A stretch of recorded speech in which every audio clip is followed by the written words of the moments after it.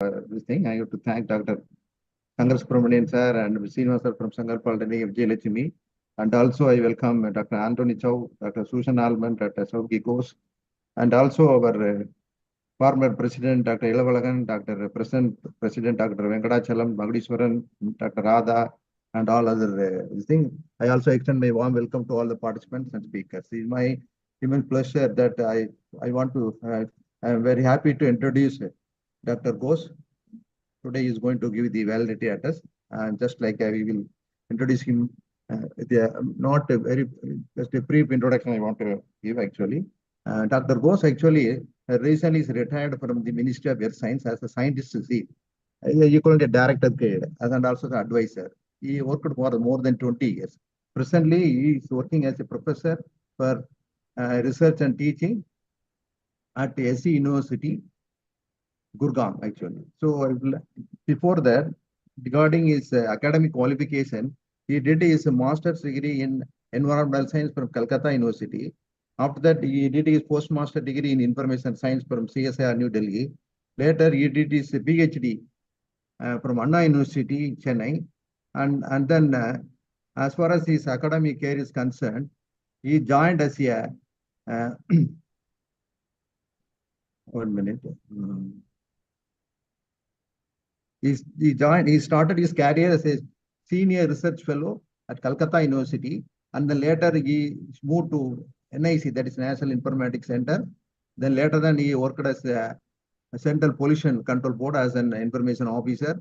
Later he moved to the Ministry of Earth Science, there where he worked more than 20 years and retired as a science G, that is advisor in the department, where his responsibilities include he is a program director of Polar Science Program. He did a lot of research work and coordinated with this Antarctic research. We might have heard about this Antarctic. Our Indian teams are landed there and did some research. He is involved in that one also. Then he is a program head of automation and networking knowledge resource center for MOAS institution. There are various institutions in the country under the Ministry of Earth Science. There he has coordinated and automated their activities. And he is also involved in the planning, monitoring, and execution of all scientific programs under the Ministry of Earth Science. And he is also involved in planning, monitoring, execution of scientific programs. And like that, they are involved in many scientific projects under the Ministry of Earth Science. And he also a member of many of the members in many of the associations, Indian Science Congress, Indian Society, Computer Society, like that. And responsibilities in mainly include planning, monitoring, and management of science and technology and innovation system in Earth System Science and Technology. He is also involved in preparing the policy for the Ministry of Earth Science. He is also the PhD examiner for many universities, including Calcutta University. And he extended, he delivered more than 100 lectures in various forums. And he also visited many countries and of the government of India as a delegation. And I can his profile runs into many pages, and because of time, just like I will stop here. And we are very happy to welcome Dr. Ghosh for this 2 days national conference as a chief guest to deliver the validity address. With this short introduction, we invite Dr. Ghosh. Thank you very much. Thank you, Dr. Horiharan. Thank you very much. Can you see my screen? Yes. Yes, sir. Yes. It has come, no? No. Yes, sir, it's visible. Okay. It has come, huh? Yes, it has come. Okay. Okay. Yeah. So thank you very much, Dr. Horiharan, to invite me to deliver a lecture on this. Since yesterday I was listening to various lectures, and it's very informative, and I'm very happy to be a part of this.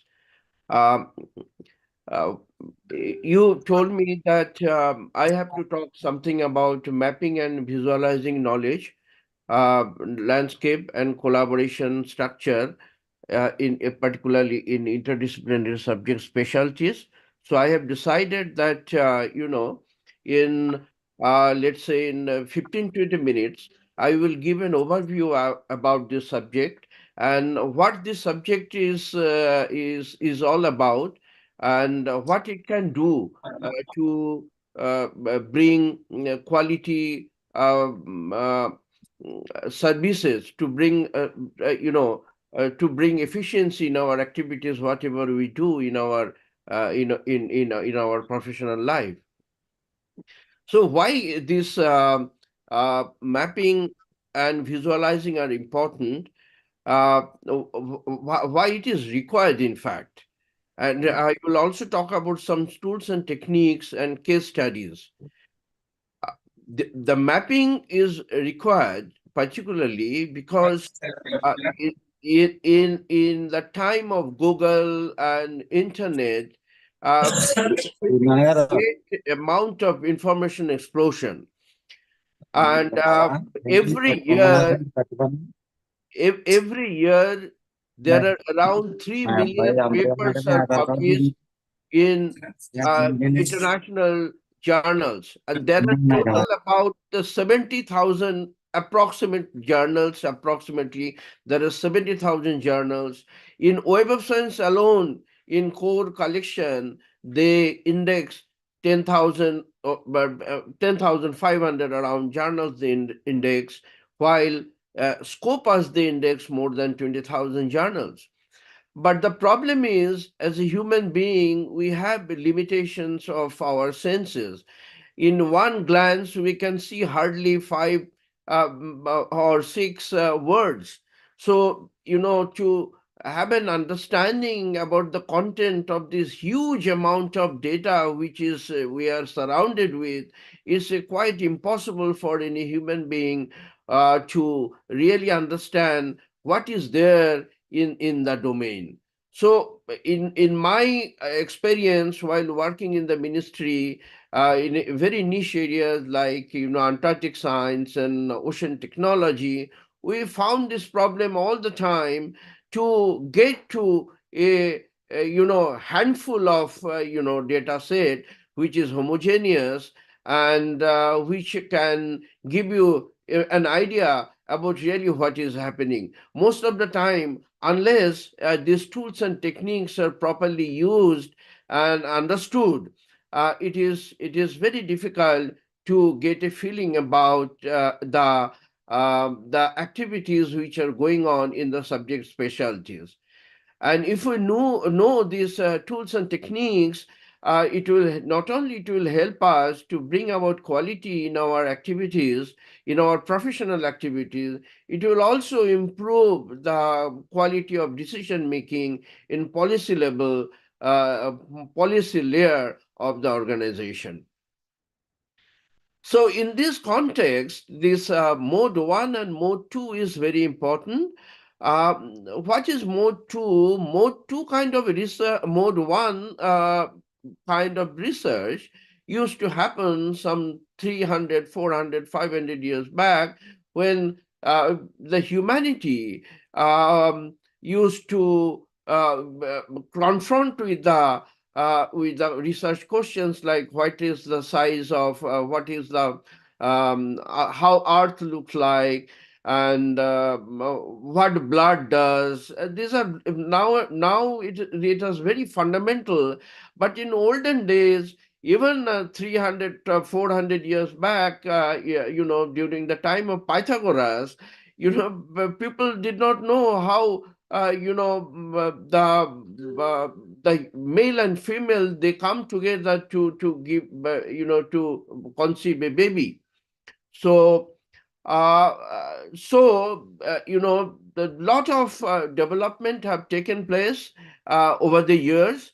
Now this no longer this mode 1 kind of research is there, because all the most fundamental queries of us of about the art, about a human being, most basic queries are answered. Now it is a collaborative time, and mode 2 kind of research is going on. And what is that? Mode 2 is characterized by knowledge produced for application, basically. Just now we have had a wonderful lecture So we see that a lot of new tools and techniques are coming to take care of the huge amount of information and knowledge. And without these collaboration activities, we will not be able to address the research questions of the present day world.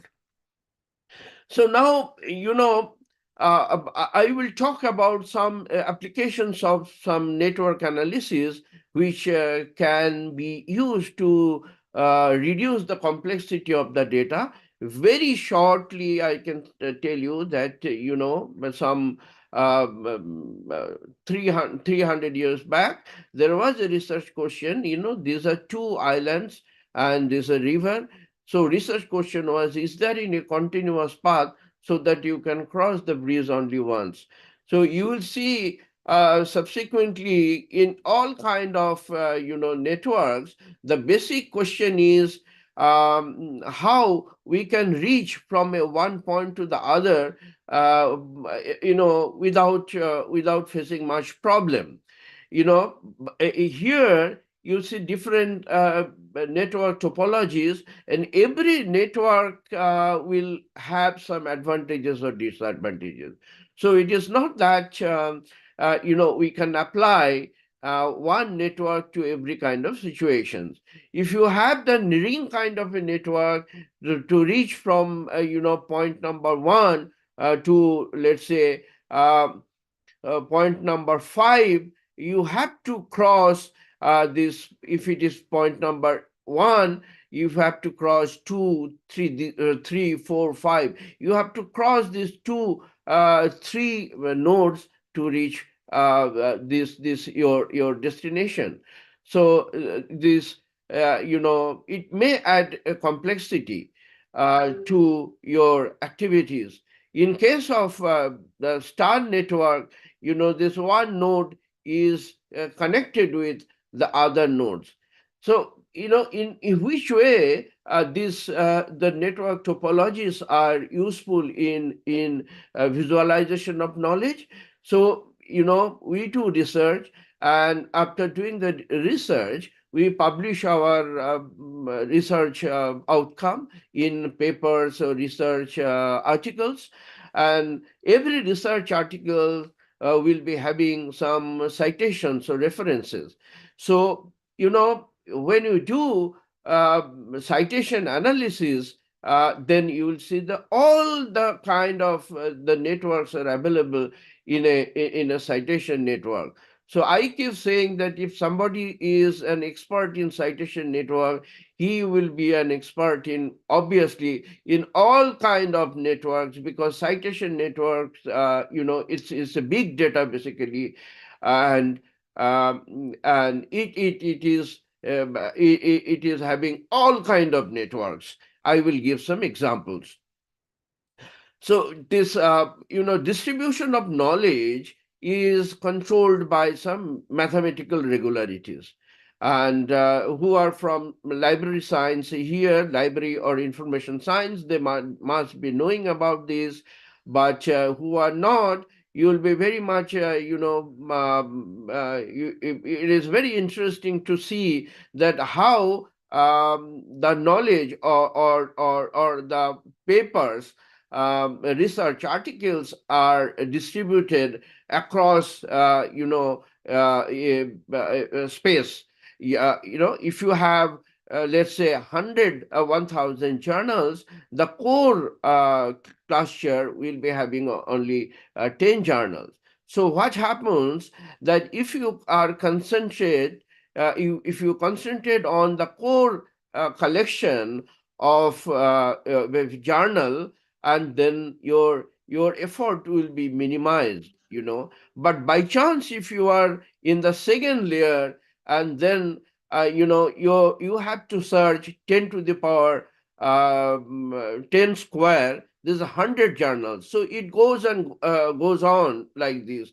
If you are in the third cluster, you have to search some 1,000 journals. So the complexity of your search will go up.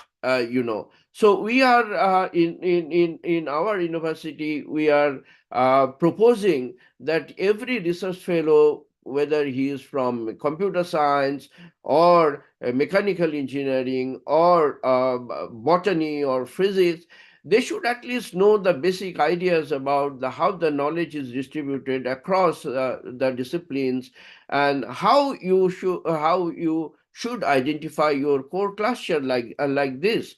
If you start your activity with a core cluster of journals, your efficiency obviously will be much more, because you are straight from day one you are concentrating on some homogeneous database which is not noise is less, and where the data is clean for your purpose. Now, how the data is distributed across the countries, it is, I did some analysis on Antarctic science some 10, 15 years back, that time, for the first time in the world, and it was very well appreciated. And this kind of distribution is not unique for a particular discipline. This kind of distribution is true to every discipline. So what is that? You will see that for every discipline or every research problem, there are some countries who are working on that, and they are the leaders of that subject.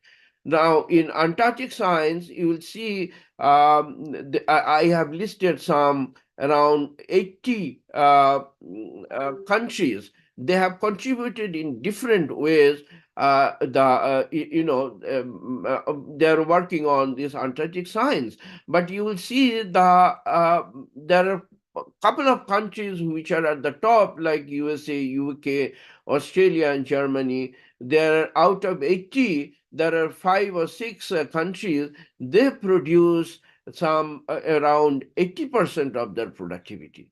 So if somebody wants to see the landscape of a particular subject, then he must have to first have a frequency distribution table like this, country-wise frequency distribution table, and then he has to identify the top level, top people, top countries who are contributing. And then the moment he or she is working on this top, most productive countries, and then his or her work will be much simplified, because he is working with a homogeneous database. That would be of course, that would be the starting point. It's not that the who are at the tail end of this distribution table, but when you start with a productive cluster, and the leaders of your field, and then your focus and your roadmap automatically takes a shape according to the top cluster. This is psychology, and then how the knowledge is organized, at a cited level or citing level. So it is, you may not be have to understand, thoroughly these concepts, but if somebody wants to do the mapping of a particular subject specialty, and then it is needed that these concepts are understood properly. In this slide, what I wanted to depict is that when B paper is citing A paper, and they are linked with one another, they must be having some interest, and they are linked with one another. And then when these two A and B paper is cited by D, and then it is co-cited. So co-citation frequencies can be calculated, and there are algorithms, there are tools and techniques, there are softwares, it can be done. And using these co-citations, one can map the knowledge domain. And also, if when A and B paper is being cited by C, it is called shared reference. So in our case, we have done one study on ozone hole that I will show you in a moment's time. You will see that the citing and cited dimensions, if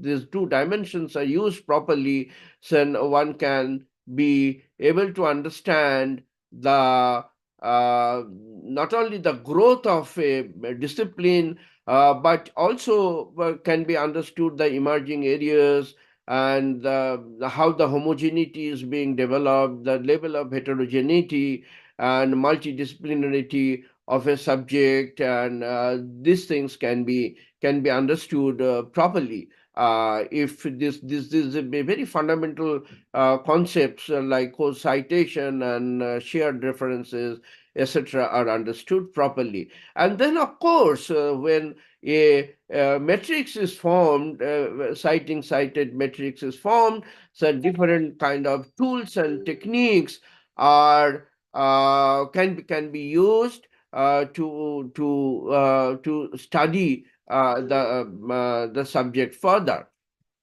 And this is the work I was talking about. Um, what we wanted to, we have a paper on this, of course. What we wanted to see was that, the ozone hole discovery was a very, very important discovery of the, last century. And it gave rise to a lot of international, interest and about the importance of the environment, and why the humanity should be very careful about the environment to protect Earth and humanity. Uh, you know, and how it all started. It all started around 1965, around when some scientists from UK, USA, and Germany, and I think Japan also was there, they started to monitor the ozone hole in Antarctica. And that time in 1965, around 1965, there was no indication that really something serious thing is going to happen. There is a ozone hole, and ultraviolet radiations from outer space can enter into the earth, and then the ultraviolet radiations are very harmful for human being and for every biological species. So it was a global problem, and the first paper was published by this group, Farman et al. He is a group was working at British Antarctic Survey, and you can see the size of the circle. It means that they produced a lot of good work, and these lines are cited lines. And the moment this paper was published, and there was international concern raised by all countries, and ultimately the world saw the first successful multilateral treaty, Montreal Protocol. And so I will not go into detail. It is not possible that 15-20 minutes you cover everything, but you can see the map, and the map very clearly shows that during 1985 to 89, there's a lot of activities. You see this layer is very, very dense. And then the whole scientific community was facing, the basic research question that how this ozone hole is being created. So scientists worked, and they found that chlorofluorocarbon was the responsible chemical for the ozone holes. And then so the countries came together, and they took a decision that yes, we will not use chlorofluorocarbon, etc., and the chemicals which can harm ozone holes, and subsequently there are country-wise certifications, etc., happen. And now, how this graph is important for the researchers, this graph is important for the researcher is if a researcher, knows that what is the, what are the important research questions, what are the emerging areas, what are the hot subjects, what are the challenges, scientific challenges people are facing now, then automatically his or her work will attract attention, or he will be able to, or she will be able to do work on a very, important area. It's not that that he is or she is working in some area which is already the research questions are answered. In this case, after 1989, when the scientists found that chlorofluorocarbon was responsible, and the scientists got the Nobel Prize, in I think 1995 or 94, they got Nobel Prize. And then you see the intensity of the research work after 1989 have gone down. So the graph shows that if a researcher, can identify the research questions, contemporary research questions of the present day world, his visibility of your research is automatically will be much more. And then if he works on some areas which is already overcrowded and the research questions are already answered. So this kind of visualization and mapping is very important, not only for the policymakers. This is also important for the researchers and the teachers and professors. And it will help to identify to identify the emerging areas, and they will be able to concentrate on the emerging areas rather than on some areas which is already overcrowded and research questions are answered. Here, this is a main path analysis.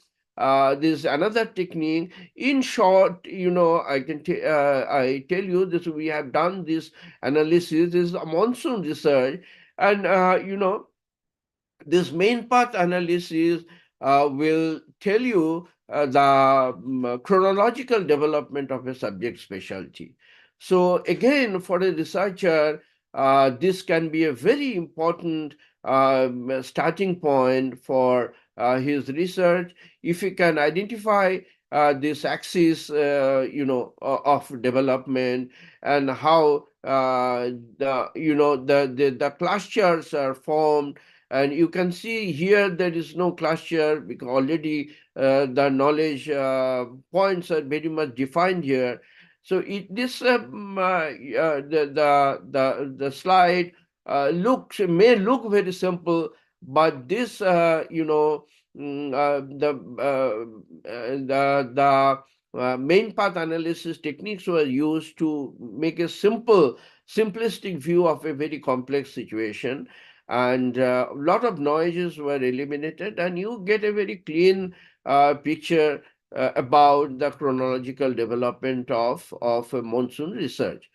And there are different kind of topologies. I'm not going into very detail about this, but it is true. You can see the same in the left hand, the network and right hand network, both are there. There are 5 nodes are connected, important nodes, but the topologies are different depending on different kind of topologies. Their functionalities also, will be different. And the researcher, this is itself can be a subject of intense research by a researcher. And this is a World Trade Network. Some nodes, some nodes are very well connected, and some nodes are very less connected. And those who are in trades and commerce, this kind of visualization, network visualization, can be of immense help, to take appropriate decisions about their how they will identify the raw material, how they will bring, and who are the intermediaries, etc., etc. And so far the collaboration networks are concerned, you can see that different subjects are having different kind of networks. This network, this is a collaboration network on ocean science, and you can see that there are three countries. They used to be, I did it some 15 years back, they used to be the leaders in the subjects, but still this is true. I made this map some 15 years, 10, 15 years back, but still that is true that every subject is governed by some people, some organizations, some authors, some countries, and it is itself is a research question to identify these clusters and to take appropriate decisions, to make an appropriate roadmap for going ahead with research. And the left hand is ocean technology. You can see that technology domain is different from a scientific domain. When people develop some technologies, they don't want to collaborate randomly with everyone.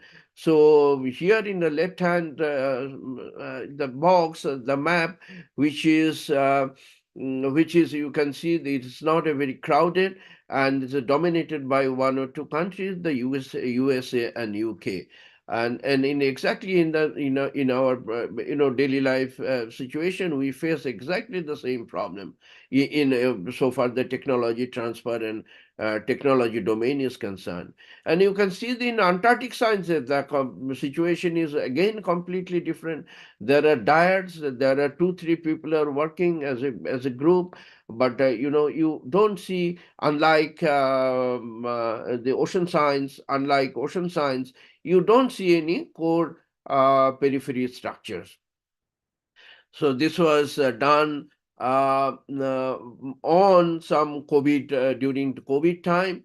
So the importance of this kind of visualization is that apparently very complex scenarios can be depicted in a two-dimensional space, and where you can have a bird's eye view about the scenario of that of that subject, and there are some parameters. I will not go into detail. Oh, again, the distribution of the articles and the data. It follows the power law distribution. Power law distribution is long back some economies they developed, and it is still true that handful of actors or the countries, they are responsible for the maximum production of research papers or any kind of output. It is seen that the 150 journals account for half of what is cited and quarter of what is published. And I think this is using Garfield paper. There is a paper on that. This is around 2,000 or 3,000 journals account for 80% of the published material and 95% of cited material. So the why I have kept this slide here in my presentation is there is a general feeling that if you have more number of journals, then we will get more. We are more benefited, but it is not that, you know. So, but to start with the research, if we have to identify, we have to give time to identify the core cluster of our core cluster of the journals. We have to know which countries are very productive countries, and they are controlling the subject, which organizations are best producing maximum research on that particular subject. And of course, I have not gone. I have not included that that slide. Even one can do even the network analysis of the keywords. So one can go from a macro level, country, organization, and then the journal level. Then one can also go to up to the level of the micro level, the cognition level, that exactly what research is going on which particular topic like COVID, etc. You can identify the words particularly, and see the connection between the words to understand the cognitive structure or research structure of a subject at a very micro level. So I will end here. So in short, I wanted to give a very short presentation on the importance of mapping and visualizing knowledge landscape, and why the collaboration is very important. At the same time, I wish that this kind of subjects will get importance in the days to come, because with people may think that with artificial intelligence and machine learning, they can take care of everything, but we feel that at the end of the day, there is no substitute of human intelligence, and to use the data and knowledge, it has to come in a very in a homogeneous small data set we have to make, so that it can be understood by a human being. Yeah. And if you have any questions or clarifications, you can always reach out to me. I have given my email ID. Thank you very much. Thank you very much. Thank you very much, Professor. Now I may call upon Dr. K. Ilavaragan, Library and Chief Knowledge Officer, Indian Institute of Management, Trichy, to deliver his felicitation address. Sir, Ilavaragan sir, please. Thank you. Yeah, thank you, madam. Thank you very much to allow me to interact with this august audience. Respected Professor Ghosh, my dear friend. Close the slide, please close this slide. Sorry? Hello? I'm asking the organizer to please close this slide screen.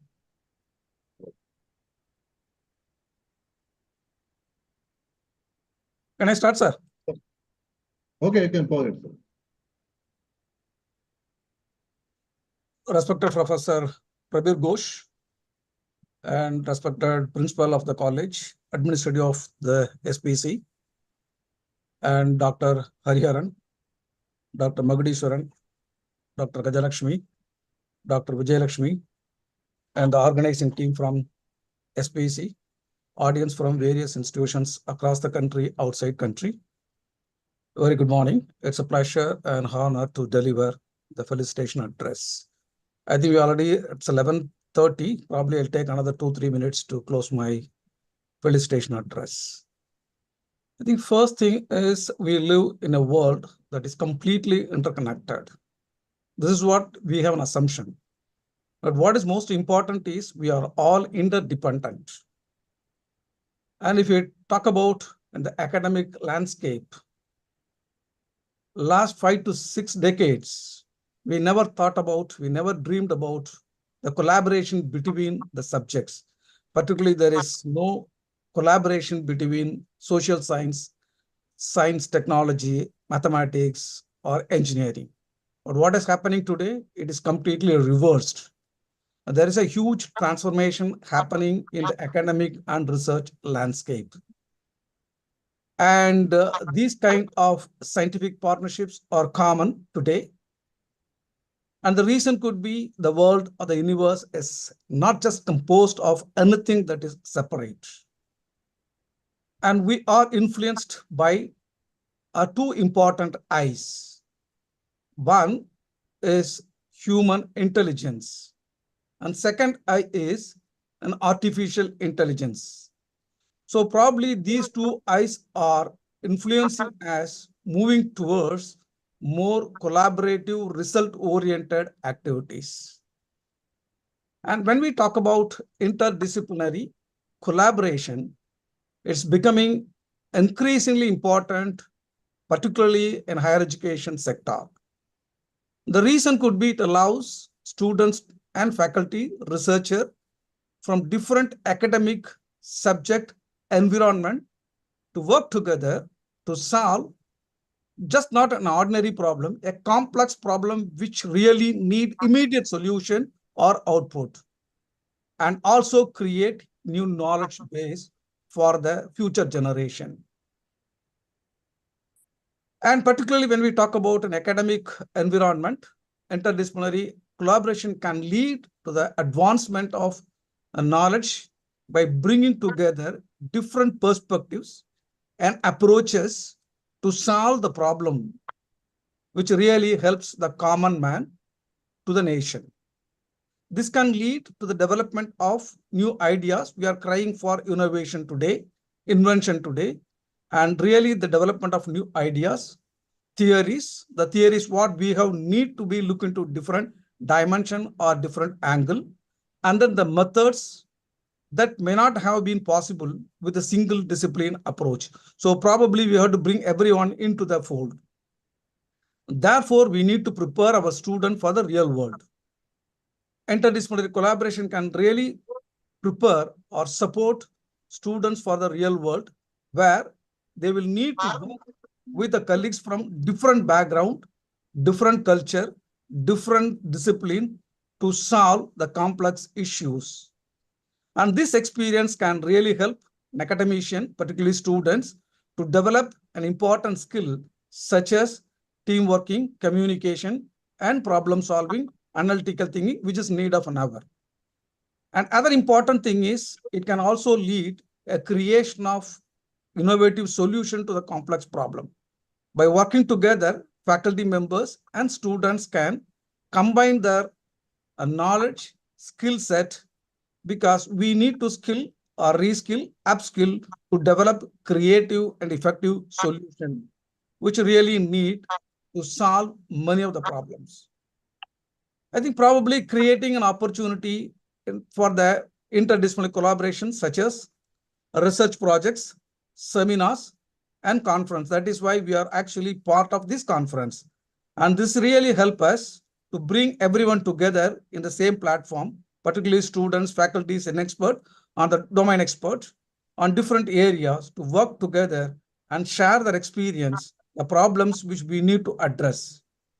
And it also, this particular conference also help us in open communication. And open communication between the expert faculty members who are actually gathered here in different disciplines to create, to understand different perspectives and approaches for the common problem. And more than that, we are not actually discussing an issue within this region or within this country. We go beyond the boundary. The foster culture collaboration by recognized and rewarding interdisciplinary collaboration. This really includes interact and get an opportunity for us to get more grants and awards and other incentive for our faculty and students so that they can work with expert who is working in outside area on the same field. And also it helps us to provide, particularly this conference will help us to provide a lot of support for the interdisciplinary collaboration, mainly to get some kind of research funding. I think the first day somebody was talking about the research funding which is available in India. And we can go beyond in India. There are NGOs, organizations, institutions outside India provide a lot of research funding. So probably we have to try to get how much of research funding from outside world to interact with the expert on outside. So that we can able to get a lot of research funds.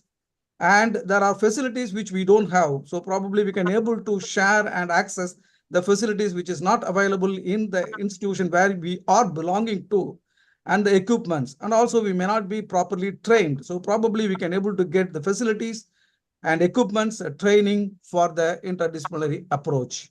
I think probably I just end with one small thing, why we suddenly talk about too much on the collaboration, and particularly interdisciplinary collaboration.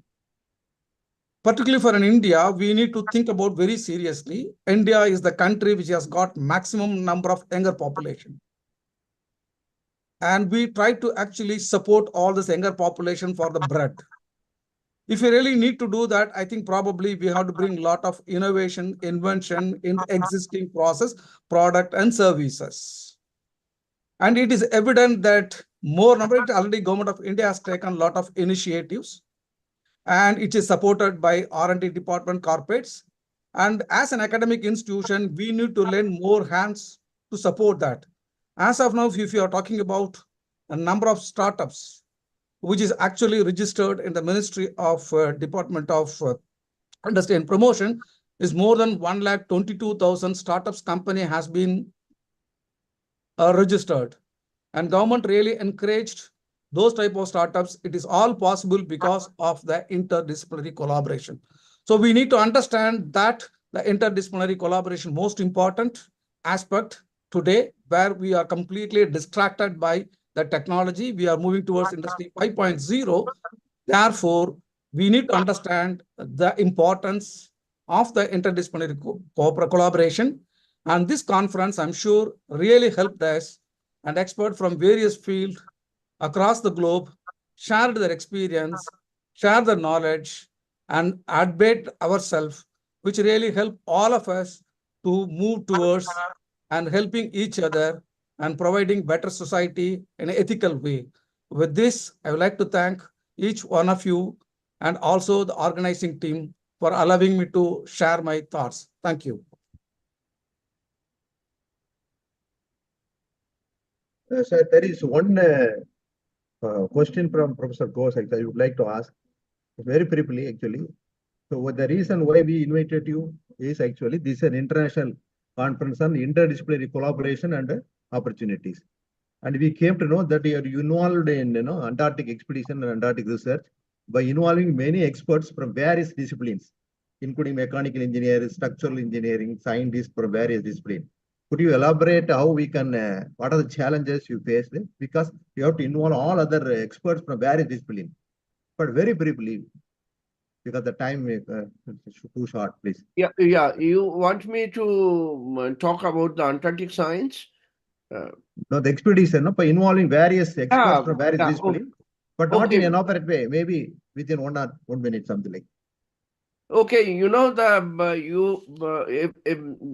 every one of you might be very happy to know that India is a consultative party in Antarctic Treaty System.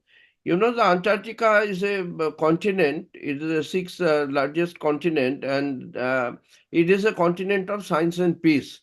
You know, initially there was there are claims on the land of Antarctica. But the United Nations have frozen those claims, land claims, and it is declared as a continent of science and peace. So anybody, any country, any scientist can go to Antarctica to do research. And this is a very unique continent.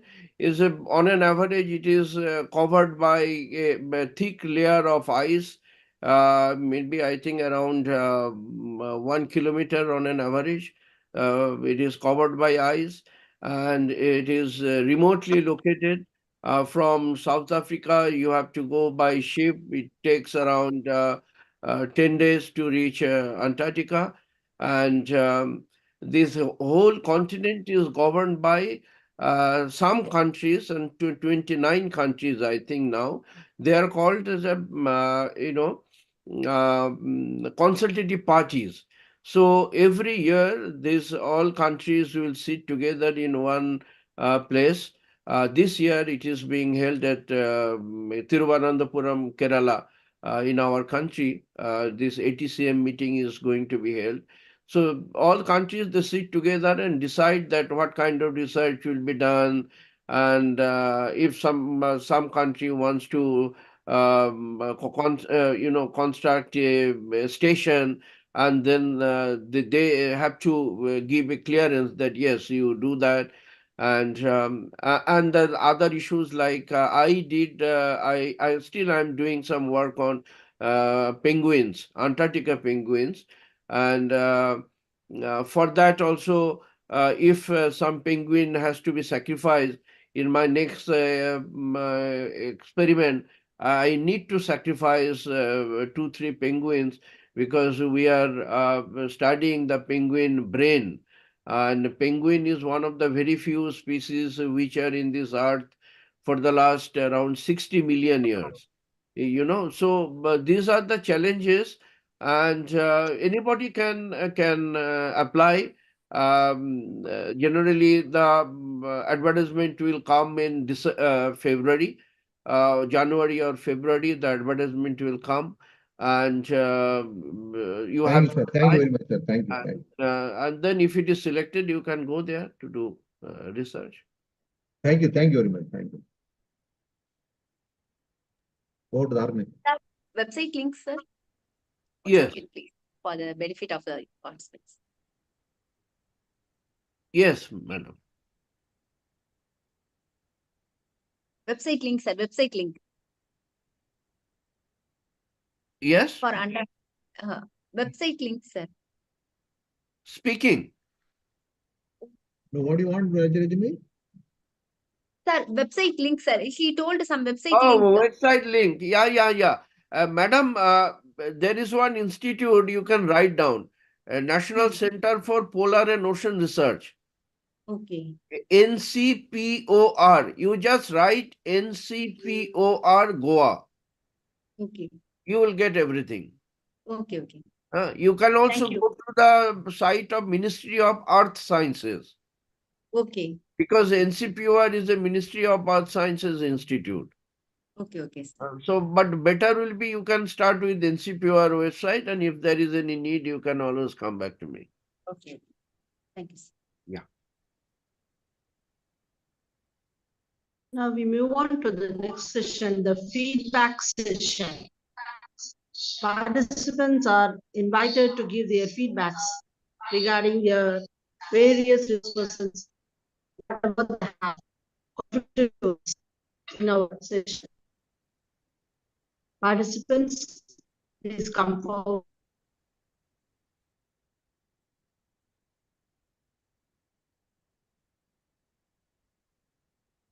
Good morning.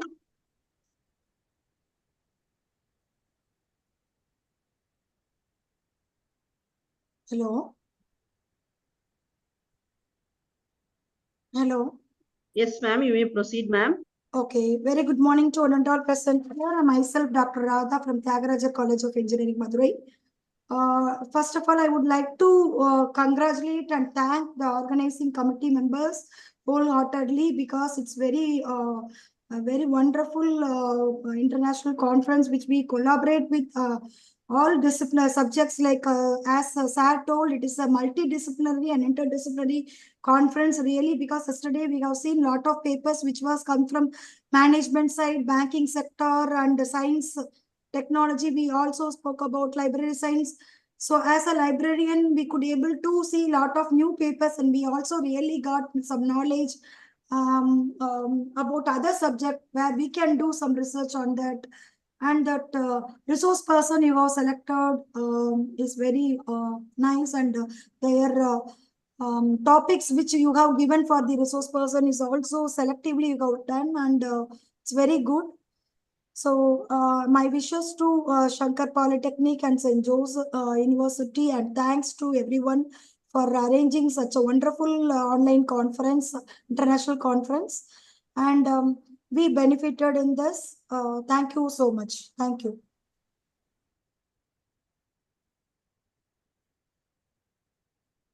Thank you, ma'am.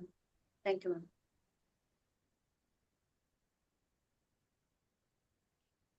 Anybody else to give their feedbacks?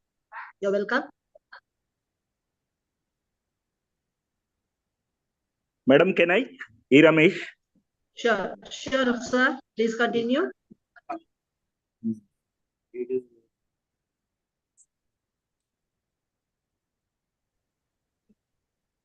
Telangana. First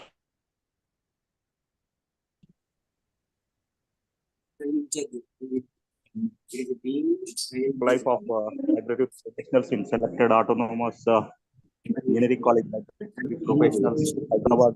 A study. It is my PhD topic. Yes. Accept myself. Because, my topic also interdisciplinary. This thing. What I mean to say this, actually not pure library science topic, management topic. It is also psychological satisfaction related topic.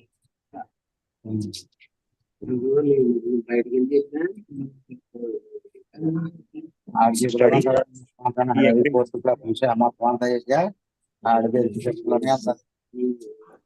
One minute. So quality of full life, work life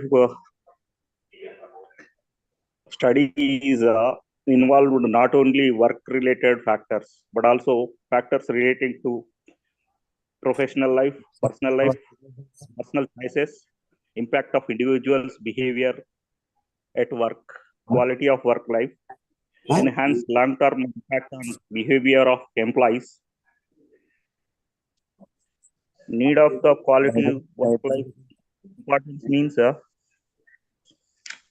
from the 1972 started on this topic. Louis told that the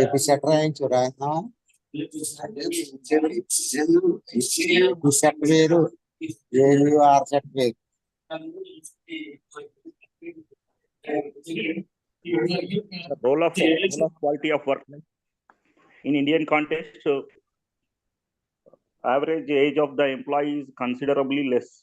However, stress levels are still high in Indian employees based on organizations' HR policies. Organizations create satisfied environment within the organization and adopting policies influence the quality of work life. Thank you. My thank you. study is Sir, we can invite no other Excuse me, sir. Excuse Thank me, you. sir. You can speak on your next paper presentation session, sir. This is feedback. We are asking for feedback. Please Madam, next. sorry. This is feedback. We are asking for feedback session, sir. Feedbacks. Sure. Concluding. Yeah. Yes. Sure. Please My wait. objective. No. Madam, You can cut. Yeah. You can present in your next session, sir. Please wait. We can go on to the next agenda, madam. Next agenda. Yes. Out of taxi. My sample size is around 104 colleges. 22 seconds. No. Sir? We can go to our next agenda. Our next agenda of the morning session is the vote of thanks by Dr.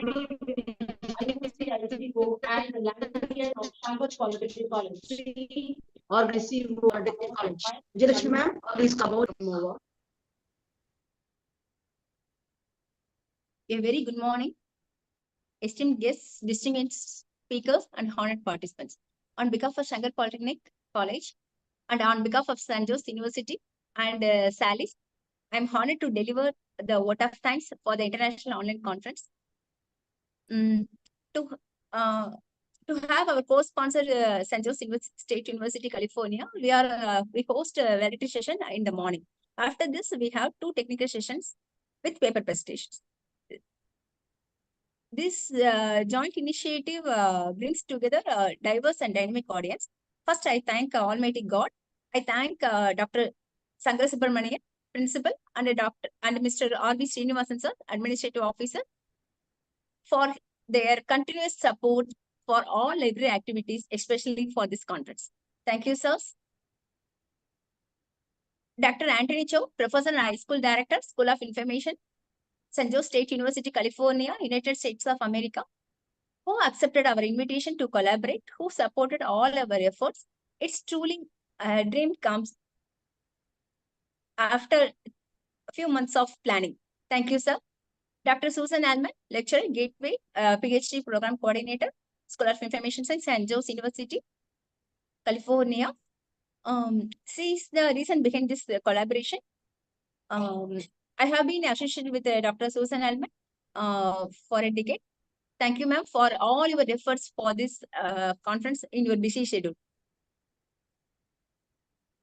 Dr. A. Hariharan, sir, Founder President, Salis, for his dedication to the library profession and his guidance to all librarians. I am inspired by Dr. Hariharan, sir, and knew the real meaning of librarianship. I am very happy to associate with sir and Salis. Thank you, sir. And Dr. A. Venkatachalam, sir, Library Director, KSR Institution, Tiruchengodu, Tamil Nadu. Salis President, for helping me in the conference and especially on for checking plagiarism. Thank you, sir. Dr. E. Kajalespi, ma'am, Librarian, National School of Drama, New Delhi, Joint Secretary, Salis. Thank you, ma'am, for your present and pleasant welcome address. We are gratefully obliged to have our valedictory address to have Professor Prabir G. Dastri, former scientist G, advisor, Minister of Earth Science, Government of India, New Delhi. Your presence and valedictory address is most appropriate in this international forum. Thank you, sir. My sincere thanks extended to our editors of the conference proceedings, Dr. J. Arumugam, sir, Dr. Sujata, madam, Dr. K. Indira Devi, ma'am, Dr. T. Marina Devi, ma'am. Thank you all. And of course, my heartfelt thanks to our department HODs, Nasir sir, Saravanan sir, Ramesh sir, Nidijali sir, Chillappa sir, Varadan sir, for supporting all our library programs. And I also extend my thanks to my staff members, my colleagues, especially Mr. C. Balamurugan sir, Control of Examination, Dr. Sudha Ponadisi madam, lecturer EEE, Mrs. Maria Divya, lecturer Computer Science, Mrs. Maria Deepa, lecturer Computer Science, Mrs. Baby ma'am, Mrs. P. Kamala ma'am, Mr. C. Murugan sir, Mr. A. C. V. Silam sir, and Mr. S. Muthukumar sir, Mr. Vijay from BSNL, and Manoj from KSRT, and all my beloved students, particularly Gilson B. Muhammad, A. Afsan Farid, and R. Durga. Your contributions are essential for the success of the conference. I thank all the chairperson, all the rapporteurs, all the paper contributors, and the paper presenters. I extend my sincere thanks to all the academicians, research scholars from all branches of knowledge who have been associated with me for this conference. It's really great to discuss with you all. We are truly grateful to your contributions that made this conference success. I hope you all had a pleasant time, fruitful day. Please stay online for next two technical sessions. Once again, thank you all. Thank you. Thank you very much, madam. We also thank all the participants and particularly Dr. Ilavalagan, who gave the felicitation address. Thank you all. Thank you. Yes, I missed. Thank you, madam. Thank you, sir. Now we shall move on to the technical session. Now we shall move on to the technical session. The chairperson for the technical session, Dr. P.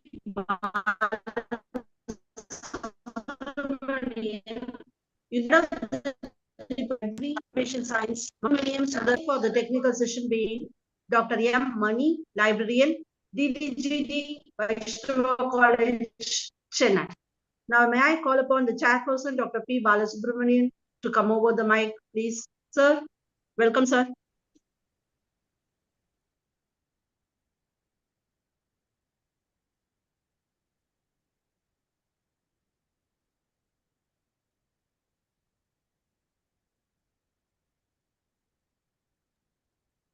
We also welcome Dr. V. Vimal Kumar, the reference assistant, Mahatma Gandhi University, Kottayam, who will be our guest lecturer for this session, technical session 4.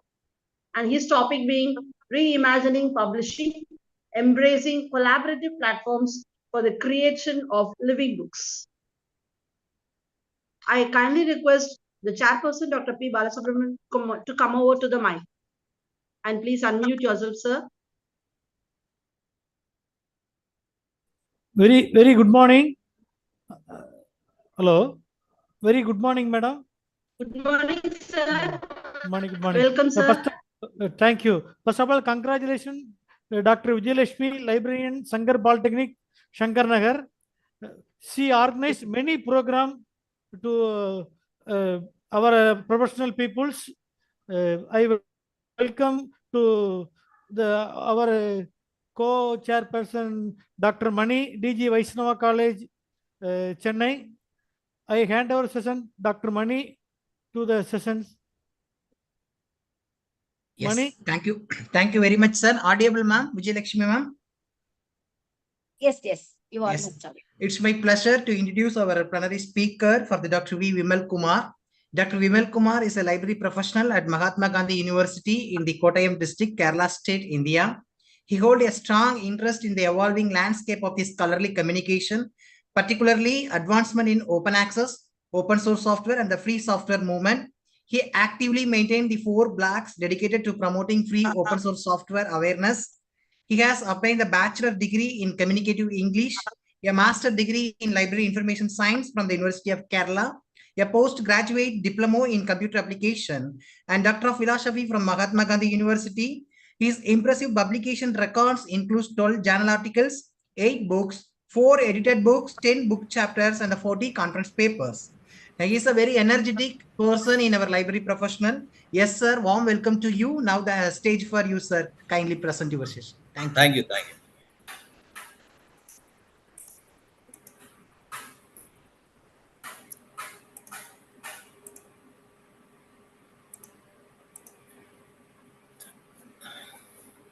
Good morning, all of you. My presentation is visible to all. Yes, sir. Proceed, sir. Okay, thank you. Okay, today I would like to share with you my experience on book publishing. And I would like to share my experience, and I went through many digital tools to publish open access books. Anyway, I thought that these things to share with you will benefit to all, especially this academic publishing go through too much changes. I hope that this presentation help you all of you. See, this is the outline of my presentation. We go through traditional publishing, its drawbacks, open access publishing, how and its impacts on academic publishing. Then self-publishing, how can we apply for our academic publishing, book publishing. Then impact of copyright and copyleft. Then what are the available tools for manuscript preparation. Then various platform available for us. Then and my experience on various collaborative book publishing platforms. Anyway, writing is hard these days. Publishing is very easy because digital technology help us. Everybody reluctant to write something for academic purpose and share our research output. This publishing is very essential. In traditional publishing, not friendly for readers and not good for authors. Many problems with the traditional publishing. See, digital publishing opened up many venues or avenues for the authors. One advantage is with the time saving. Within few hours, we can publish, and we will get more visibility. We can make available anywhere. Then copyright, we can choose, author can choose either copyright and copyleft options. Then option for free and commercial distribution. Either we can make them proprietary, otherwise we can make them open access. And author would like to earn some money, provision also there. This is the workflow of a traditional publishing. The author prepare the manuscript. After preparing the manuscript, it passes. He find a publisher. He give the manuscript to the editor. The editor go through it and he decides it's good for publishing, suitable for their policies. They accept it. Otherwise, they reject it. Anyway, if they accept it, it go for reviewing. A group of experts go through the manuscript and find some area of improving. They communicate with the author. This conversation depends upon take long time, depends upon the policy of the publisher, and editorial policy take time, and it go for layout, formatting, designing, printing, and the final product arrive. They give promotion, and to reach the retailer, and readers began to purchase it, and a small portion of the amount share with the author, that is royalty. But here one problem with the traditional publishing is that the author lost the copyright after agree to publish through a traditional publisher or a publishing house. They have to transfer the copyright to the publishing house to get published. Author lost his rights on the creative work.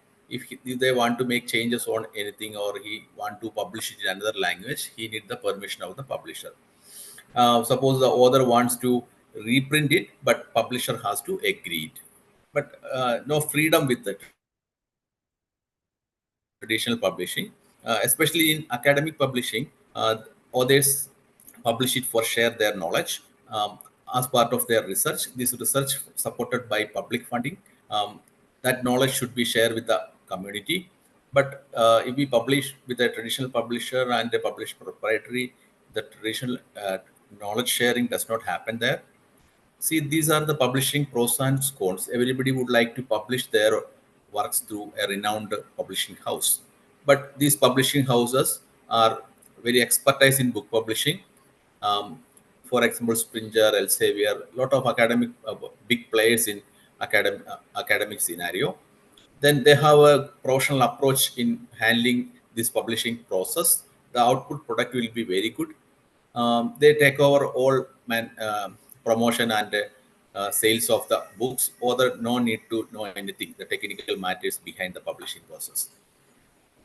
Then its cons are time consuming process, 3 to 12 months, 24 months it take to publish a book, and rigorous review process. And as a beginner, very difficult to get published their book. They do not encourage the beginners, and it's too much expensive. The author has to pay in advance to meet the expense of the publisher, and the author does not expect a decent income. But many authors don't want they write it for money, but for a self satisfaction they write it and publish it.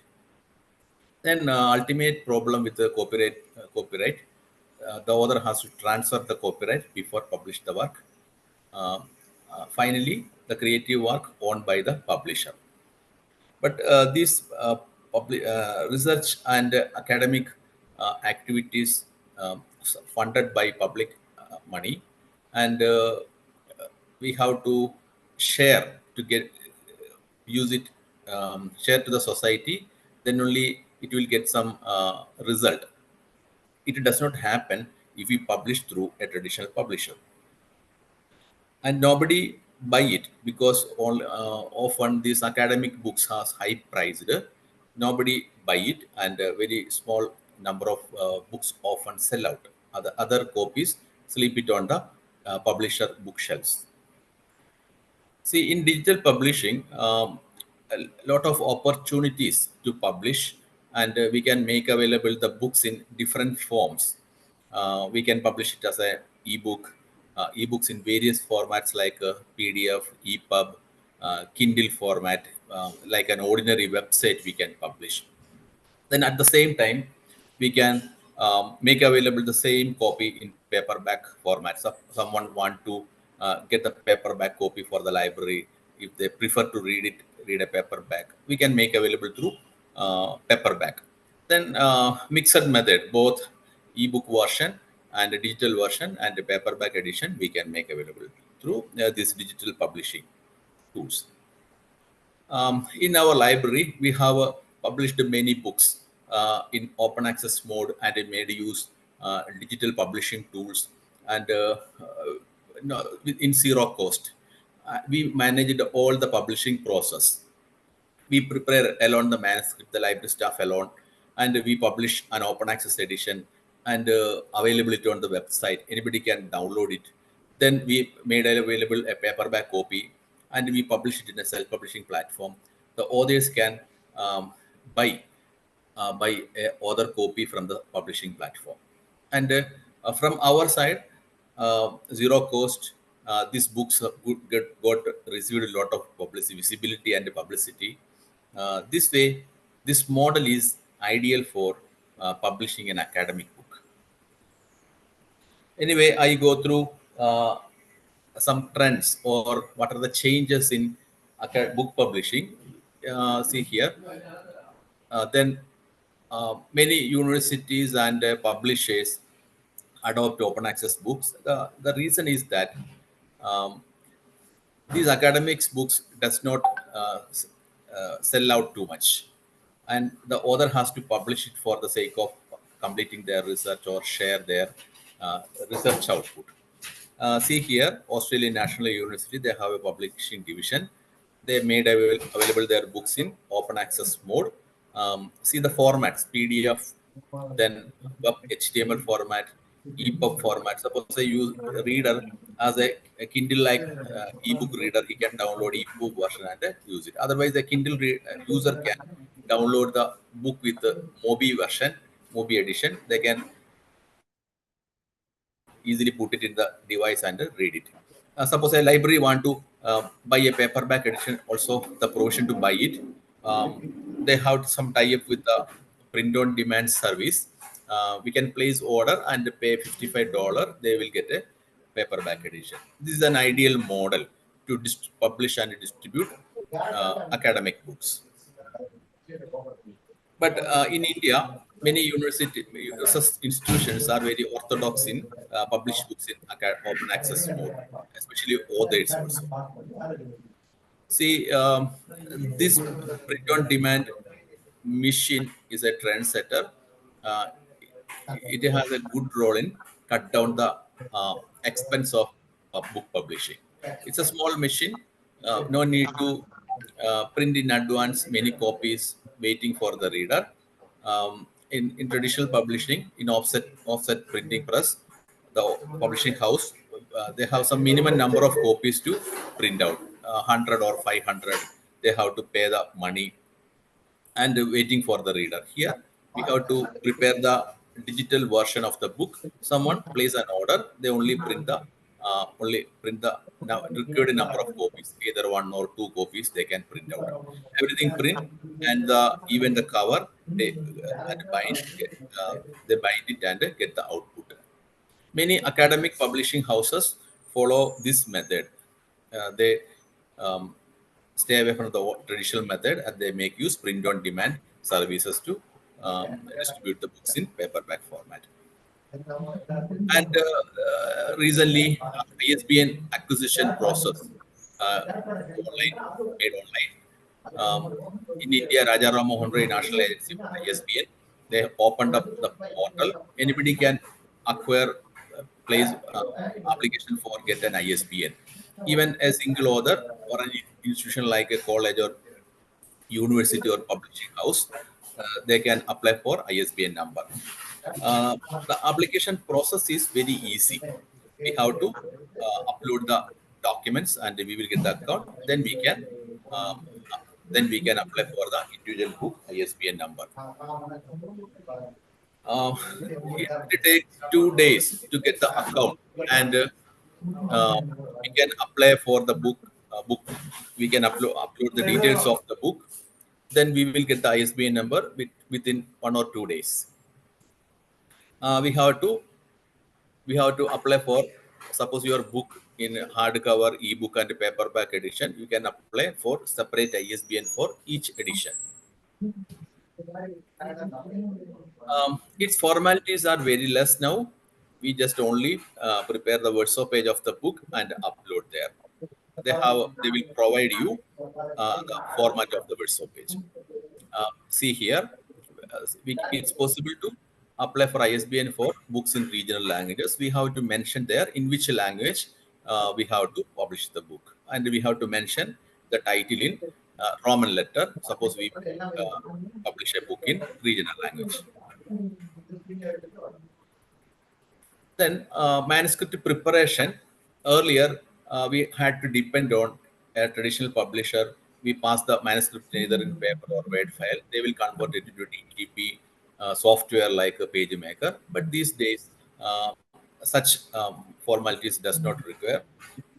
With the digital publishing platform, we can prepare the manuscript and ready to upload. We can make use any kind of offline or online word processor. Whatever the word processor you comfort with, you can make use it. For example, if you familiar with MS Word, we can make use the MS Word to prepare the manuscript, and we can change the width and height of the document match with the desired size of the book. Then LibreOffice you can use it. Otherwise, you can make use online collaborative platforms like Google Doc or MS Office 365. Suppose your paper is a scientific one, you can make use LaTeX editor. LaTeX online collaborative editor is also available. You can make use Overleaf, a collaborative or cloud-based word processor for LaTeX. Then it's easy to prepare document for open access distribution. After receiving the ISBN number, we can include which license you are going to make use to publish it open. See, Creative Commons is the ideal license to publish book in open use. And we have to mention there which Creative Commons license we are going to use. See, three kinds of licenses available. One is copyright, all right reserved with either the author or the publisher, and user has less freedom to access the book. Either they have to purchase the book, and they have no freedom to make changes and use it for another purpose. Then Creative Commons, some reserves, this is kind of open license. Some rights reserved with the author, and the author give the give away the other rights to the user. For example, they can share with his friends, and they can put it on their website for distribution. If they want to make some changes, it's possible. For example, I publish a YouTube video or song online, and under Creative Commons, other person can create a ringtone from my song without my permission. The same we can apply it in the book creation. Then public domain, you don't need a reserve any right on with you. You can create a public domain license with the help of Creative Commons license. Their license builder app available their website based on our requirements. We can create a Creative Commons license based on our purpose and what kind of rights we have to distribute with the user. See, this is a classic example of copy left license document, Indian Home Rule by M.K. Gandhi. Initially, it written in Gujarati language, and M.K. Gandhi translated into English, and no rights reserved. So others can translate this book into regional language, could translate into regional languages without the permission of M.K. Gandhi. So many regional language translation of this book available, and it's widely distributed without the permission of M.K. Gandhi. Other press owners can print the book and sell it. And this book made a lot of impact on freedom movement. Then later, this book banned by British rulers. They banned all translated version except the English version. And at that time, English was Indian population was very few people know the English. Okay, anyway, we can make use collaborative platforms or traditional platforms to prepare the manuscript, and we have a lot of avenues available for self-publishing in India. Without any initial cost, we can easily publish it. Even these platforms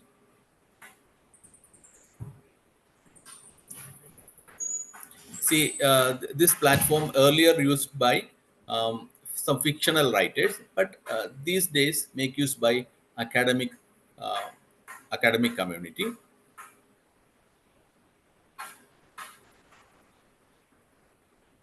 See, these are the renowned players in this segment: Amazon Kindle Direct, Amazon KDP, then Pothi.com and Notion Press. These are Indian players. They also support regional languages. Amazon KDP also support regional languages. They have some limitations. Then they provide very easy to use platform. They give templates for different kinds of templates for authors. They can prepare the manuscript. They can download the manuscript template and prepare the manuscript there. Easily convert it into PDF. That's a required platform format for these self-publishing vendors. And then we can easily create a book cover. Here we can see the Amazon KDP page for cover calculator. You just need to put the size, dimension of the book and the number of pages. It will create a cover. Anyway, they give comprehensive user guide for authors without the help, with a little knowledge in computer, without the help of other professionals. An author can easily prepare the manuscript. Then with the help of a cover calculator, we can download the template for your book. See, this is the template, and we can modify the template like this. Okay. These templates, for example, available in PDF and image version. Whatever the application, image editing application you are familiar with, you make use that application to edit it. See here, I am using LibreOffice Pro. It's a simple tool available with the LibreOffice Office suite.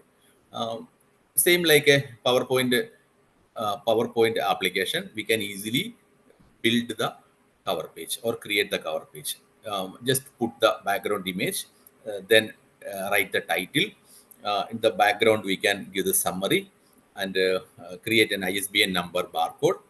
We can fix these elements and convert it into PDF file. Then both inner pages and the cover pages, this we can create, and we can upload it into whatever the self-publishing platforms available. And finally, it available for public. They can buy it and the author can decide the price. Actually, these players are not book publishers. They only provide the platform to publish the book. They nothing to own with the content. They give a platform and they will charge something for their service. The author can decide the price.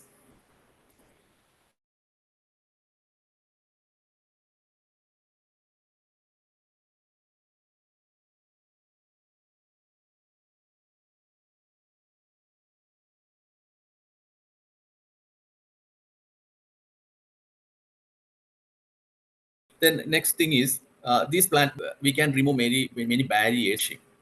For example, we have to give some additions, or it's easy to fix that. Make changes on the existing template and create another PDF file and upload it and publish it again. Within few minutes, we can do it. That's one of the most convenient way to manage books.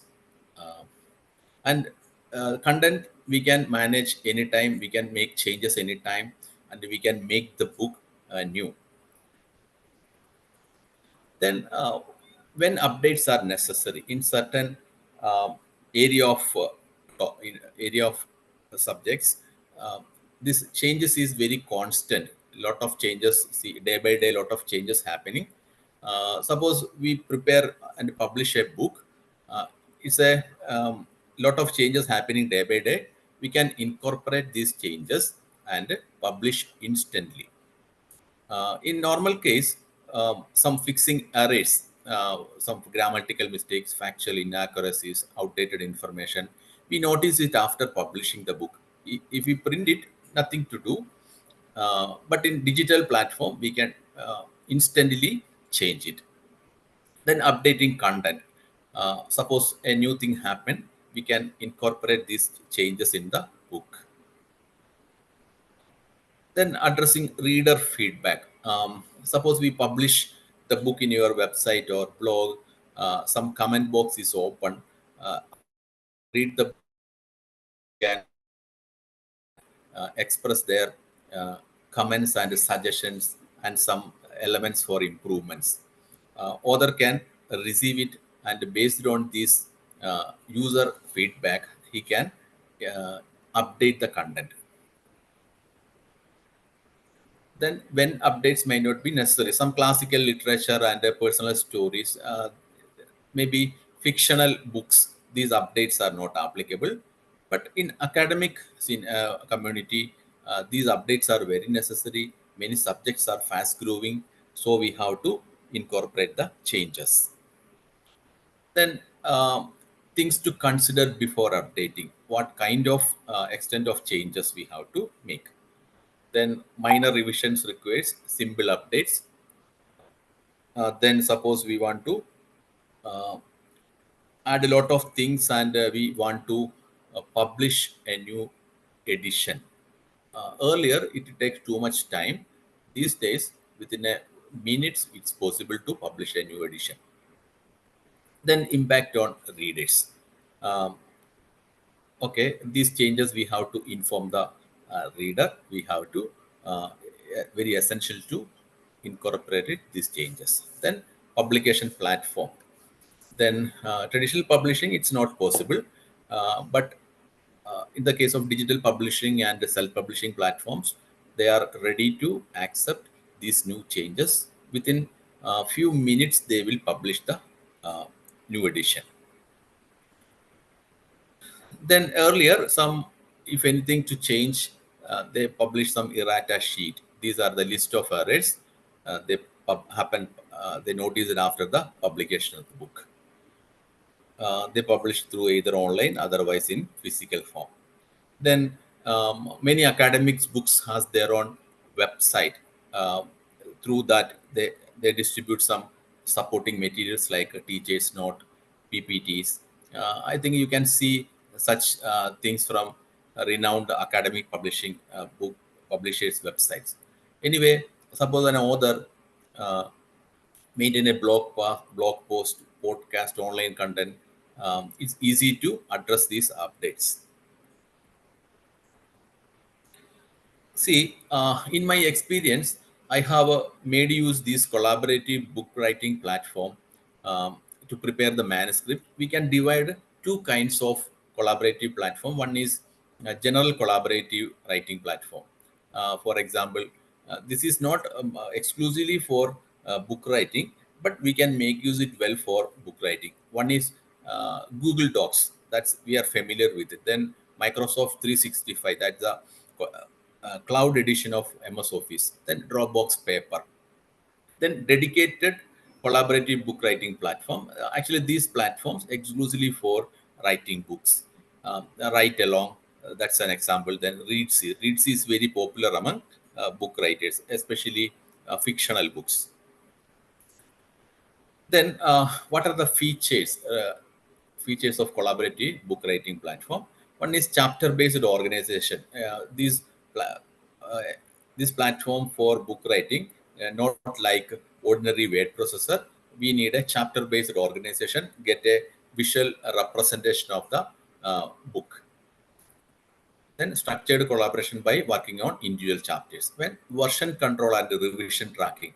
Suppose 3 or 4 people working on a same book from many places, and we have to track what are the changes the particular person made. And in addition to all this, language editors, then subject reviewer, and then many people can go through the manuscript. If they make any changes, we can easily track it. Then feedback and discussion tools. Suppose a reviewer made a comment. Okay, this comment read by the author and they fix that part. We can, in Google Doc, there is a provision. We can inform the reviewer, inform that this thing I have changed. Then choosing the right platform. Anyway,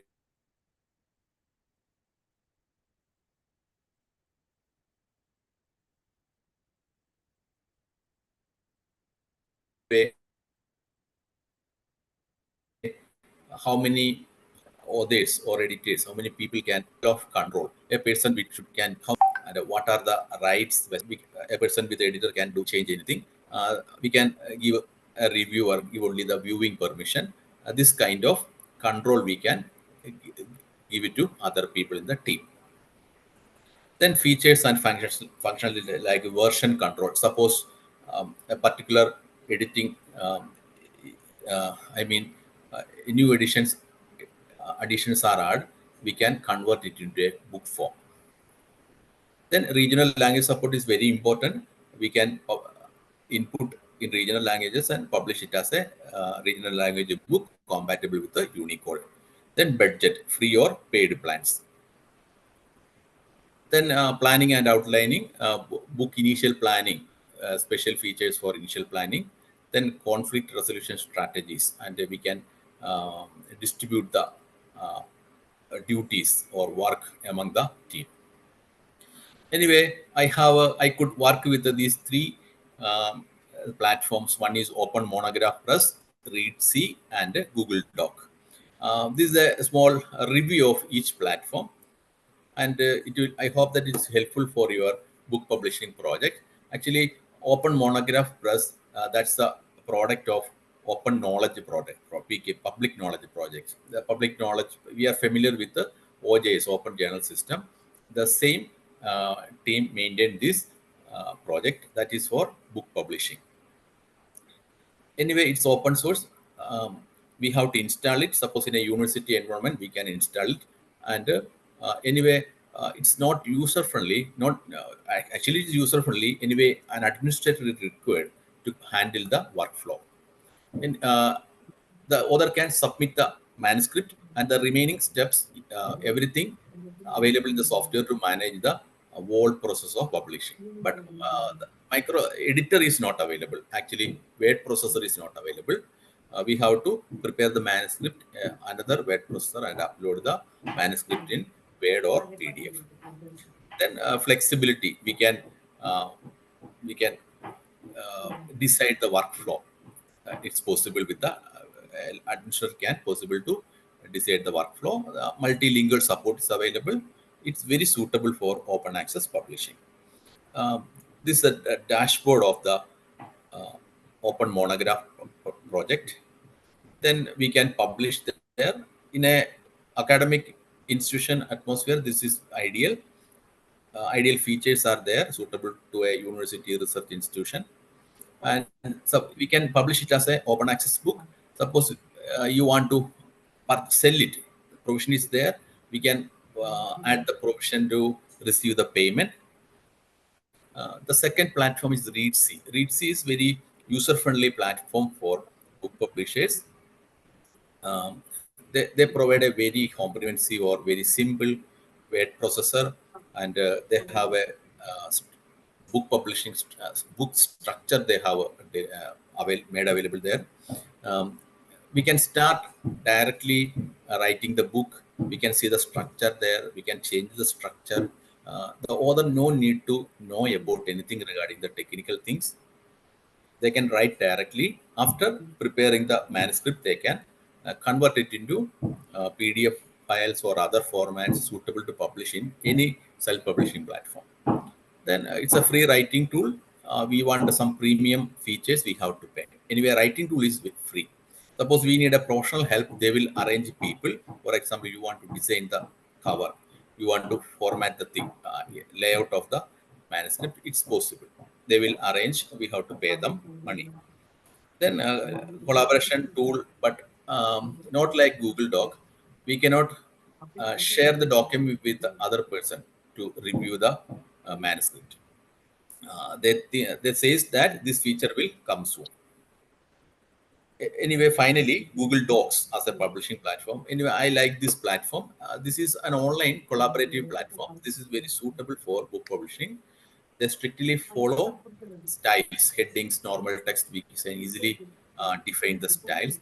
This is very helpful for creating table of contents. Then media management, we can insert images, illustrations. Then collaboration. Collaboration feature is very good. we can assign editor, proofreader, and readers. We can give different permissions or permission for different people. Then we can directly export it as PDF file, docs file, EPUB format, and RTF format. This is very good for prepare manuscript in regional languages. I have prepared recently or published a book in Malayalam on credit card, and after preparing the manuscript, I shared the link in a credit card group and requested them to go through the manuscript and add some. If anything missing, please incorporate it. I got a lot of responses, and they have shared many things. With the help of them, I have improved the final draft, and I could publish it very fast. We can track the changes and incorporate others' feedback into the manuscript. But only limitation I found is that's the lack of ready-made book sizes, book dimensions. Very limited templates available, and recently they have cut down a feature like we can create a customize the size of the book, and we have to satisfy with the existing sizes. But one provision is there: we can prepare manuscript there, export it as docs file, and open it using MS Office or LibreOffice. We can do further changes suitable to publish it as a book. Anyway, conclusion: open access publishing is ideal for academic community. These above mentioned tools and current trends are very suitable for open access publishing. Academic publishing, we have to strictly we have to publish in open access mode. We have to give justice to the taxpayers' money. We have to distribute free of cost. Then others who would like to fully engage in publishing process require a user-friendly interface. These authors are not tech-savvy people. They need a simple interface to prepare the manuscript. Then Readsy and this Google Docs provide very good word processor, and their interface is very simple. Anybody can handle it, afford it. Then collaboration features makes the software more functional. In my experience, this Google Doc collaboration feature is very good, suitable for prepare a book manuscript. Then multi-language support. Then this Google Doc handle most of the popular languages in every country. Readsy does not support regional languages in India.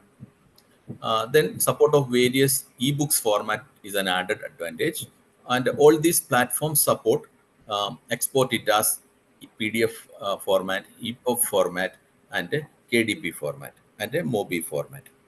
Anyway, this publishing process now become very easy with the advent of these digital platforms. We have to make use it maximum, and to we can publish the book very fast. We can prepare the manuscript very fast. We can seek the help of others and incorporate others into the publishing process. We can cut down the time, and we can keep the book as a living organism, and we can incorporate the final good advantage is that we can incorporate the changes very fast. We can make the book very light. Okay.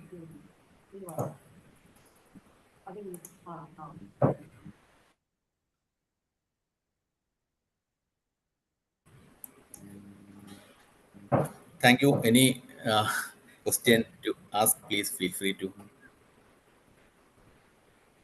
Oh, thank you, Dr. Vimal Kumar, for your excellent presentation on open publishing. That definitely this would be useful to all of us, particularly the authors. Many of budding authors, they would like to publish on open source, because if you wanted a commercial publication, they have to spend a lot of time, money, and many other things.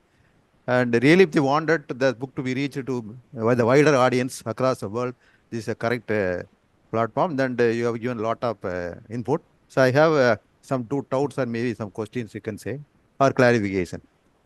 See, as an author, if I upload the content, a technical content, and they will publish whatever may be the minimum charge. So who will, anybody evaluate, or you have to take all our own responsibility of the content? Because nowadays, many authors, particularly the students and many other, they are publishing a lot of journal articles and other things. And there are a lot of violations and the copyright problem and other things. So many things are there. So if I upload a technical content for publishing an ebook, so whether any forum will come to forward to freely referee the book or they verify the content or something like that, or only the author only has to take the entire responsibility. I think the author has to take the entire responsibility, but anybody will give assistance, for editorial process without payment charge. Okay, especially academic content, I think very few audience, particularly in a particular subject, we have limited audience. Then suppose we want to make it free The one person available. say all are requested to mute your mic. Actually, there are a lot of disturbance coming. We request all the participants kindly mute your mic. Okay, Thank you all. Thank you all. Okay, if we have any monetary intention, we can publish in any self-publishing platform and don't reveal the content. Suppose we want to make it public, we can adopt any open access license like Creative Commons, make it available free. And we can also customize the permission to others. For example, not for commercial publishing, and suppose that someone want to make changes, we can give some restrictions like the modified product should be published it in the same Creative Commons license. That provision is there. Another thing, actually, that many of the students, particularly if they want to make a presentation and PPT or an article, they use many photographs, pictures, and icons and other thing. As you know that with the copyright actually not free actually.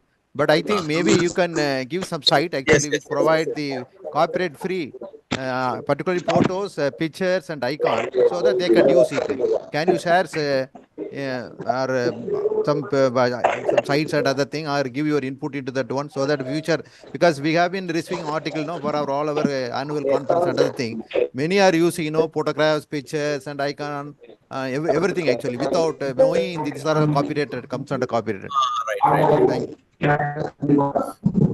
Anyway, we suppose we make use another photograph, we have to get the permission, then only we have to include in the manuscript.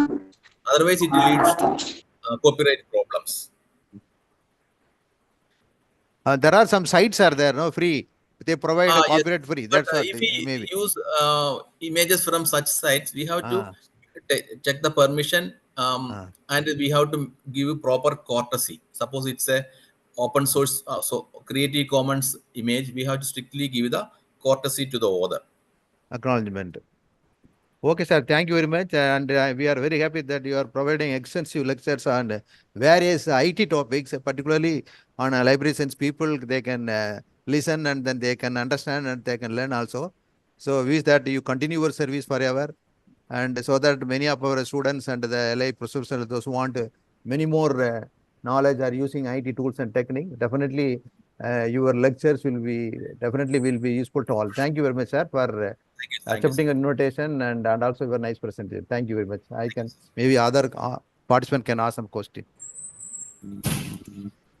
If any participants ask the questions, kindly enter your question through the chat box. Anybody? Okay, on behalf of organizing committee, we thank Dr. Vimal Kumar sir for the wonderful topic covered with the self-publishing, copyright, and copyleft manuscript preparation and publishing platform. Thank you very much, sir, and thank you, and wholeheartedly thank you our founder, President Hariharan sir also. We start the technical session 4.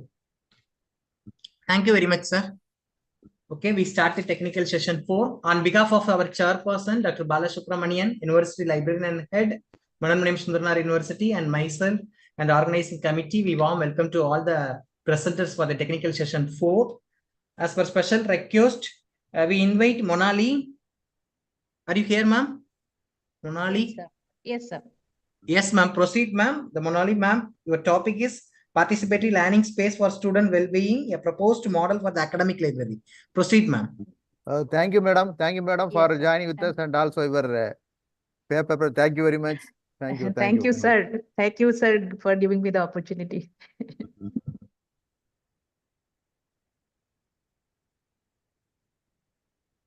Vijayalakshmi ma'am, I have shared my PPT. Are you going to share or should I share it from here? Hello. Sir, I'll. Shall I share? Do you want me to share? I have Better shared you the can PPT share it with so you. that you can know how Okay. to know. Okay, fine, yes.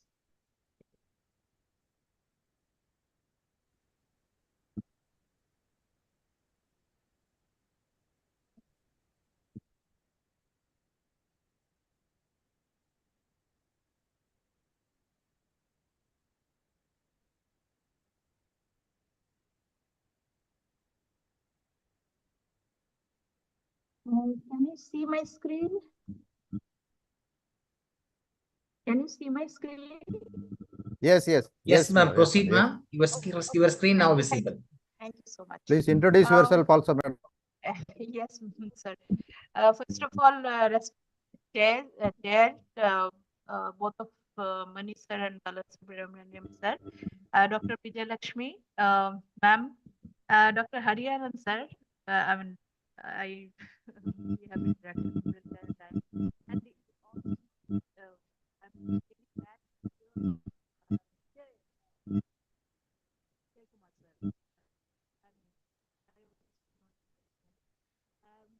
Monali, ma'am, kindly check your audio, please. Audio, madam. Please check it.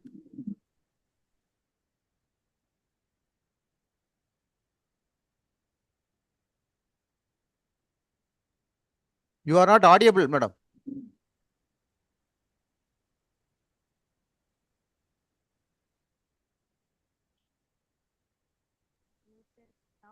Madam, you are not audible. Please check your audio. Mic. Mani, please inform her. Ma'am, your mic Madam, is unmute. please unmute your mic, madam. Please. Monali, ma'am. No, your audio is not audible. Please unmute your mic, madam.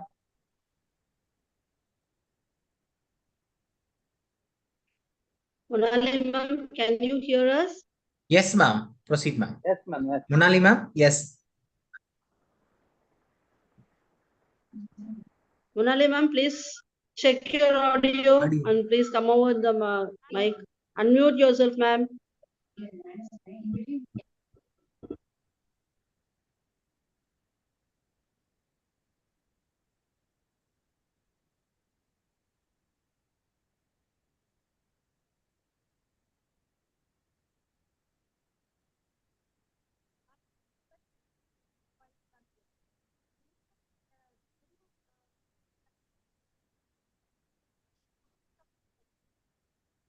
You can talk to connect your mobile and then talk, madam.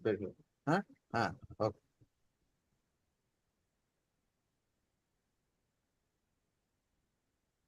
So please wait. I talk to her right over phone and she will use her mobile. Okay, sir.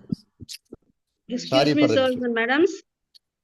Can you please excuse for 2 minutes? Can you all come over the video? Please switch on your video for a few minutes. All of the participants.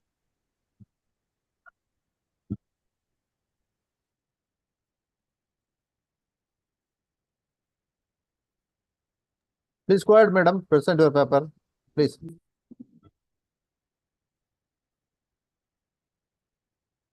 Unmute your mic.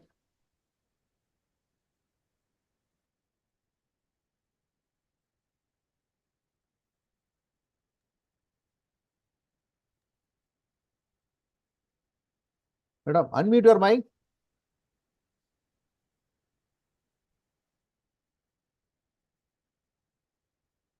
Can you hear me now?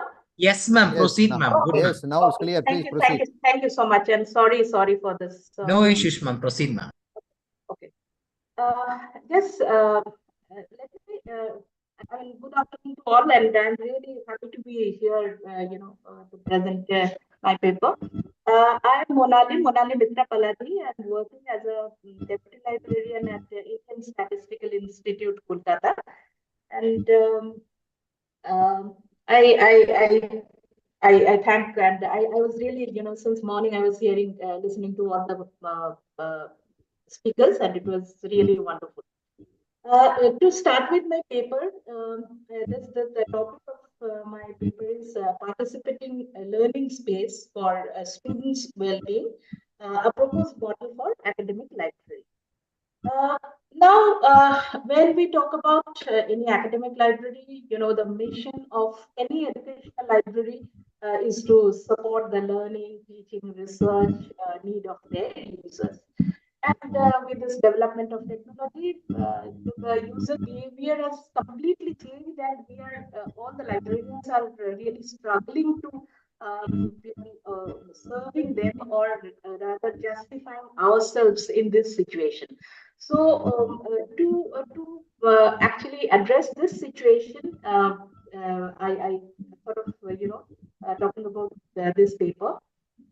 The background, definitely, I have talked about the digital shift.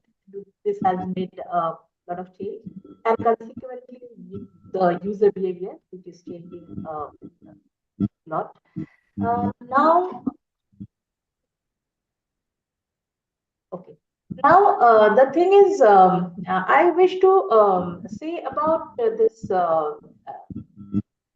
theory given by conversation theory, which is given by Pass in 1978, who said this to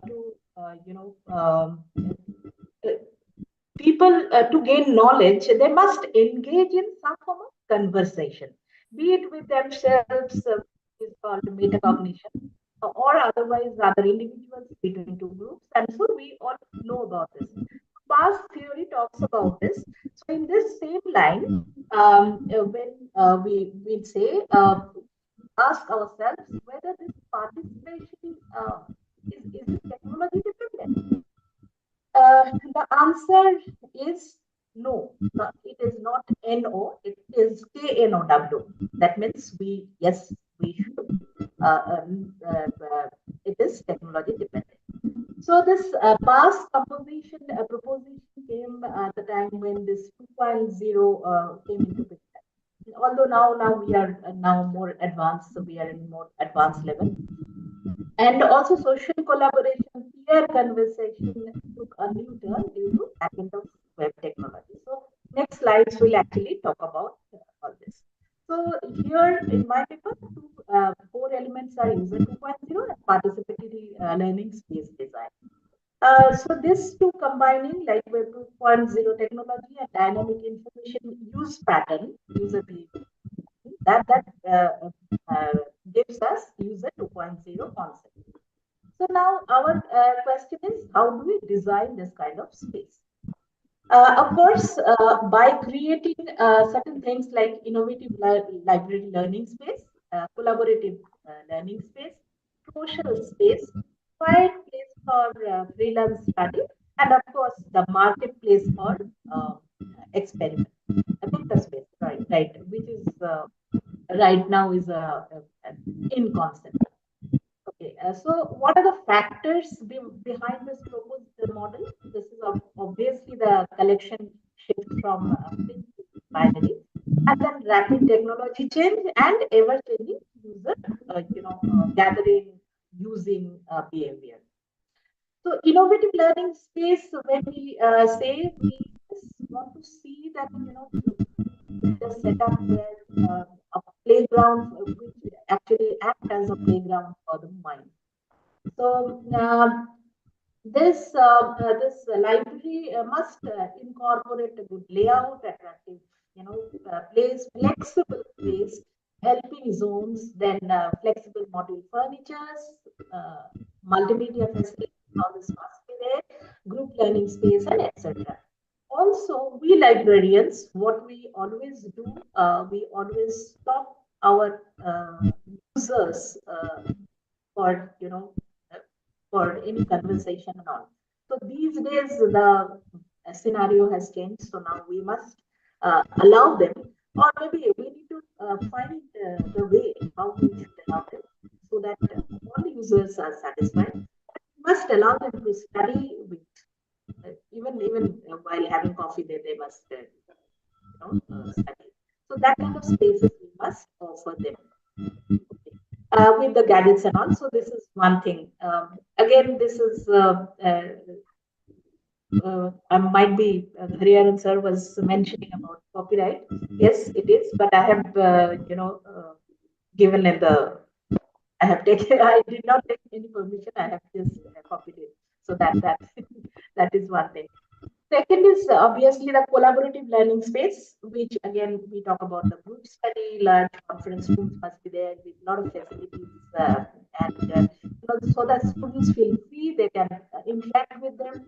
Even facilitators, teachers, they can come into the picture, they can have a group discussion. Apart from their actual classroom learning thing, they learn more. Even seniors, juniors, they can do discussions. So this is second. Third is obviously social space, because these days social space, all the libraries, we are already present in the social space, and with even this conference, we are getting all the information through WhatsApp. So like we are very much present in the social space, and we have to be present to sustain ourselves. But quiet place is always, although we are talking about group learning space, this collaborative space, but even then this is not going away. This also should be there. But I want to thirst upon this maker space, which has come into the picture these days. This makerspace actually allow all the students, all the users to do hands-on experiments, which many cases like at home we may not be having that kind of equipments to actually this trial runs and all. But these are very much important because these days most of the studies are kind of experiment basis. So we have to think about the space where we can install 3D printers, machines, which are self-generated kind of machines, computers, which actually gives programming things are done there. So that does automatic kind of experiments. Then suppliers of Legos, that's toy making that. Then experiments for any kind of experiments. So we must allow, definitely depending on the type of library, we can think of makerspace and align it with the type of library. So this is one more thing. And this I have shown, so they are just trying to explore. And lastly, as librarians, this model actually offers socially responsible librarianship. With the changing environment, these days we are having online conferences like this, which is very successful, and all of us being in different places in the globe, we are actually participating. So we have to change with the change of the day. So like with time, we have to change, and we have to we have to embrace all the technologies that are coming, and so that we remain relevant at any situation. So with the last, this by David Lance, who said, true learning happens when books, friends, writing, and understanding intermingle in a rich soup of participation. So here I end. Thank you. Thank you very much, ma'am, for your wonderful presentation covered with the learning space among the students' well-being, innovating spaces and mark spaces, particularly academic library. Thank you very much, ma'am.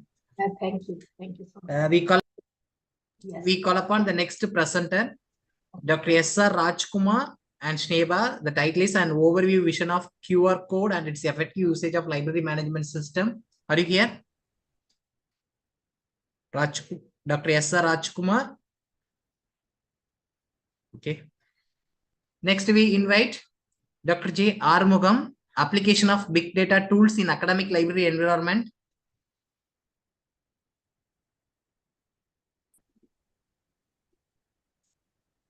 Dr. J. Armugam, application of big data tools in academic library environment.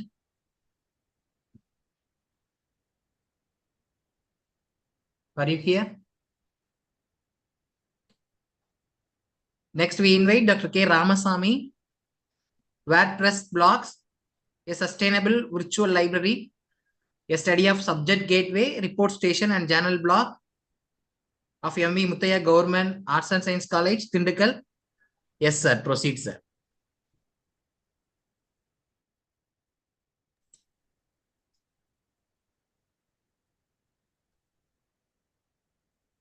Please confirm whether my PPT is visible to you, please. Yes, sir. Visible, sir. Proceed, sir. Oh, thank you, Dr. Mani.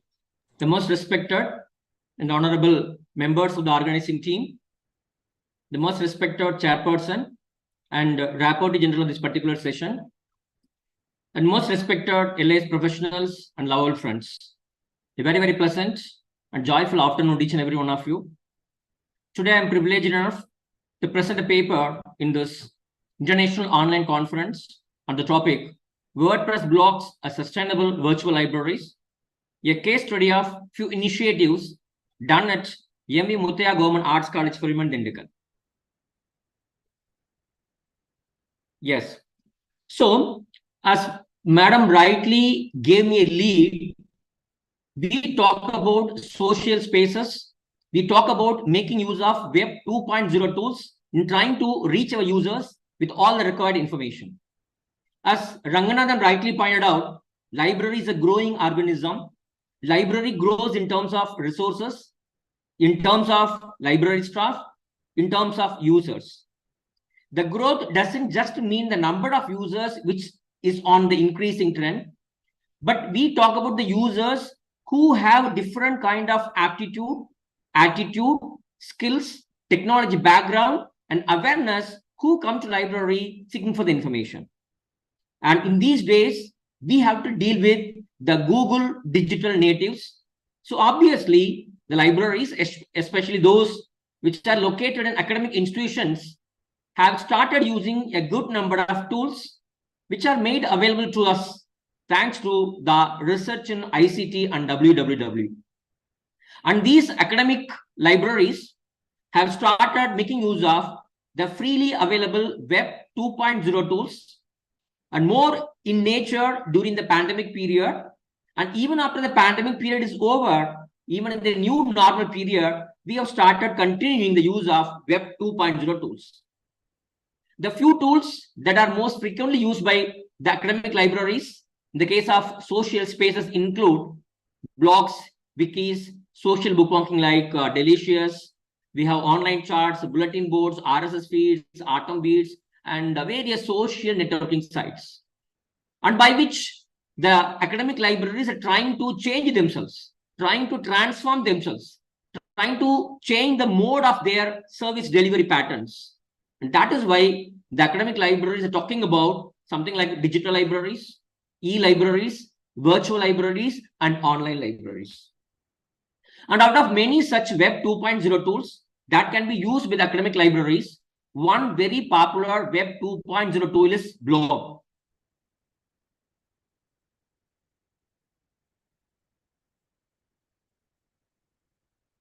Okay, so what is a blog? So what content you post over there, they will be shown in the reverse chronological order. So normally websites will be static, having similar kind of content, but blogs are so vibrant, the contents keep on changing in blogs.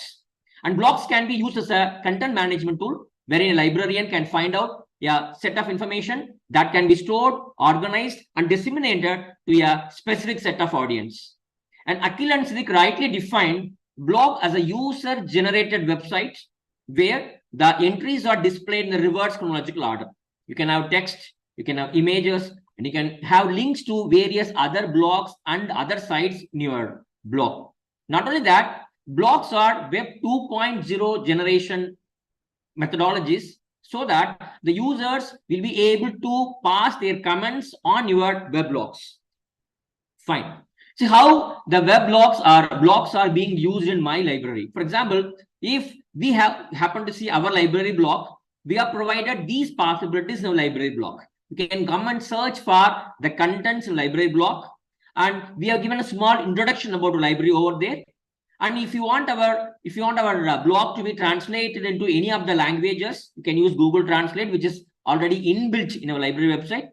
And we have given link to our Enlist e-resources and each and everything about library, about our library committee, our library faculty, what services we are providing, where the library is located, what is the total area of the library, how the library is organized, various sections of the library, how many print and e-resources we are having in our library, what are the rules and regulations that users have to imbibe, and what are library working hours. So all these details are available in our library blog.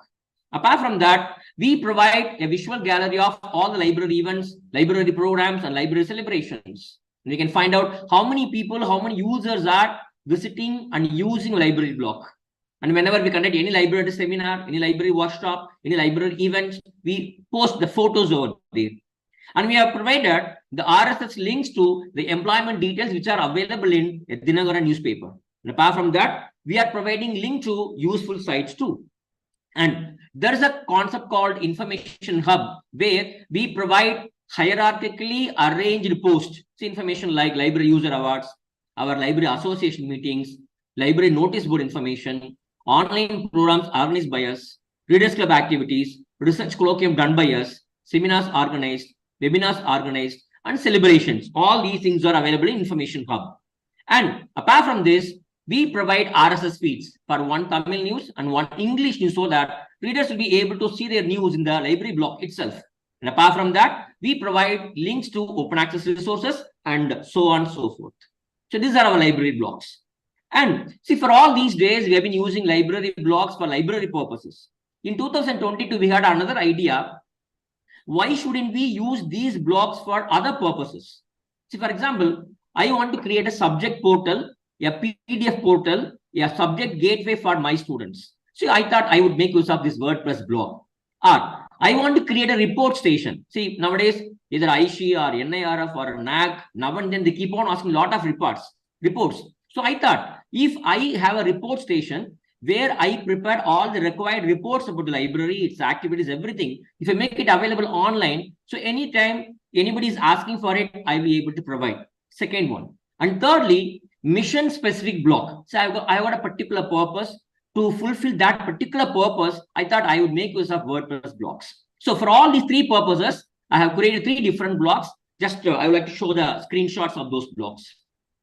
So this is the subject gateway, what we created for commerce and BBA students. We have UG in BBA and PG in commerce. So what we have done is that whatever materials required for these students to carry out their academic needs, see, I just went around the entire www, whatever was possible.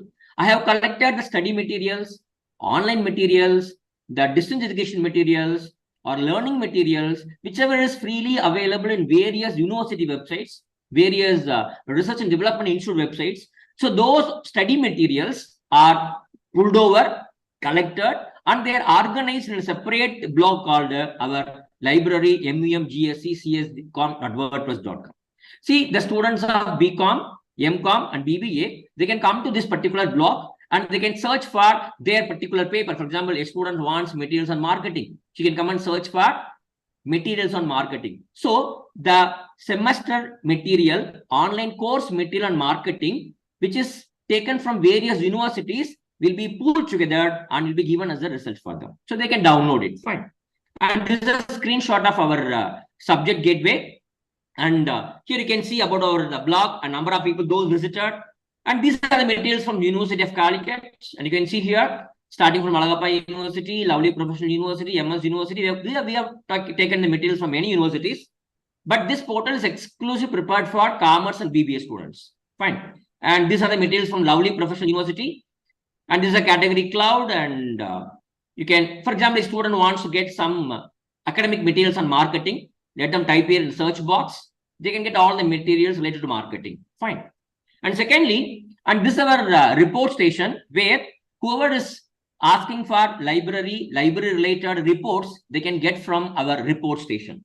So this is our report station, what we create in WordPress.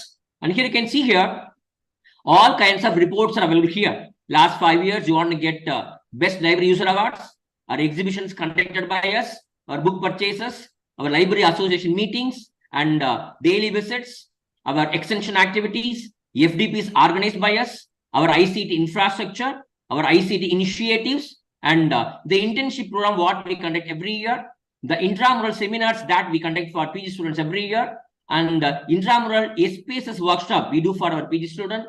Every year, library annual reports, our blog statistics, library orientation programs, our session PPTs, endless e-resources, our seminars organized, webinars organized, World Book Day celebrations. See, whatever you want to know about our library, what activities are being done at our library, we can come and get a report. That to the report which is specified by our IQAC, our NAC, that will be useful for all their purposes. Fine. For example, this is a report of the World Book Day that we celebrated in April 2023 with a competition called Selfie with a Book. You can see the complete report of 78 pages.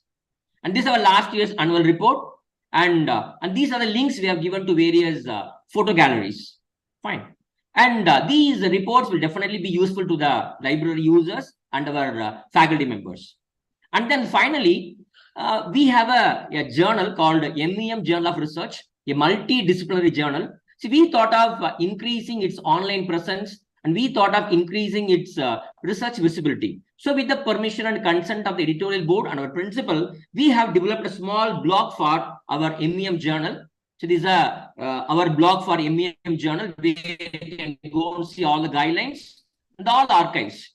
So far, we published 8 volumes. All the 8 volumes are available. For example, I just clicked on volume 8. Individual papers are listed here. You can download. And if you want to download the full journal also, you can download the full journal. That's possible in this blog. So these ways, we are trying to make use of blogs for rendering different kind of services in our library. And as 2010, Akhil and Siddiq commented that, see, these kinds of blogs are very effectively used in developed countries, and they are yet to be used in developing countries. But in 2022, I'm sure that after the pandemic period, many libraries started using blogs. And especially I should see the Kendriya Vidyalaya school libraries bloom like anything, and the librarians made use of blogs for rendering effective services to the library patrons. And some started using library blogs as a virtual library to give link to various free resources. Some started using it as a repository of their library activities. Some, they are using it for promoting their library activities, promoting certain books, promoting authors, and some are using library blog as an announcement platform. So the academic libraries have started using these kinds of blogs so that they become fully empowered to get more efficient way of providing the required information to the users online. So dear friends, as academic librarians, let's use these kinds of Web 2.0 tools so that we will be able to serve users in better way in this Google era. Thank you so much. Oh, thank you, Dr. Ramasamy, for your excellent presentation. And definitely it would be useful to all the participants so that they can also make an attempt to create such a plug for their own library. But in your lecture, you mentioned actually we have taken content from various institutions. Is it really true, or you have taken links or a content? How can you take a content? Only links, you can take it? So actually, all these contents are freely available online, sir. For example, if you go to Manoramaniam Sundarnath University website, they have provided contents for all the study materials, which can be accessed by anybody without any issue. So those kinds of study materials, which are already freely made available online by various academic institutions, only those contents are taken and included in the blogs. No, okay, it's good, but I'm not sure whether you can give a link or you can take the entire content and post it in your WordPress site. Maybe you have because to check these are only academic contents, sir. They are purely meant for the purpose of the students' usage for their semester preparation. No, I agree actually. Yes, sir. Yes, sir. I'm also not sure. Yes, sir. See, for example, in a website, they are giving all the content. Yes, sir. That means anybody can see it and download it, whatever may be. Yes, sir. Whether you can copy those content and in your WordPress site, yes, or sir, you can give you can give the links. But we have given full text, sir. We have given full text. Maybe you have to Sure, And sir. also I sharing will with check with the administrator, sir. yes, otherwise there should not be lead into a problem Yes, sir. actually. You are right. You are right, See, sir. for example, I will try even to contact some even universities and IIM, find out, sir. even many IIMs are also giving all of the content and other thing. Yes, We sir. can Yes, sir. only give you a link actually, but we cannot copy the content and give in our own website. Okay, sir. Okay, Maybe sir. you can just anyway. Sure, Otherwise, sir, I will confirm. it would be very useful to all our LIS professionals. They can make an attempt. Another thing, the Yes, sir. WordPress actually maybe there is a no license restriction will be there. We wanted to use many more tools and other thing. You know, Sir, but I feel that as a Ah. college librarian, I think free content is more than sufficient, sir. Whatever services, whatever plugins, whatever things they yes, provide yes, free of yes. cost, even that is more than sufficient for us, sir. Yeah, that's why we request all our library professional that Yes, sir. WordPress gives certain facilities that's sufficient for us Yes, sir. Yes, sir. to make our own blogs and website and put it all our contents and the links and the thing. Thank you, sir, for excellent presentation. It would be definitely useful to all our fellow participants and LIS professionals. Thank you very much. Thank you, sir. Thank you so much, sir. Thank you very much, sir, for your wonderful presentation. Next, I invite the next presenter, RTGS, Joseph Sliba, for the topic Transformative Technologies in Library, Integration Robotics and AI, Sustainable Development and Enhancing Information Services and Resource Management. Are you here? Okay. Next, I invite Dr. G. Radha, a brief introduction to Big Data, Library Services and Sources. Are you here, ma'am? Are you here, ma'am? Okay. Dr. Mani, please better ask what are the others are present here to present their paper instead of asking to each and everybody, no, by article wise, paper wise. Okay, sir. So that they get the names of the others presented here in this here yes, now. Radha ma'am, are you presented your paper? Kindly unmute your mic, ma'am. Kindly check once again your audio.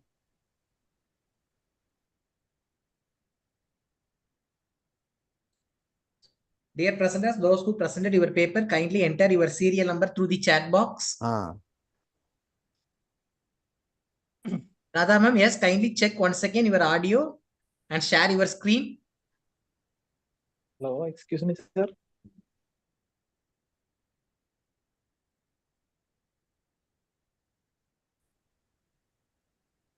Okay, we move on to next presenter. Okay, better you can read it. Sir. Yes, ma'am. Sir, it's clear? Yes, audio, ma'am. Proceed, ma'am. Thank you, sir. Thank you.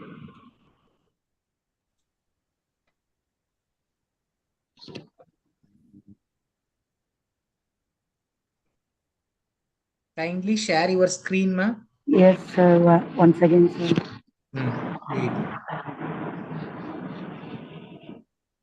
Are you seeing, sir? Sir, my PPT are here.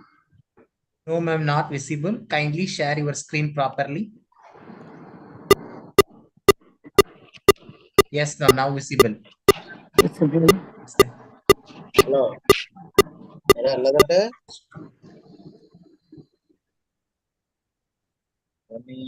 చెప్పాలి కదా మరి అక్కడ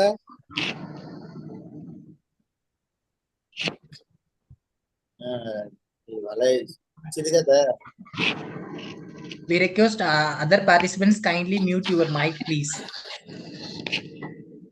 Radha ma'am, yes, visible your PPT. Proceed, ma'am. Okay, sir. Okay, sir. Thank you. Thank you. Sir, I would like to. Sir, are you clear, sir? Proceed, ma'am. Proceed, ma'am. I would like to thank my session, Dr. P. Balasubramanian, sir, and Hariharan, sir, Dr. Mani, sir, Dr. Vijayalakshmi, sir, and organized committee. I would like to thank you.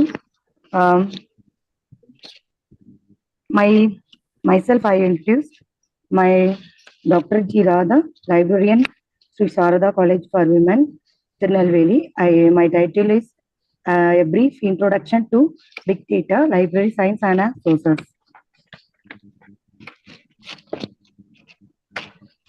Introduction.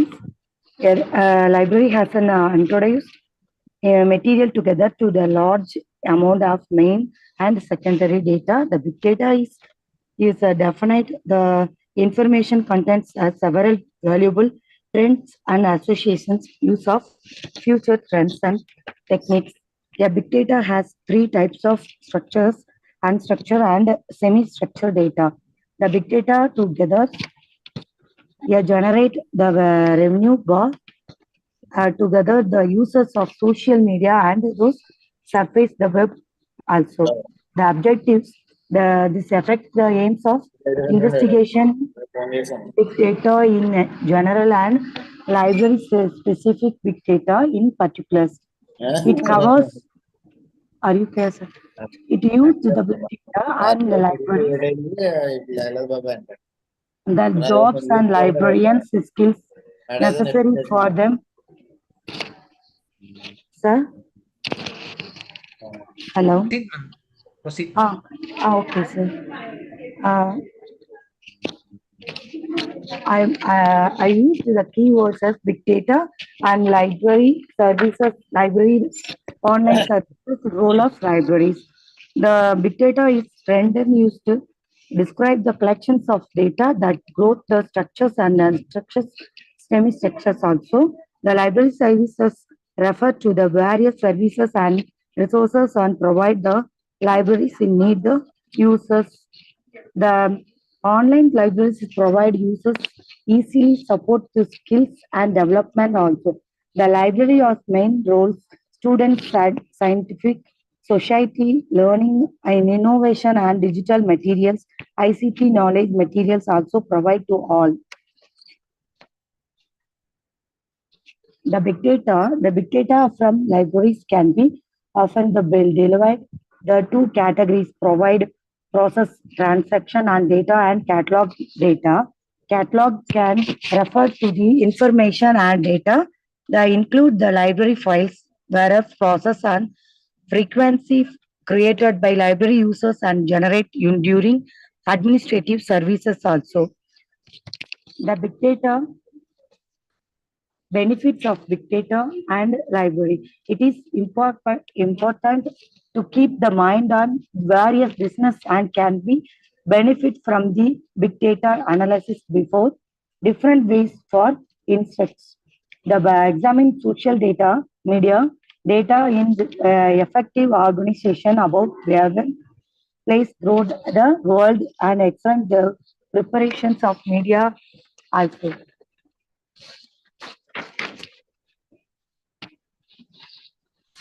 The roles of libraries in big data can be, although the vast number of users can be several by librarians and information professionals in collection, profession, distribution and necessary information also.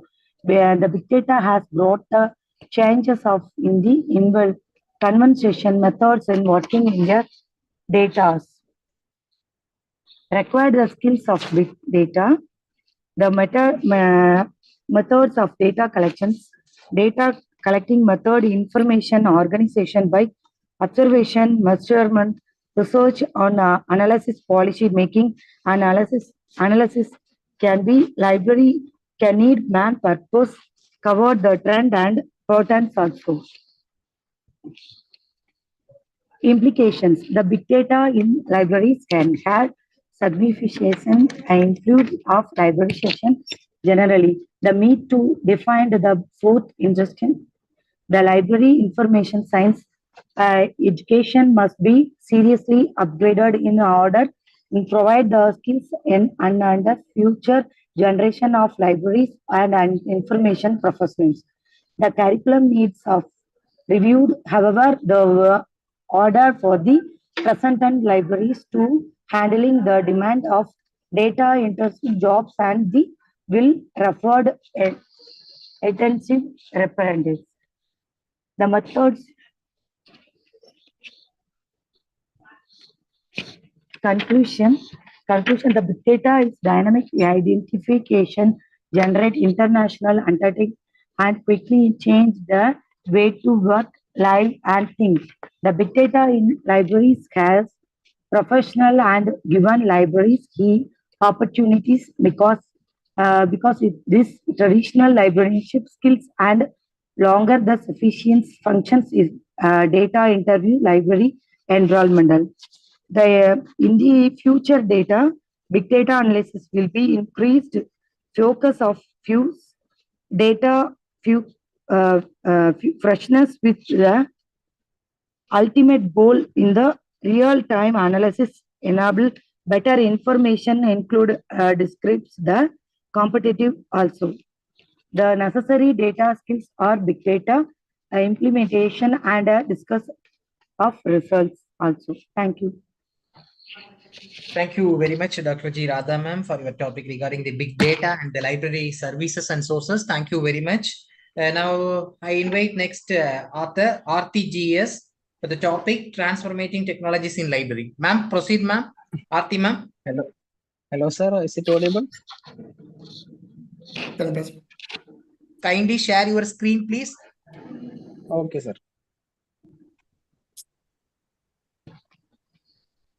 So I don't.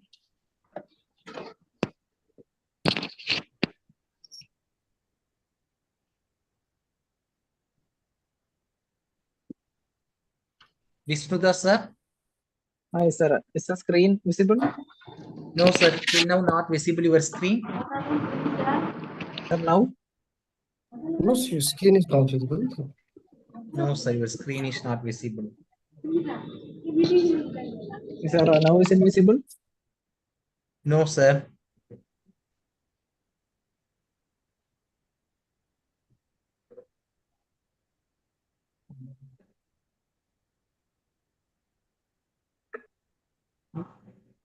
Vishnuda, sir. I have shared the screen, but please see the icon for the green icon. Click the icon for the share your screen. Just 1 minute, sir. Sir, now is it okay, sir? No, till now we not visible your screen, sir.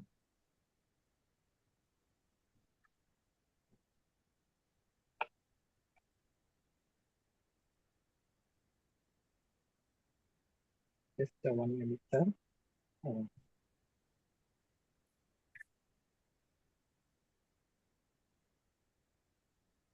Or you share your screen, otherwise you do the oral presentation. Okay, sir. Yes, sir, is it visible now?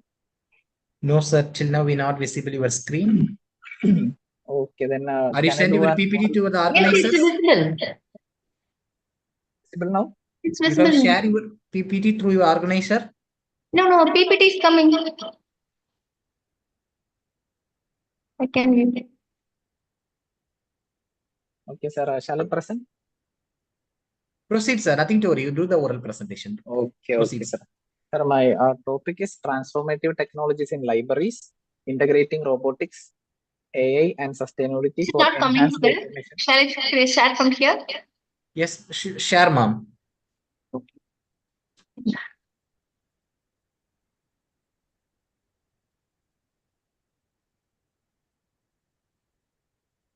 Sir, shall I proceed? Proceed, sir. Nothing to worry. If okay, topic is transformative technologies in libraries, integrating robotics, AI, and sustainability for enhanced information services and resource management. And as an introduction,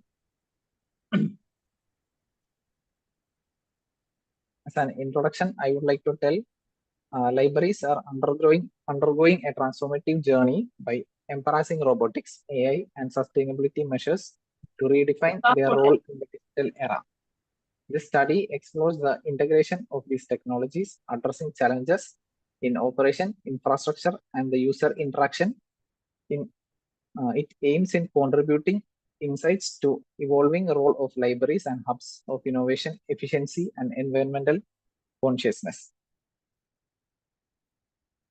Then the objectives of the study to point out the sustainable practices in libraries operating associated with transformative technologies, identify barriers and facilitators influencing the successful integration of robotics, AI, and sustainability in library services, to point out the effectiveness of transformative technologies in optimizing resource management practices within libraries, including cataloging, storage, and distribution, to examine the integration of sustainability measures in libraries, employing transformative technologies with a focus of energy efficiency practice and environmentally conscious resource management. And the last objective is to identify the documents and barriers hiding the successful integration of robotics, AI, and sustainability practice in library settings. And the methodology used in this study is a descriptive study. And the main portions covered in this study are innovations in library, combining robotics, AI, and machine learning to create better learning environment. Application of AI and robotics in the library. In this technology, there are humanoid robots which help the library users to get in the resources of the library. Types of robots and duties performed by robots are mentioned in the study, like the latest trends and robot technologies developed in libraries. They perform the automation and storing, virtual assistants and chatbots, data analytics and decision support, recommendation systems, facial recognition and security, digitization and OCR, accessibility service. Then a robotic application used in libraries are library guide by using semi-humanoid pepper, then humanoid type help desk support, guidance to bookshelf by leading robot, bibliobattle by robots, and reduction of physical burden by robotic suits. And the main objective of the study is to support the users and to attain the sustainability. And as the findings of the study, I would like to tell the potential of these technologies to enhance user experience, streamline library operation, and reduce physical burden on staff.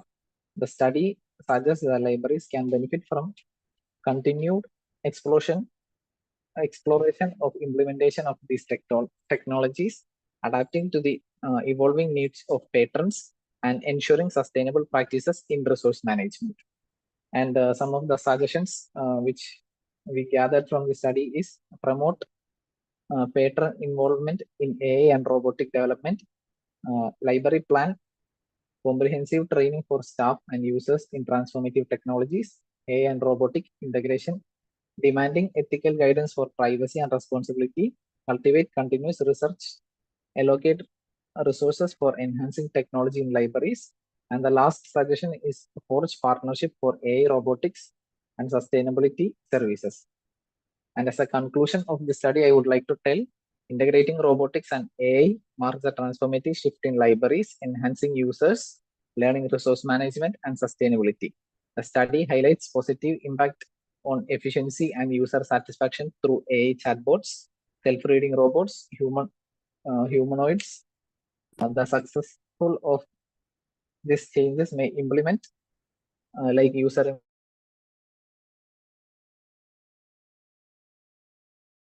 offering advanced, sustainable, and user-centric information services. Thank you. Thank you very much, Mr. Vishnudas sir, for your wonderful presentation within your power in your only words. Thank you very much. Next, we call upon for the author, Anisha Raguman, Tiraj Sharma. Are you here? Yeah, I'm present, sir. Yes, sir. Kindly share your screen and present, sir. Anisha, sir.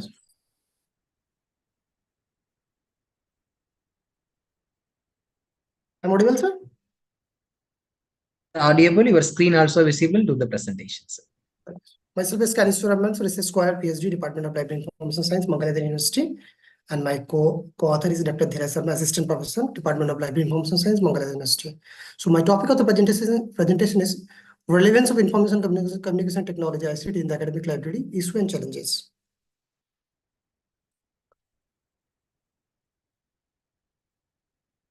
So information communication technology has impacted every sphere of the society, and the library is no exception to it. It has a huge contribution to this performance of the library daily activities such as cataloging, classification, serial control, circulation management, etc. So the traditional library services now can be provided in more efficient and effective way through this modern technology.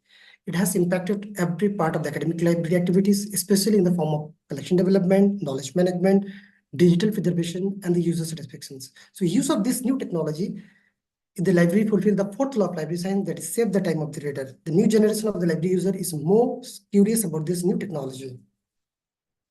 Information communication technology, the meaning and concepts. Information and communication technology means the combination of the data and communication technology. As indicated by the Encyclopedia Computer Science, information and communication technology is in uncertain terms, much of the time applied to expensive job exercise and innovations related with the utilization of PCs and interchanges. As indicated by the UNESCO, ICT is the logical innovations and building controls and the broad system of utilizing the dealing with the data and applications and relationship with the social and monetary issues. What is the objective of the study? To study the need for ICT facilities in academic libraries, to identify the perspective of library professional in the working by using ICT, to study the ICT influence professional development for the users, to assess the impact of ICT on library management in academic libraries, to study the role of librarians changing by using information technology in this present era, to identify the problem that's come with implementing ICT in academic libraries. The methodology to discuss the relevance of ICT in academic libraries, some of the recent relevant studies have been reviewed. The author also visited the website of some of the prominent academic libraries, and the telephonic interview has also been conducted with the library professionals to know how they are utilizing this latest ICT tools and technique in their library. Now, why need ICT in academic libraries? Due to the acceleration in price of the library resources, an abundance of information resources and documents, it is not possible for a single library and information institution to collect all these resources. So the sharing of library resources is essential in this decade. So these are the reason for we need to use ICT in the academic library. To use the developing universe of electronic data and use of ICT is important.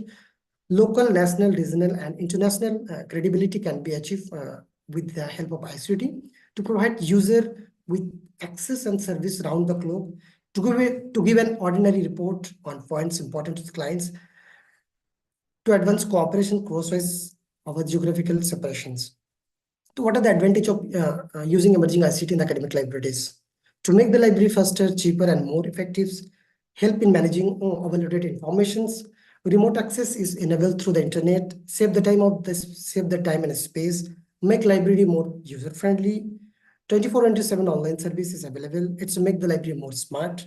It facilitates resource sharing among the library. At a time, more than one user can access the same resources, and it helps to convert the existing traditional library into the digital library. So this is the advantage of using ICT in the modern library.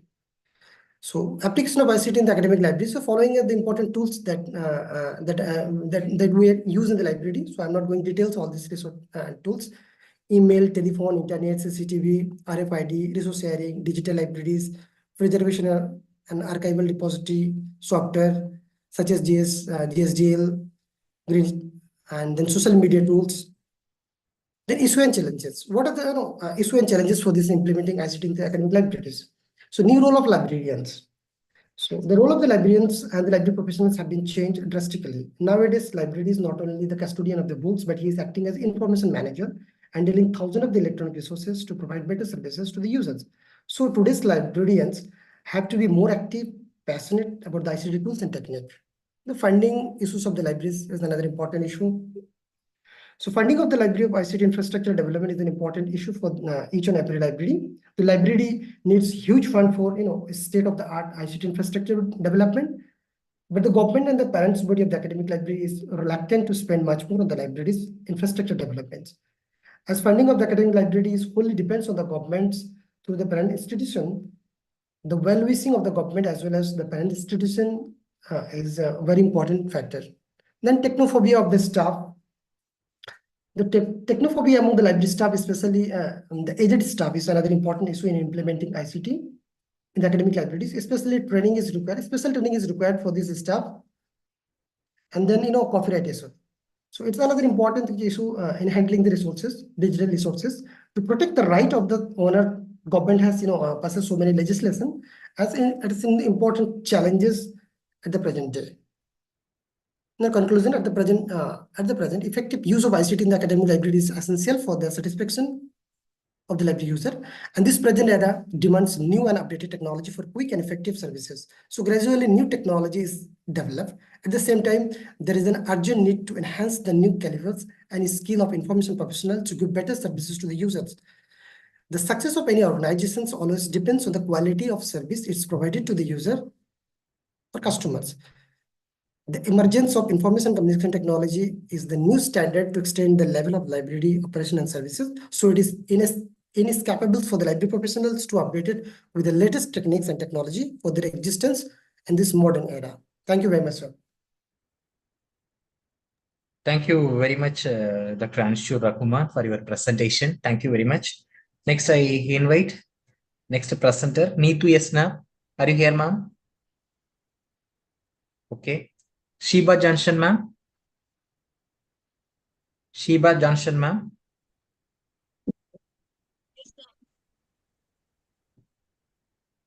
Dr. R.V. Lakshmi Priya, ma'am. Dr. R.V. Lakshmi Priya. Are you here? Dr. B. Vijay Lakshmi, Tamil Mani, Ashif Farim. Are you here? Sheba, ma'am.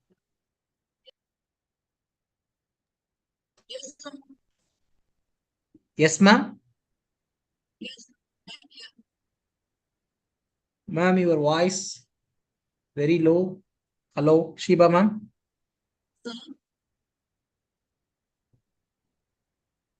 Sheba, ma'am, are you present your paper? Yes, ma'am. Are you present your paper? Yes, sir. Kindly share your screen, ma'am.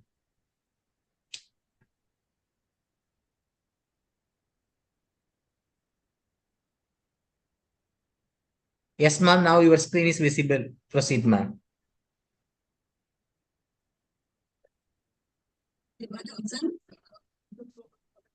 Yes, ma'am. Your screen is visible now. Proceed, ma'am. Yes, ma'am.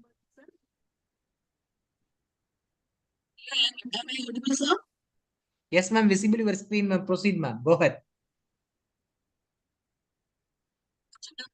I am Shiva Johnson, Assistant from Mother Teresa University, Kadena. My company is library websites.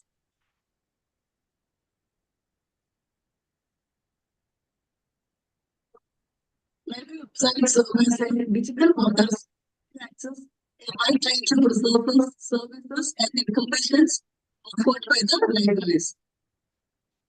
Library website is a website marked, maintained, and used by the library for the purpose of providing information to patrons or public, general public. Yes, your voice is, I think you may log in two devices. No, I'm telling to her. Echo is coming down.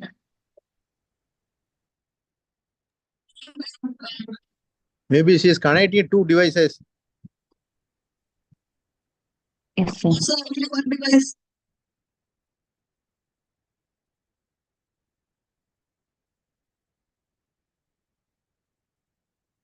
And it's a library websites. This one is catalog storage.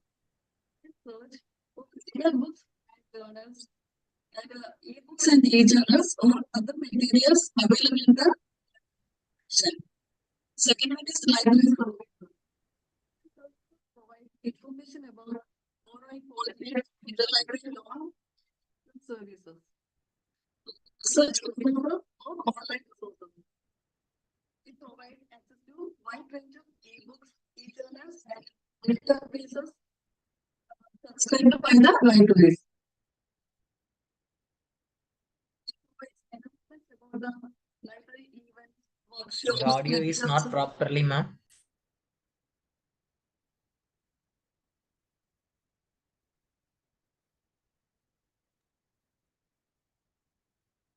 Sheba, ma'am, your audio is not properly. So are you using from your laptop or your mobile, madam? Using laptop, sir. Laptop. Maybe we can close it and when you can use it from your mobile.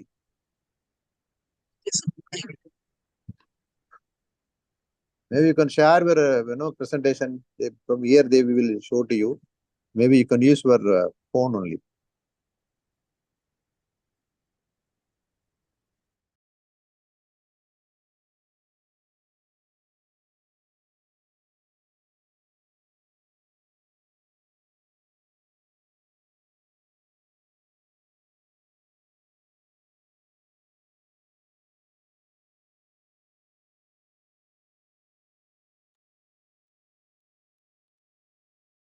Siba ma'am, are you joined through the phone? Ma'am? So I will present the next section. Okay, we are waiting for 2 or 3 minutes.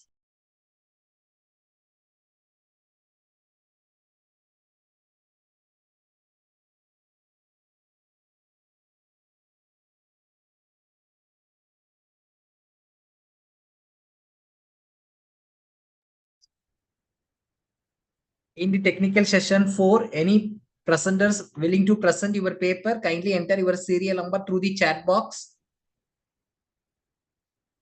Dear presenters, anybody willing to present your paper in the technical session 4, particularly technical session 4, kindly enroll your serial number through the chat box.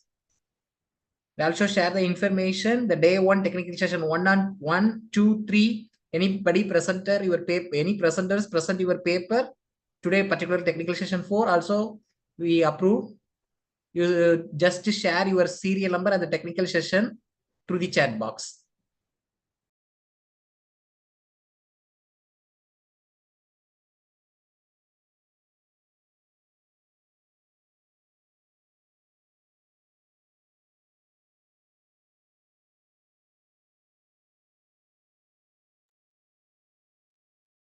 Siba ma'am, I think all right your query. Are you present your paper?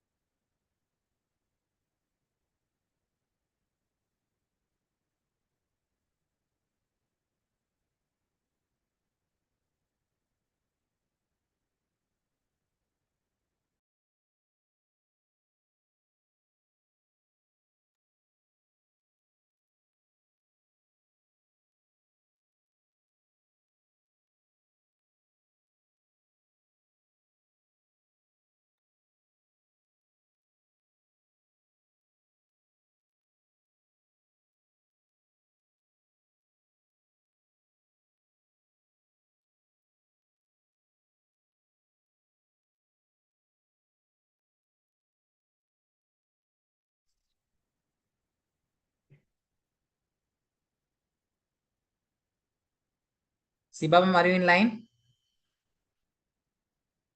Okay, we invite the next presenter, Dr. J. Dominic Indraji, for the topic utilization of mobile app in academic library service study. Are you here?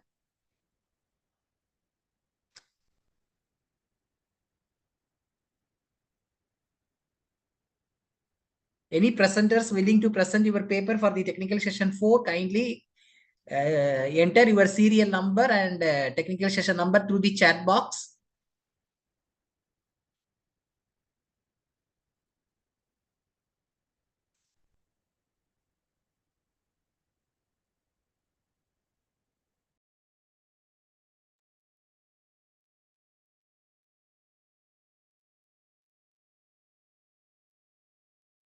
Shiba ma'am, are you present your paper?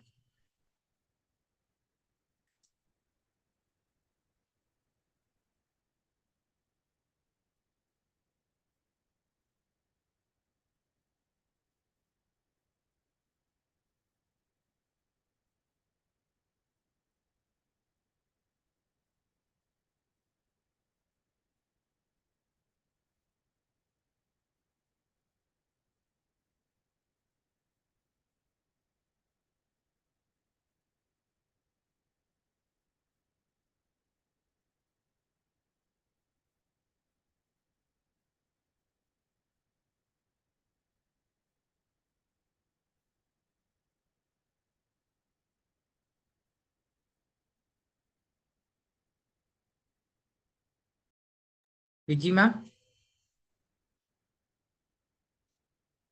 Vijay Lakshmi ma'am?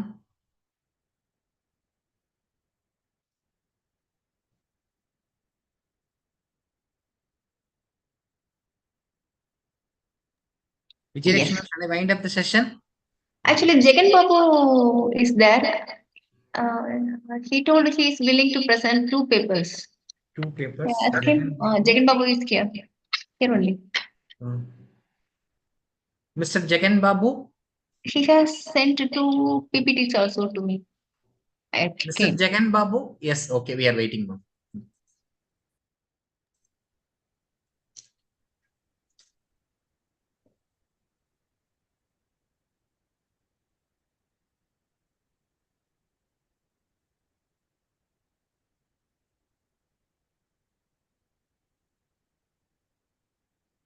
Yes, Mr. Jagan Babu, sir.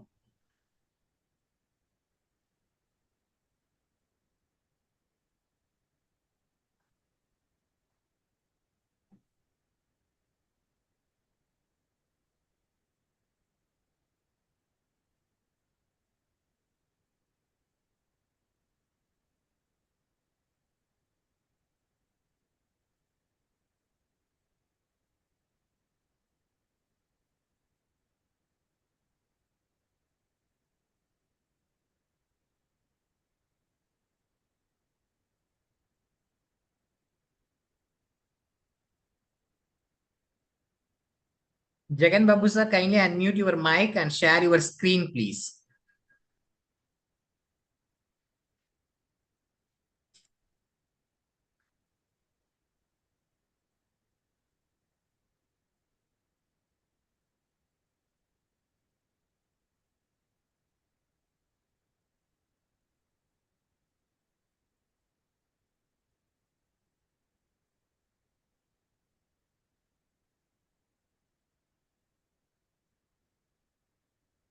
Mic is not.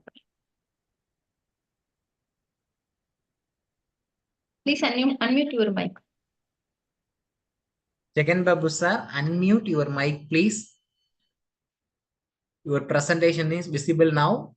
Kindly unmute.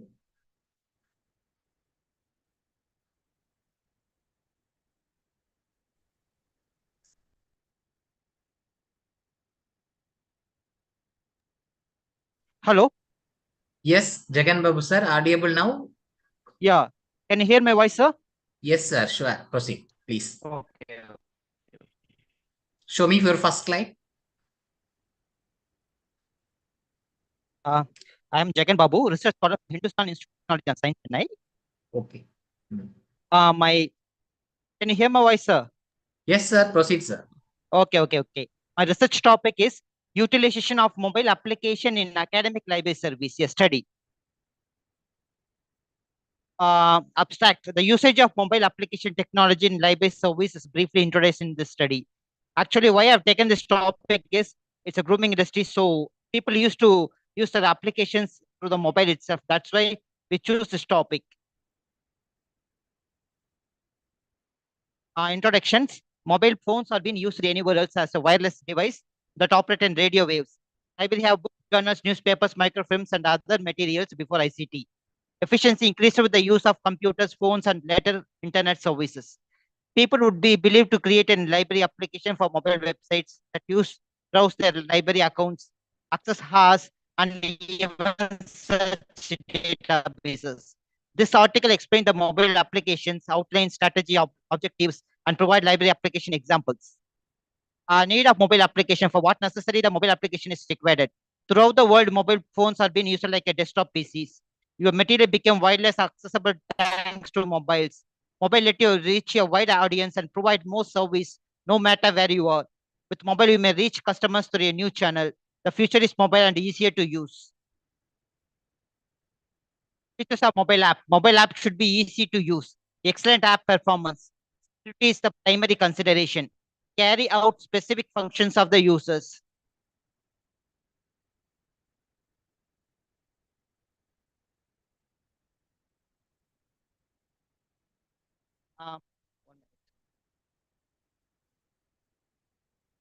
Mobile phone app technologies in academic libraries.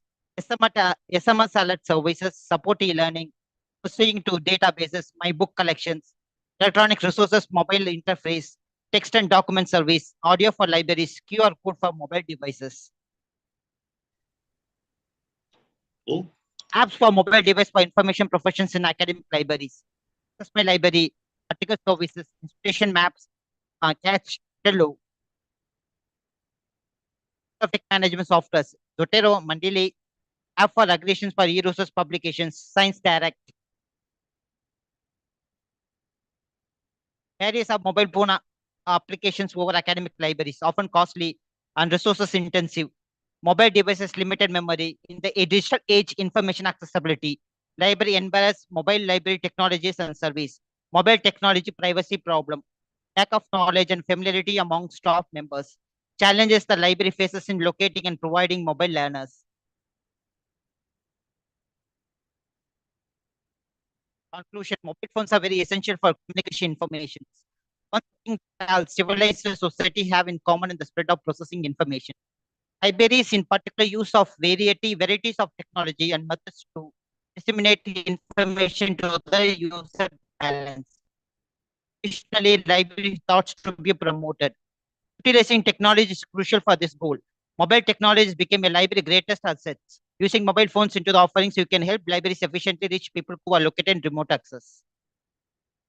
Thank you, sir. Hello. Yes, sir. Yes. Hello. Thank you very much for your presentation for the Jagan Babu. Are you ready to present another paper also for the use of the IoT technologies? Yeah, yes, sir. Yes, sir. Just a minute, sir. Okay, now you present your paper for the use of the IoT technologies in library services and management apps. Proceed.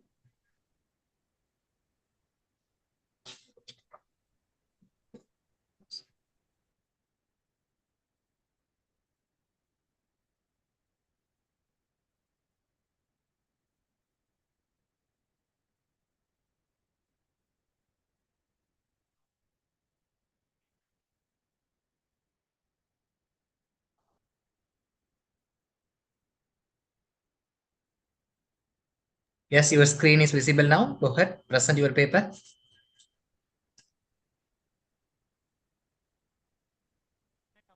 Mr. Jagan Babu. Your voice not audible, Jagan Babu.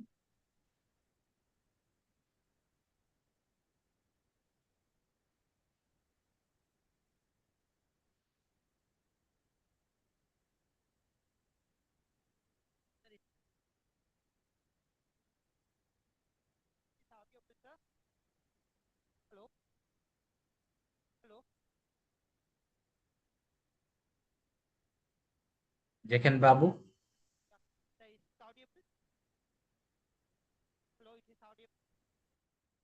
Kindly once again check your audio. Your voice not audible.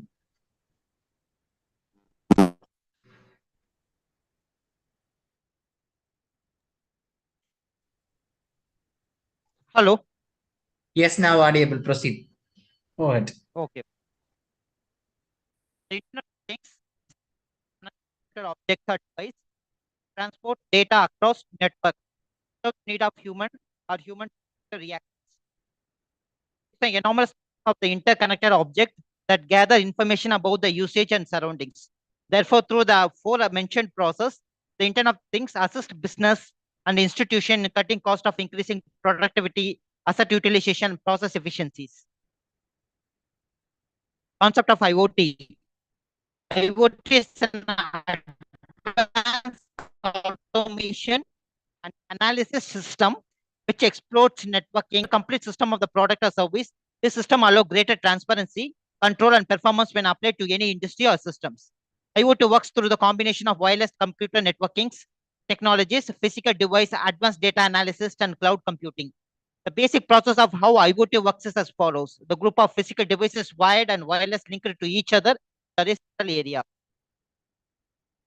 Scope of the IoTs. The explosions of the amount of data collected and exchanged is one of the major reasons why to IoT is in existence. Forecast intact in the year 2015 to 2020. The amount of energy needed to run intelligent gadgets has decreased. The goal is to find a zero level of entropy at which the apparatus or system must generate its own energy. Device downsync, the gadgets are smaller, greater than small.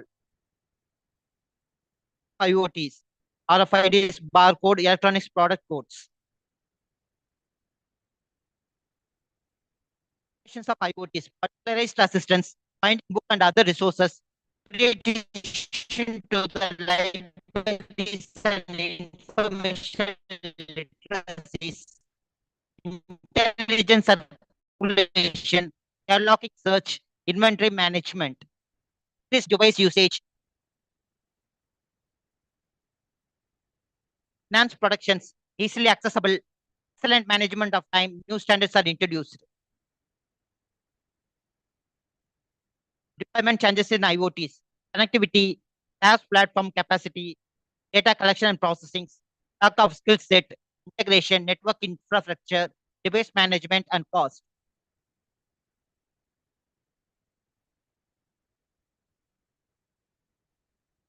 Challenges in IoT, lack of encryptions, insufficient testing and updations, brute forcing and recover default password, IoT malware and ransomware, inadequate device security, lack of standardizations, vulnerability to network attack, unsecure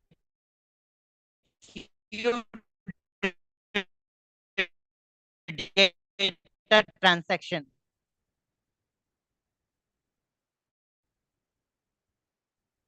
IoT subscription used by the user, device used by the laptops, tablets, mobile phones, smartphones, scanners, printers, libraries. IoT applications, library automation software, library management tools, technology, internet and Wi-Fi of libraries, mobile application and other digital means of communication like SMS, emails.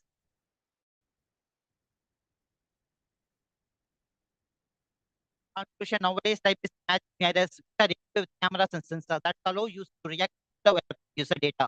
Information also use cloud-based program. Potential applicable object-based learning.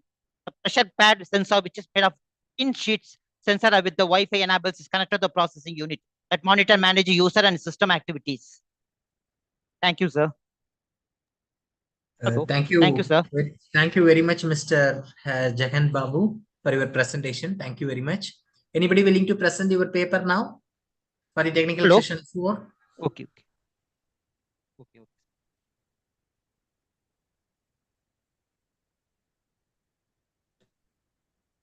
Anybody willing to present your paper now for the technical session 4? Vijayalakshmi ma'am, shall I wind up? We conclude the session. Yes, you can summarize it and yes, sir. I do the summarize. For the fourth session. And anyway, madam is here. Yes, sir. We summarize the session. Okay, I hope all are present the paper. Okay. First of all, I really thank to the organizing committee for the Sangar Polytechnic College and San Jose State University USA and our Salis for the acted as a rapporteur for the technical session 4. In this technical session 4, we have a totally 11 paper contributed. In the particular technical session 4, 6 paper are presented by the presenters and the 2 paper presented the particular technical session 3 and 5 as organizing committee and chairperson and myself. We congratulate all the contributors and the presenters. Thank you once again to the organizing committee member. The special thanks to our founder president, Dr. Hariharan sir. Thank you very much, sir.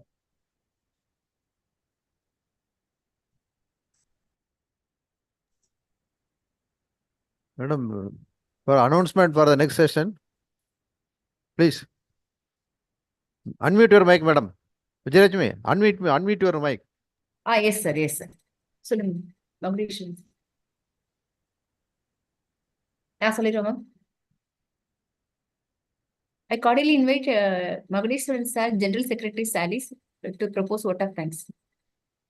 Madam, maybe after the end of the... Okay, last. Yes. Okay, we can we join back shortly by 2:30, sir, 2:25. All of you, please join back by 2:25. Okay, ma'am. Thank you. Yes, all cooperation from all the participants are requested. Now we can break for lunch. Yes. And we can immediately join after 2:20 as madam pointed out. So it's the last session. We need your full attendance also. Okay, thank you very much. Yes. Thank you, sir. Thank you. Thank you.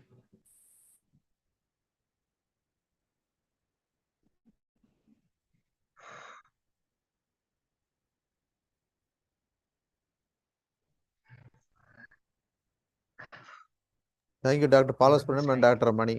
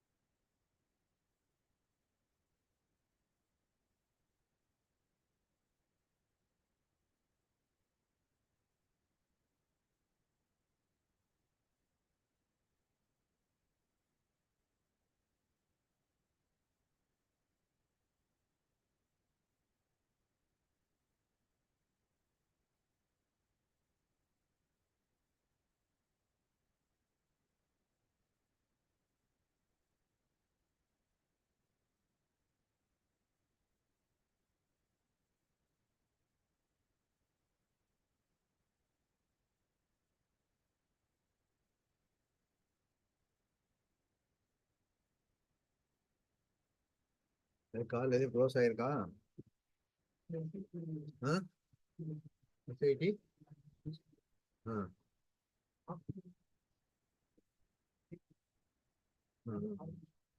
சரி சரி, அவங்களுக்கு சொல்லுங்கண்ணே.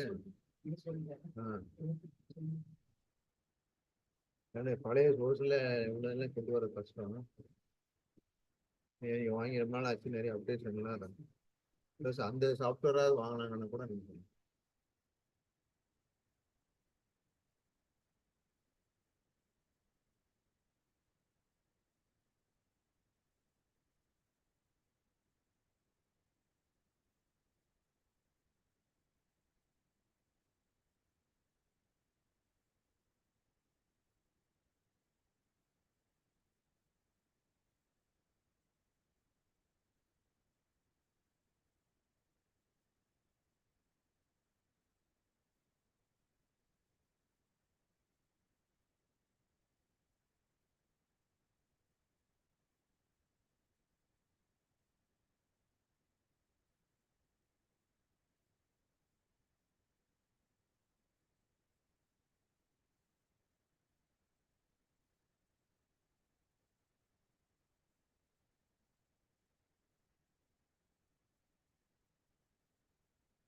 Communication 10 இருக்கா? ஆரம்பிக்கிறது 3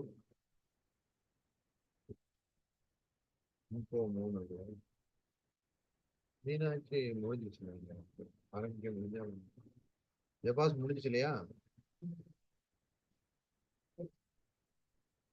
சங்கரா error uploading photo, அது ஈஸியாக தான் இருக்குன்னு நினைக்கிறேன். என்ன அது வேணா அப்புறம் 5 கொஞ்சம் கூப்பிட்டு சொல்லிடுங்க. என்ன கவுண்டர்ல வரலங்க, கவுண்டர்ல வரலன்னா மெம்பர் மாஸ்டர் கரெக்டான போட்டோ கொடுத்துக்க மாட்டாங்க.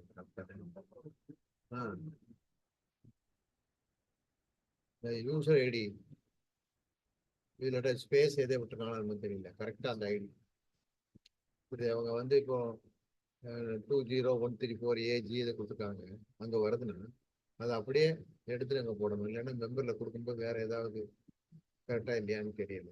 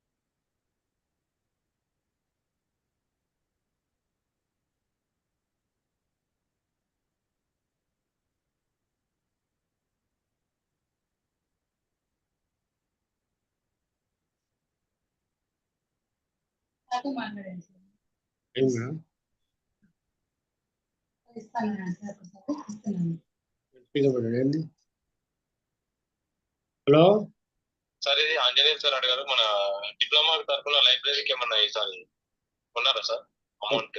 అక్కడ ఉంది, ఆల్రెడీ ఇచ్చినాం కదా, ఇన్వాయిస్ పంపినాం కదా. పంపిలే సార్ ఆయన? సరే సార్, పంపేసి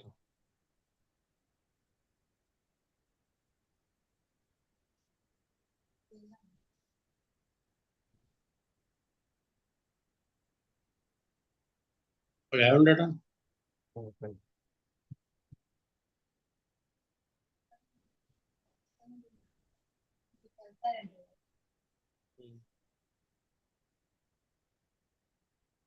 అదే చేస్తున్నాడు నా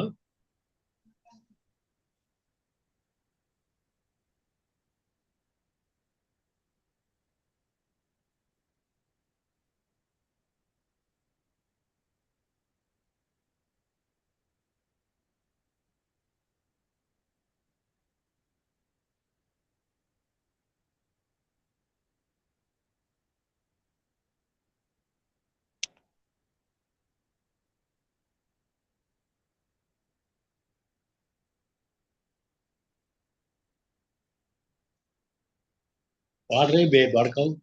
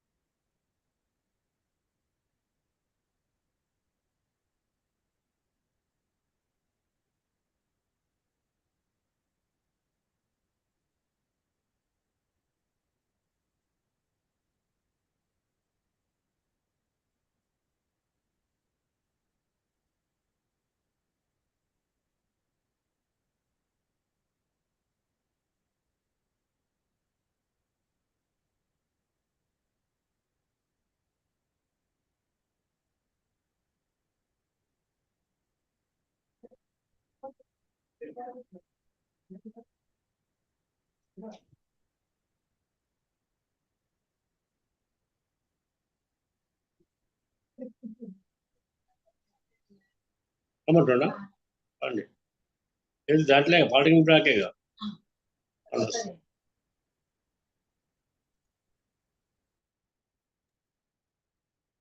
And my Astra.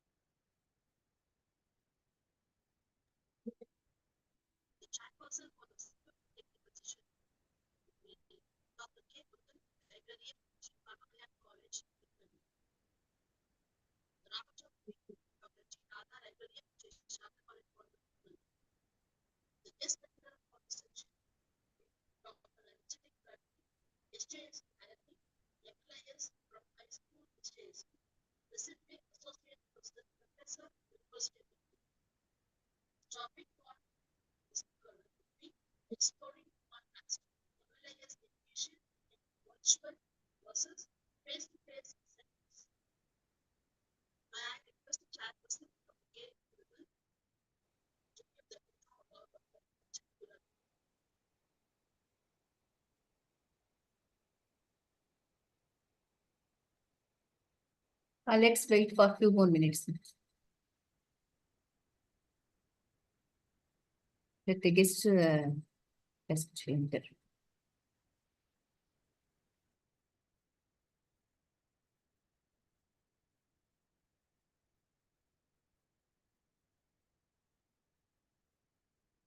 Okay, welcome, ma'am. Can you hear me? Yes, well. Okay, great. So good afternoon, everyone. Ma'am, 1 minute, ma'am. Our chairperson will introduce you, ma'am. All right, all right.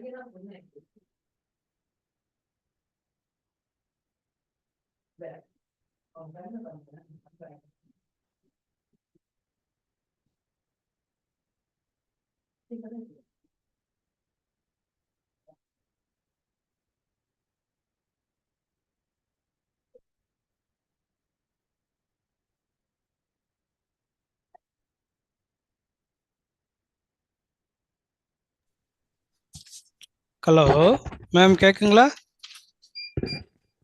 Vijayalakshmi Sir, ma'am? yes, sir, you are audible. Audio okay? Yes, yes, sir. Yes, okay.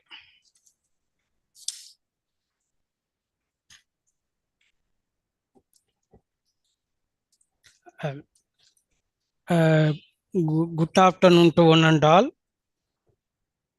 The second is International Online Conference on Interdisciplinary Collaboration and Opportunities, Social Science, STEM and Information Science, organized by Sangar Polytechnic College, Sjsu State University, USA and Salis.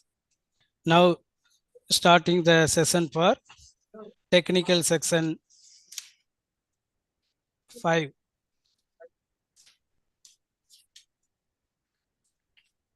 The session plenary speaker of topic exploring contrast MLI's education in virtual versus face-to-face settings, Dr. Anjali Kulati.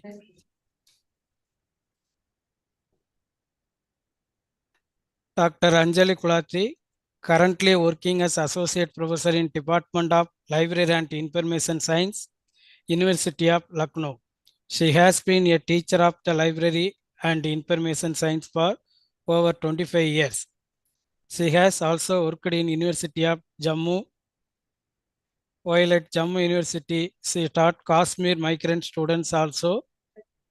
Besides having Master in Library and Information Science from TRTC, Indian Statistical Institute, Bangalore. She also possesses MLIs from Sjsu State University, California, USA. She has been awarded with a certificate of appreciation from Ministry of Human Resource Development, Government of India as a teaching innovator 2016 in higher education and appreciated her innovation in the area of the curriculum design. She has been content writer of EBG Pathashala project of the Ministry of HRD, Government of India. She is a recipient of the several international fellowship like IPLA, OCLC, Early Career Development Fellowship, TANIDA Fellowship, CILIP Fellowship,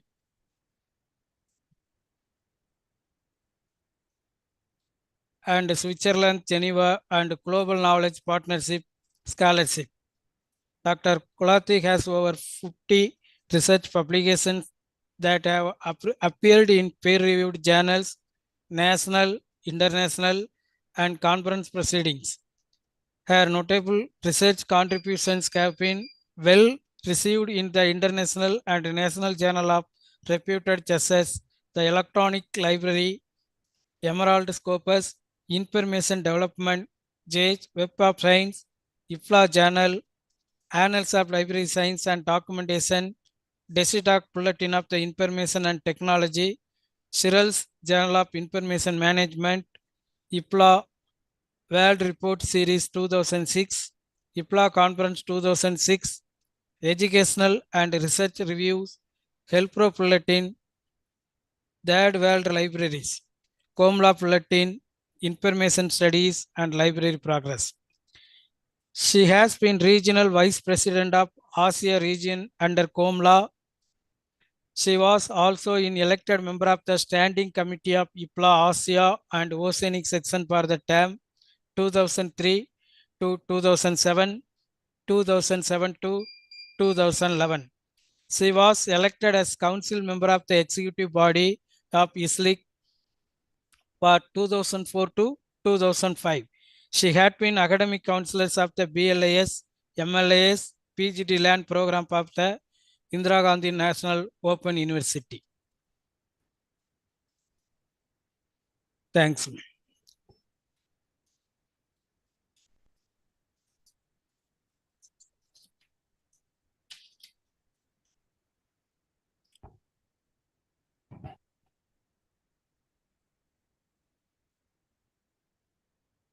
Vijayalakshmi ma'am. Thank you so much, Dr. Murugan. Yes. Yeah. So he said actually many more things. It's not so much. Can I begin the presentation formally? Yes, formally we started the presentation. Okay. Okay, ma'am. So I am so delighted to be part of this conference, and which is a very interesting nature. Can the screen be shared? Can any people see the screen? Yes, madam. Yes, ma'am. All right. Okay. I am really delighted to be part of this, and I am thankful to Dr. Vijay Lakshmi, Dr. Venkatachalam, Mugudishwaran Subramaniam sir, the principal of the college, and also to my alma mater people, Director and Professor Anthony Chow, and Dr. Susan Alman, who had given me this opportunity to be a part of this international conference. I think it's a interdisciplinary nature conference is not very popular in our country so far. After the inception of national educational policy, these things have now started coming up, which is a very welcoming gesture on the part of the college to hold such conference. So coming on to the topic that I want to explore is the MLIS education in virtual mode, as well as how to do it in a face-to-face mode, which is very popular mode presently in our country. So primarily it is consisting of 1 year or 2 year program, most of the universities which are offering in our country, and either those are 2 semester programs or 4 semester programs, and all of them are following these days choice based credit system. And it varies, the credit number of credits little bit vary from one university to another university, because they basically customize as per their need and their students diversity. So syllabuses basically are defined and fixed in all the papers. Most of the syllabuses in these courses are divided into units, 4 or 5 units, and consist of core subjects and elective subjects. So usually core subjects are they have to take, and electives they can choose upon.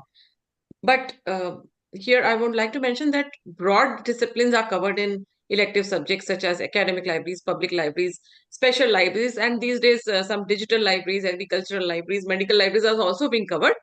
But much more is to be done on this area.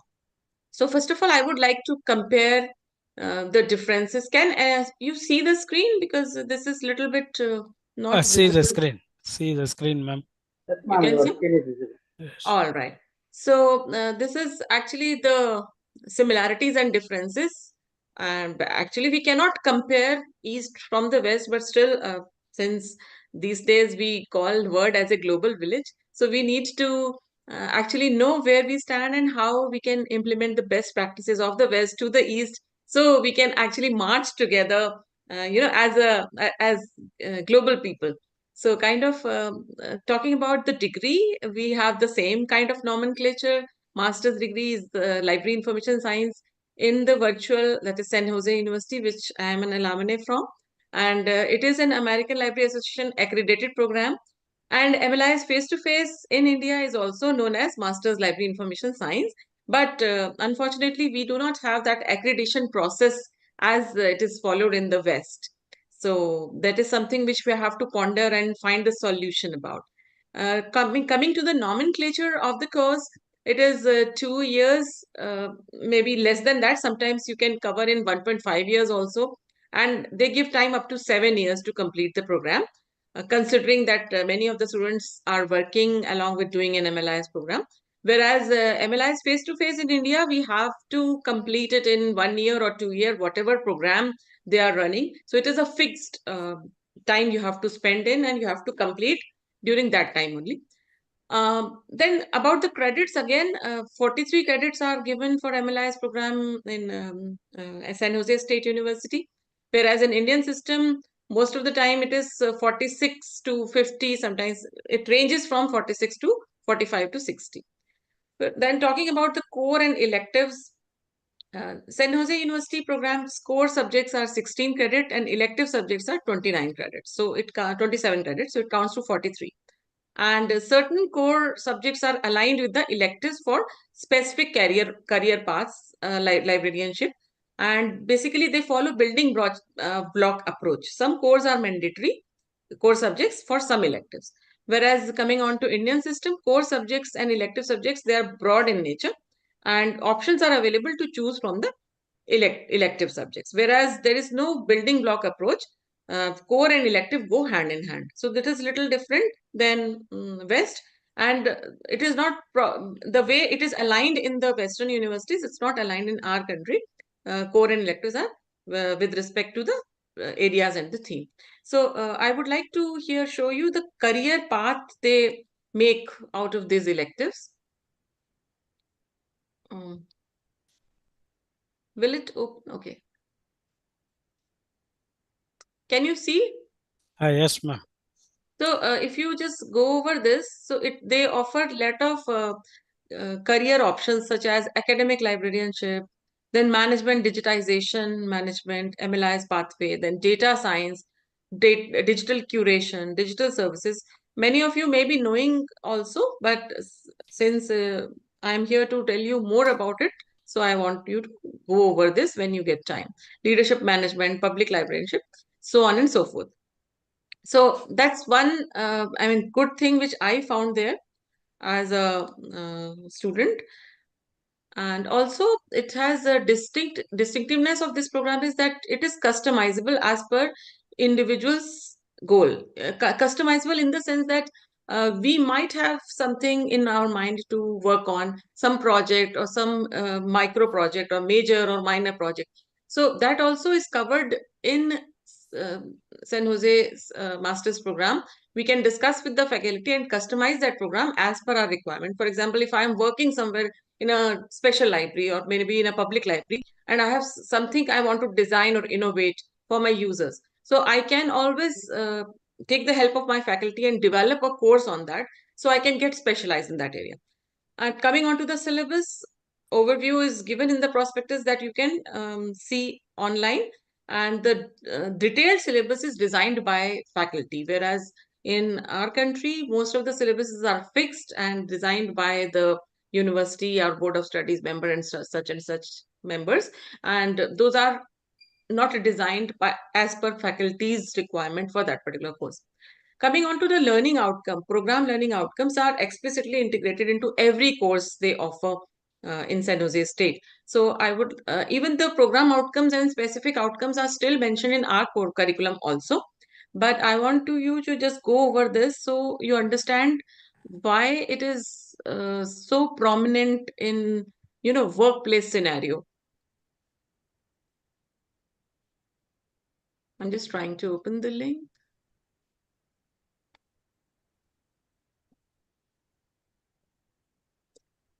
So if you see here, program outcomes are given each course wise, and they are amalgamated with the competencies students have to achieve.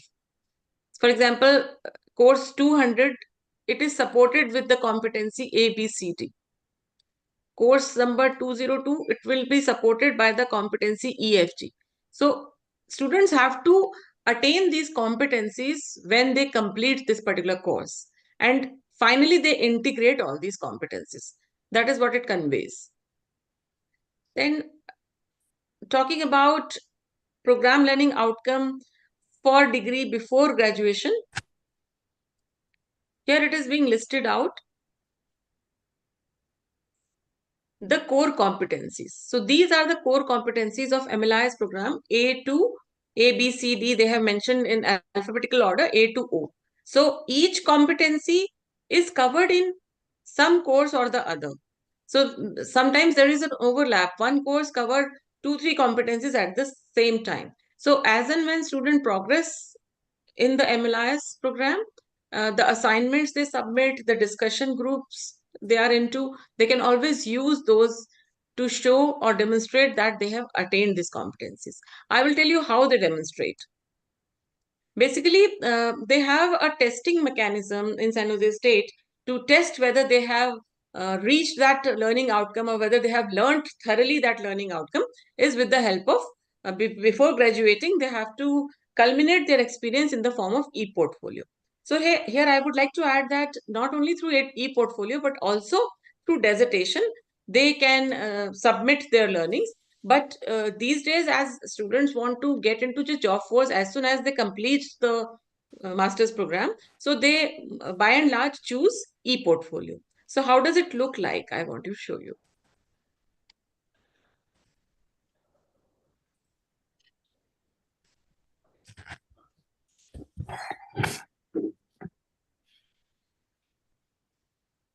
So this is a sample e-portfolio of San Jose State. So if you can just go over when you get time.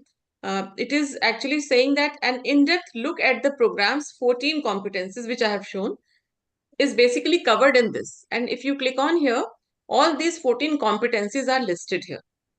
Say, for example, if you want to see what competency student has achieved in this particular area, database design. So design query evaluation of information system.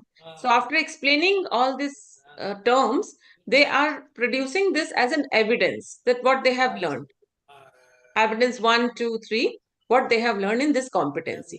So these evidence are taken from the work they have done during their MLIS program, or else they have created on their own for some other thing, but it is overlapping or matching or going parallel with this competency. So that is how they work on this, and which is a very versatile thing, and it makes you job ready better than just appearing in the exam and finishing the course with a degree. This I found it's very helpful. Whereas in our Indian scenario, we students take midterm test, assignment, semester, and semester exam, which is also helpful. But I feel that we need to beef up this system little more by this kind of additions. So this is kind of my e-portfolio which I have developed.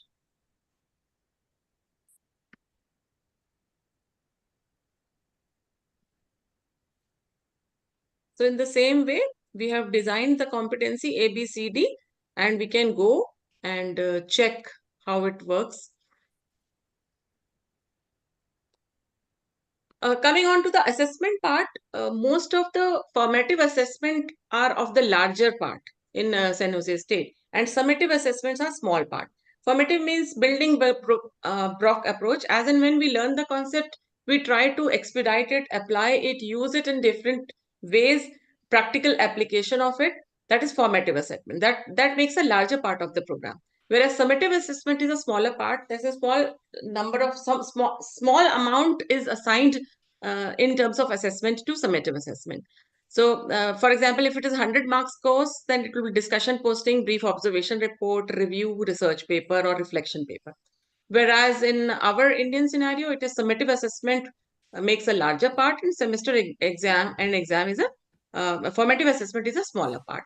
And may by and large, 100 marks are divided into somewhere 70 or 30 and somewhere 80 or 20 by and large. And it consists of assignment, attendance, and the test.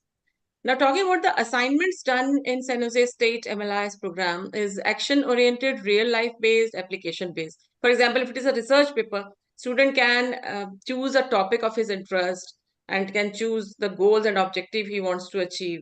And the grade of the course depends on the extent of the research he has done, critical analysis he has done. So kind of, the approach is that learning by doing. So on the contrary, here in MLI's face-to-face program, we describe the concept and theories aligned with the type of questions asked in the semester exam. For example, describe objectives, function, features, services of such and such library. So pretty straightforward. So talking about the learning takeaways of virtual MLIS at San Jose State School of Information.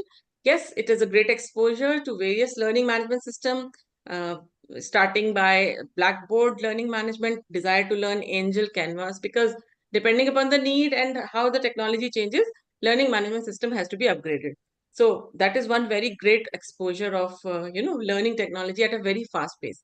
Streamlined guidance on how to use, that is also very much there.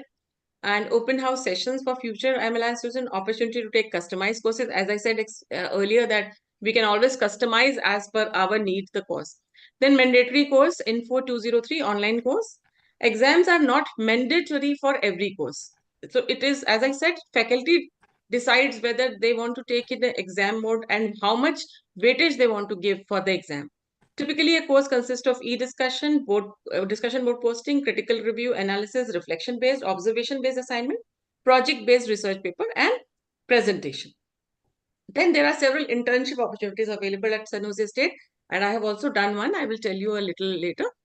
Such as it gives a very useful reference for future job applications. Suppose you want to apply anywhere, so you can always, they can always vouch for how much and what you have done in that internship period, and also develop a strong professional network, and it affirms your career direction. And also it offers virtual internship, and it is very flexible in terms of if you want to do a job virtually and also do an internship, you do a full-time job and virtual do the internship. So it fits very well in the schedule of people who work and balance out their studies. So I have also done my virtual internship, which is recorded here in their website.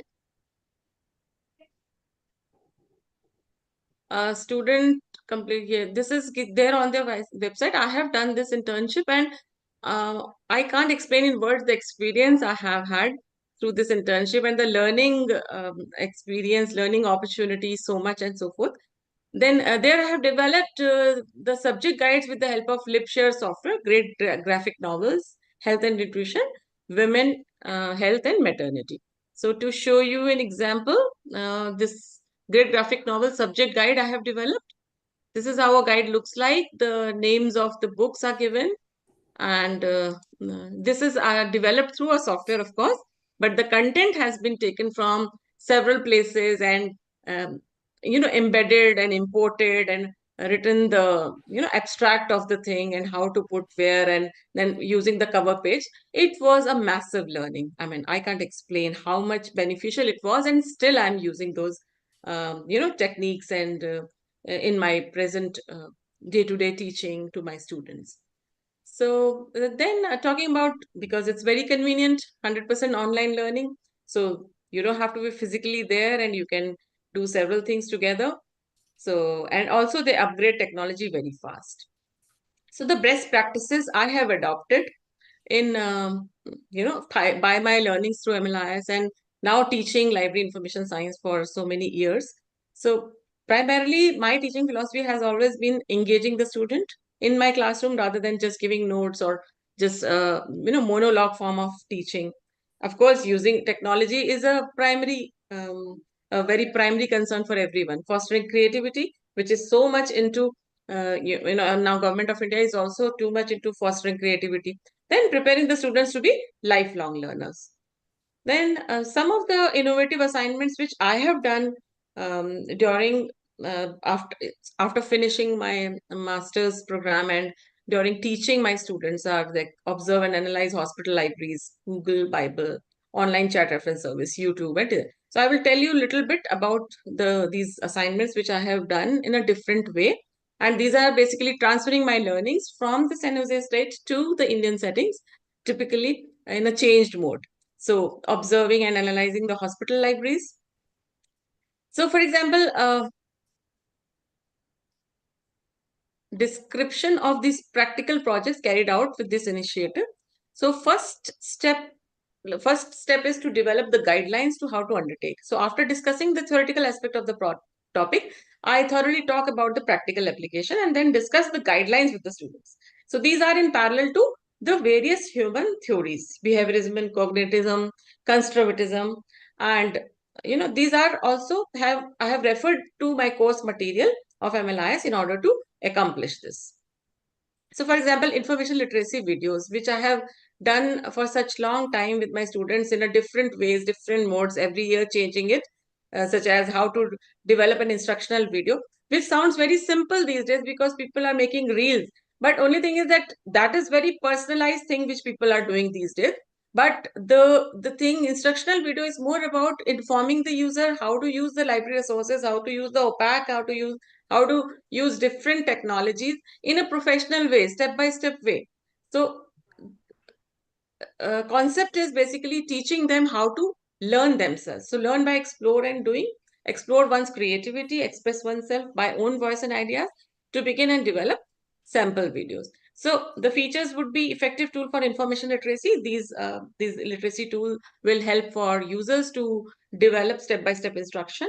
So these were done with the help of Jing screencasting software, but also there are so many available these days, Camstia and other schematic softwares, and it is useful for any kind of library.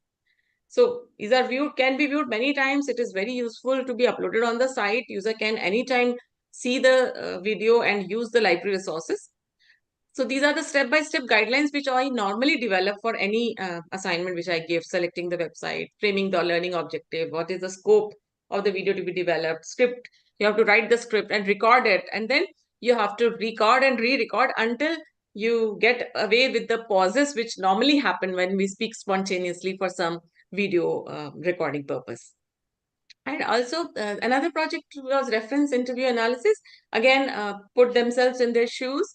Users have to put themselves as a genuine user to get the online reference service. So here I have given them the option to choose any reference service, online reference decks, online which is available. And students were required to familiarize themselves with RUSA guidelines, that is Reference and User Service Association guidelines, and accordingly select a library that provide online reference service.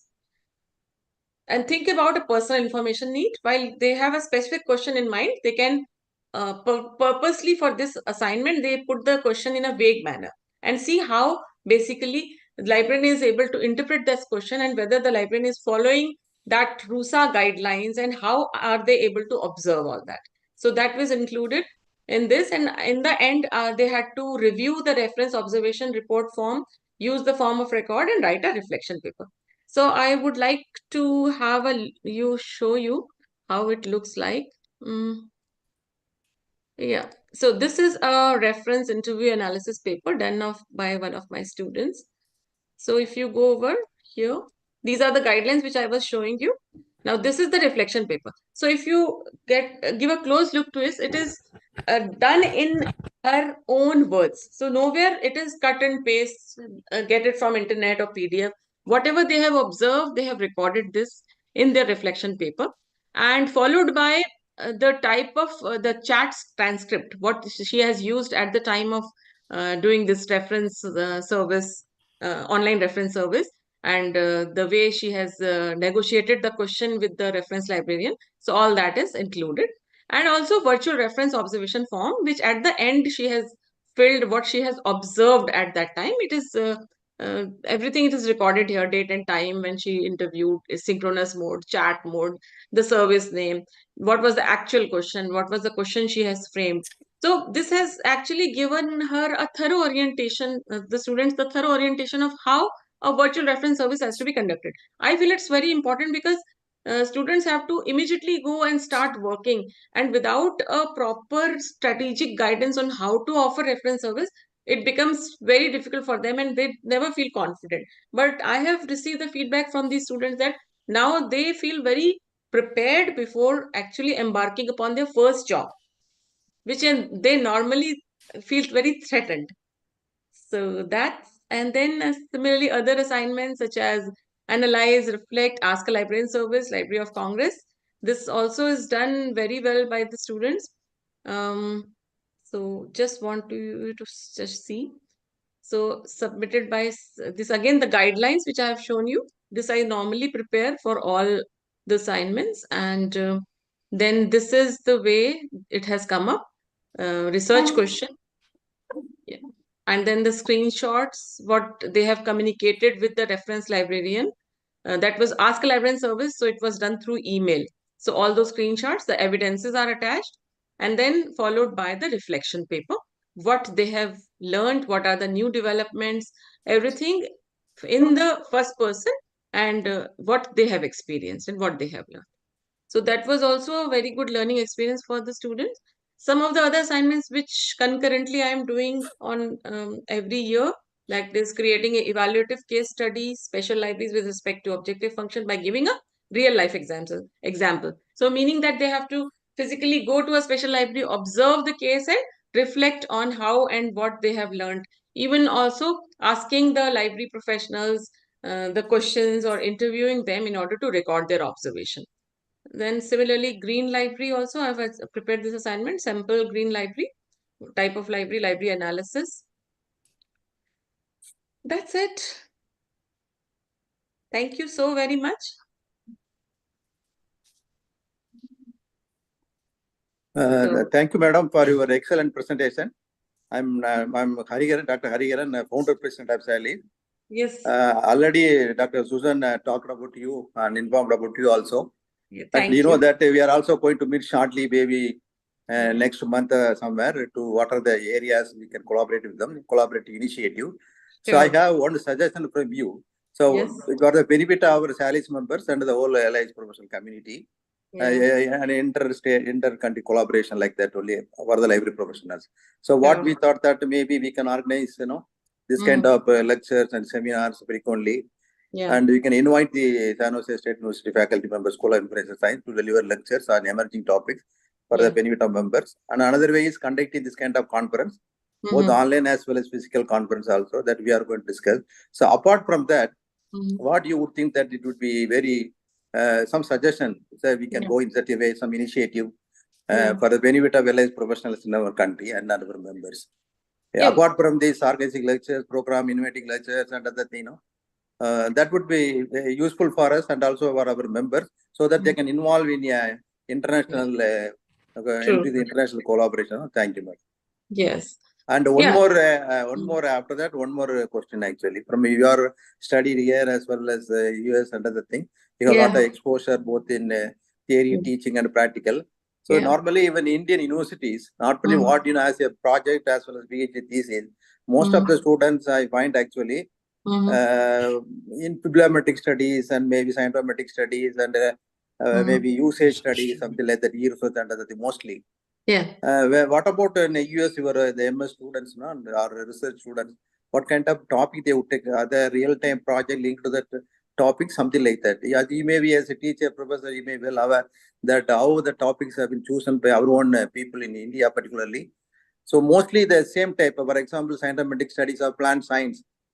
Somebody will take another student take scientific studies of earth science, like that maybe, or usage in a particular area. Mostly we do only, but not any real-time projects that can be applied to the society or the library, something like that. Are they doing such kind of project there? Maybe you can enlighten us for the benefit of our members. Actually, the system, as you already might be aware, that system is quite different than here, because we actually cannot compare East and West, because I have not seen too much of surveys going on there. It is more on real-time studies, that what happens, and more of action-based research.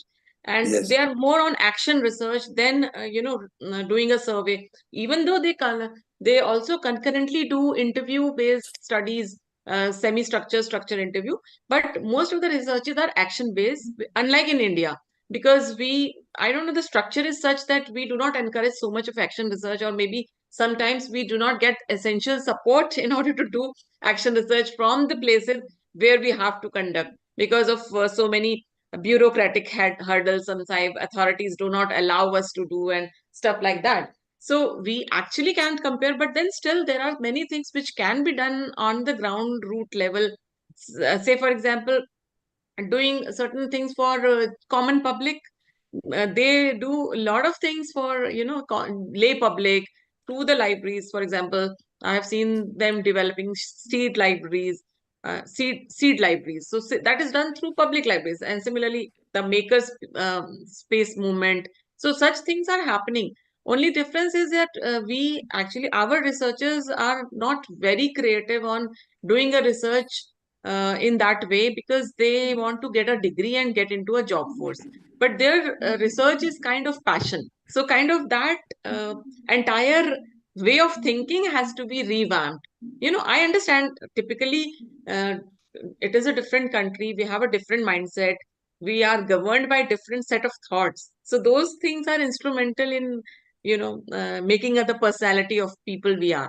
So there is no comparison that way, but yet we have to learn things I feel that action research is very important for development of the profession.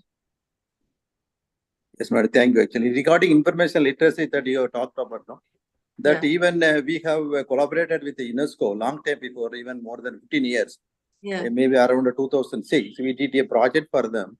And also we have taken responsibility of sensitizing the information literacy. And we conducted a few workshops for the special educator, 1 week workshop at Chennai, and one more program at Nagpur and maybe Delhi Technological University, that we conducted. We are doing good work. And after that, many of our members, they have taken their project in a PhD topic in the information literacy. So maybe we can think of what we thought, we can, UGC courses and postmaster degrees when they go to university, other universities, we have to do some preliminary information literacy courses. But where it is missing in Indian universities, Yes. So we are thinking for several years, so we can't be write to UGC that this kind of courses may be made mandatory. Not they need not to get any mark, but they should be made mandatory for the for this postgraduate degree courses and PhD courses, so that for each subject they will undergo this kind of basic information literacy courses. That also we are thinking.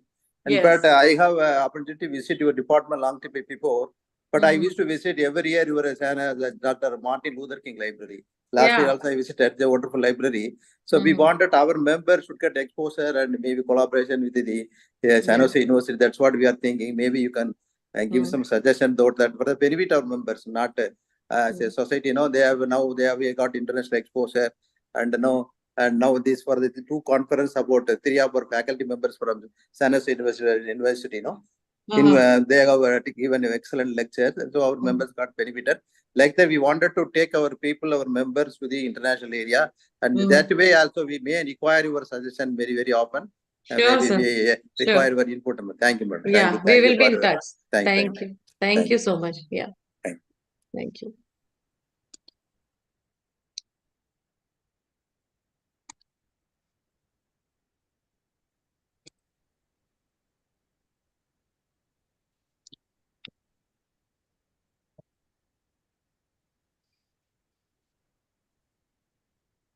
Thank you very much, ma'am. Anjali, ma'am. Thank you so much. Thank you.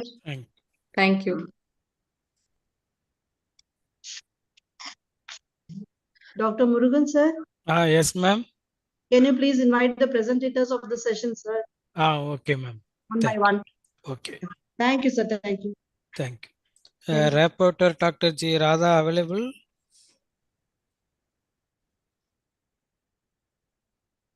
Sir, yes, sir. Yes, sir. Okay. Yes, sir. Okay, ma'am.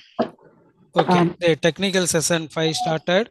The first paper, the habit of reading newspapers among the users of Sri Sarada College Library, Tirunelveli, a study. Komadi. Available? Yes, sir. Please present your paper. Yes, sir. My screen.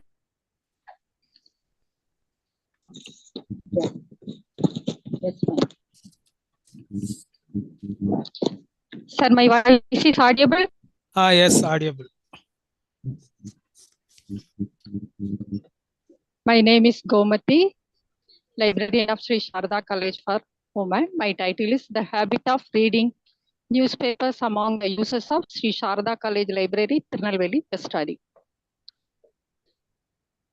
The study explore about the reading habit of PG students in Sri Sharda College Library, Tirunelveli. The survey undertaken among the PG students of Sri Sharda College Library, Tirunelveli, the collections of data using a self-developed questionnaire. Introduction. Habit means regular tendency to practice, especially one that is hard to give up. Reading habit is most important for everyone in our life. It helps us to find a way to get better knowledge of our own experience. Reading is an existing journey to self-discovery. Reading transfers the experience of the author to every individual reader.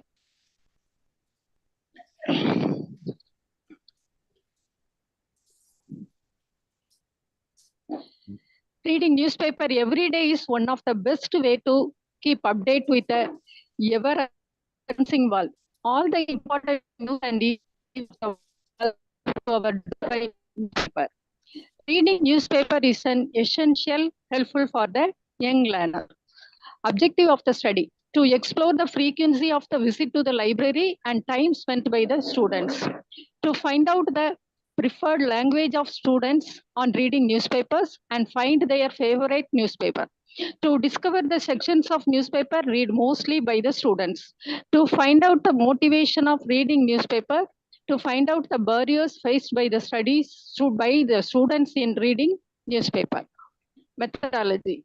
The study is purely undertaken from the analysis of the primary data collected from the postgraduate students at Sri Sharada College Library, Tirunelveli. Questionnaires were distributed to 100 students. The data collected from 98 students. The data collected from the questionnaire is were analyzed through the simple percentage method. In my study, 7 tables are prepared by me. The tables under the heading on frequency of visit to the library, time spent in reading newspaper, language preference, preferable section in the newspaper, motivation behind reading the newspaper, barriers reading the newspaper. First table shows the frequency of the visit to the library.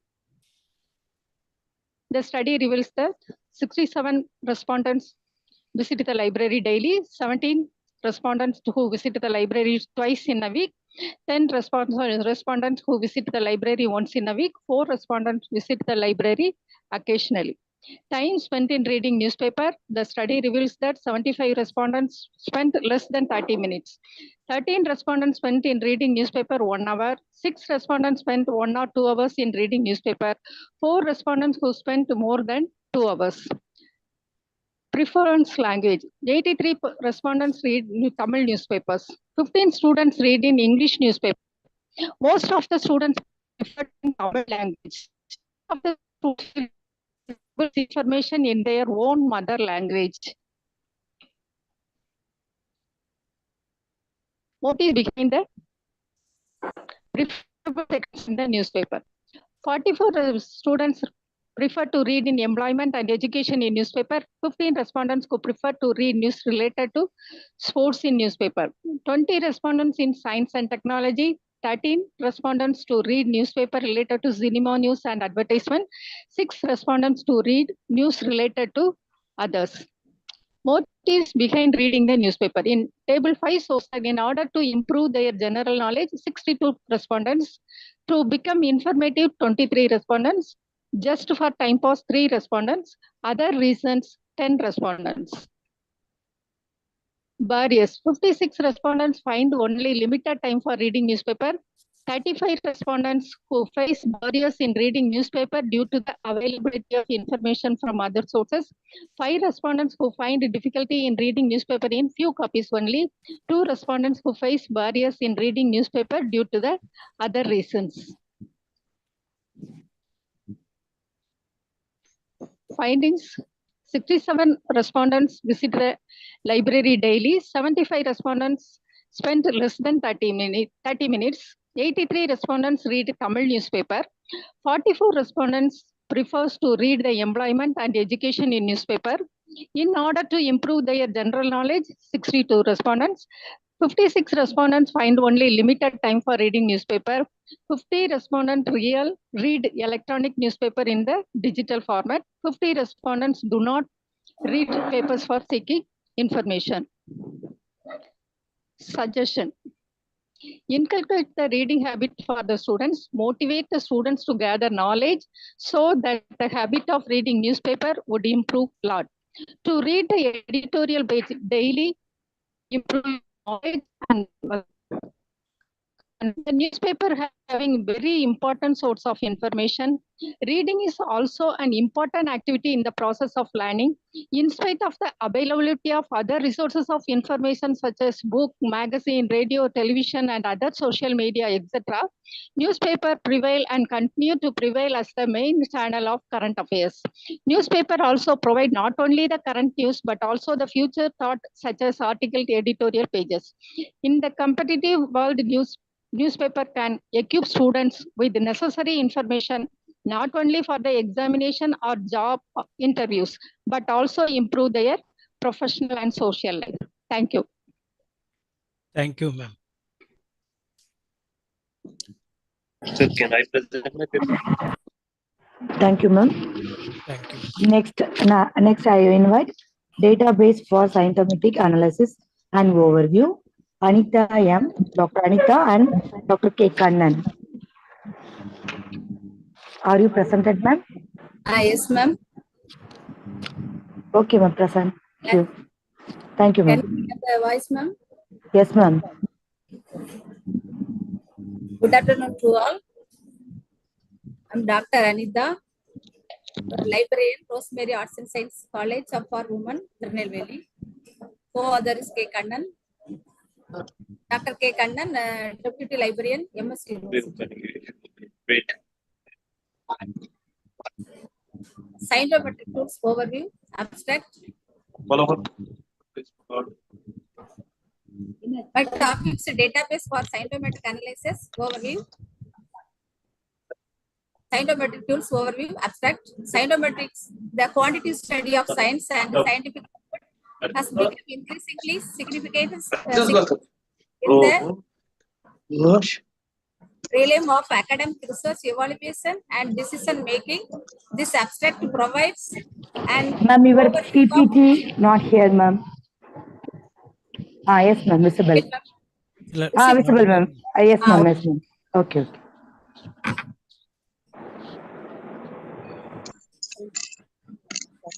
Good afternoon to all. Abstract. My name is Dr. M. Anita, Rosemary College Librarian, Tirunelveli. Co-author is Dr. K. Kannan, Deputy Librarian, MS University. My topic is database for scientific analysis overview.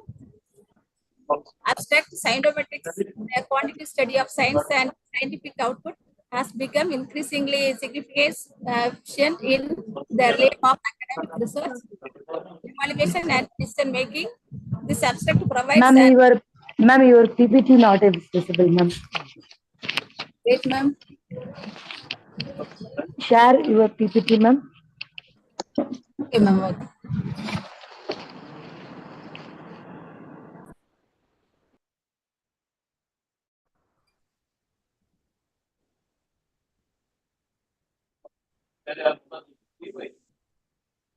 Yes, ma'am.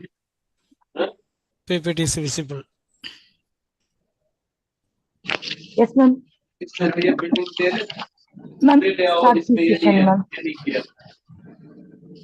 Okay, ma'am. Saturday. Yes, ma'am. Yes, ma'am.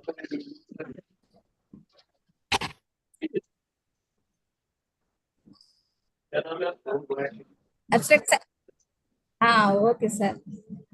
Abstract scientific study of science and scientific output.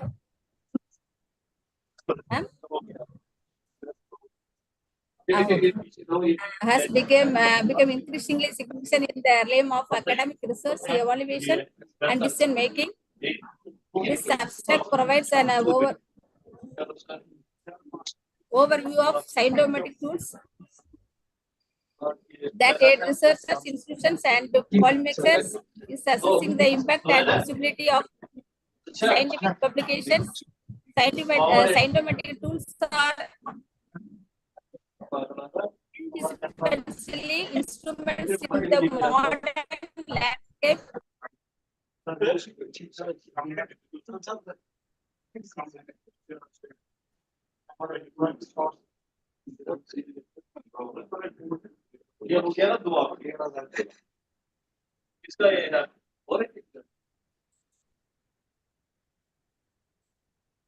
Ma'am, please.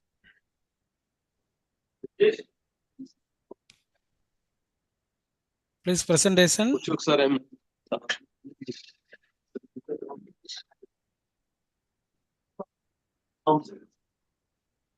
Madam, what about your presentation? Sir, wait, sir. Sir, hear the voice, sir. Clear the voices. Okay. Present your paper. Okay. Sir. Okay, sir. Okay. These Now tools provides researchers, institutions, and policymakers with the means to analyze the measure various facts of scholarly communication, facilitating informed decision making, and shaping the landscape of academic progress.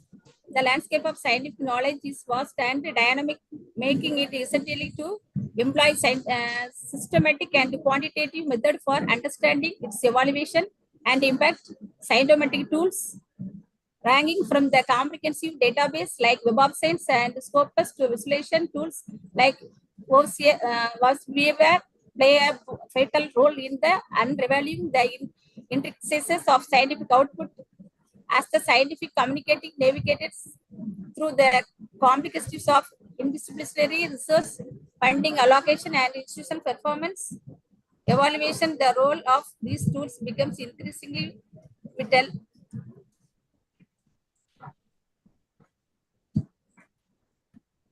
Web of Science is a comprehensive research database and citation index that provides access to collection of scholarly literature across various disciplines developed by Clarity Analytics. Web of Science is widely used by researcher, academic institution, explore, discover, and analyze scientific publication. Researcher use Web of Science, conduct literature review, identify potential collaborator, access research trend, and measure the impact of scholarly publication. Its robust feature and extensive coverage make it a valuable tool for those engaged academic research and scholarly communication. Key and feature of Web of Science: citation indexing, citation report, and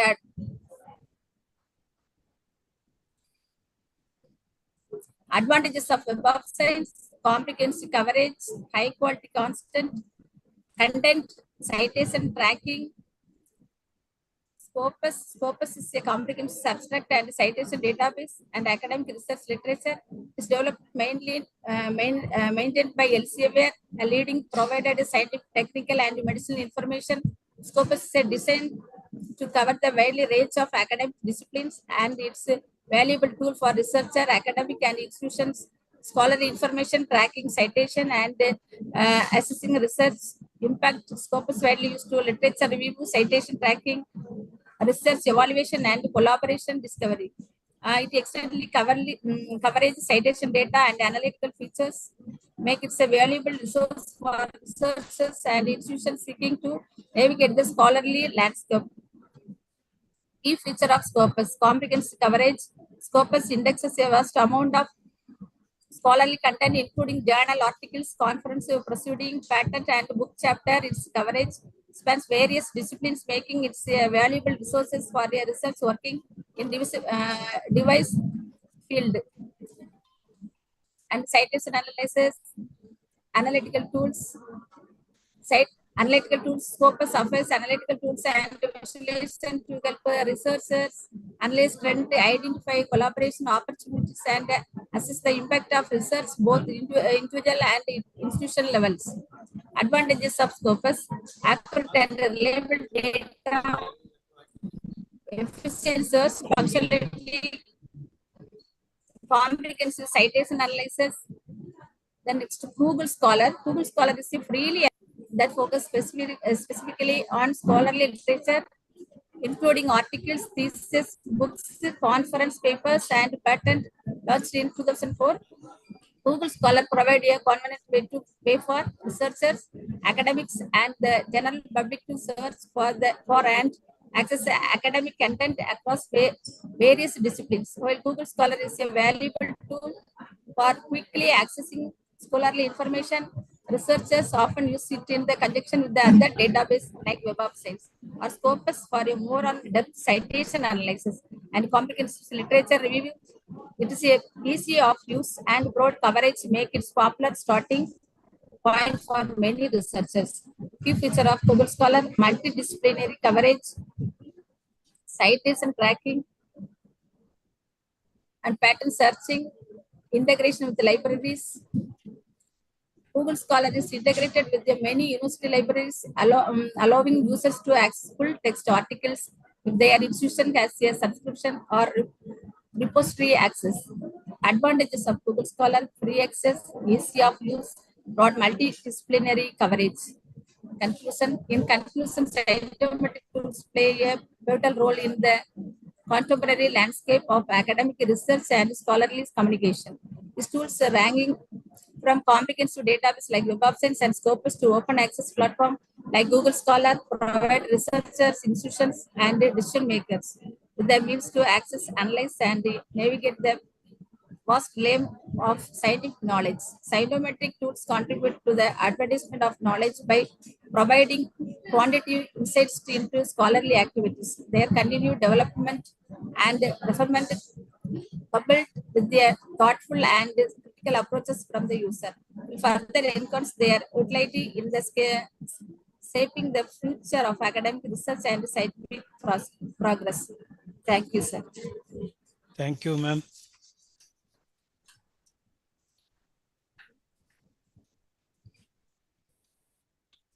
Thank you, ma'am.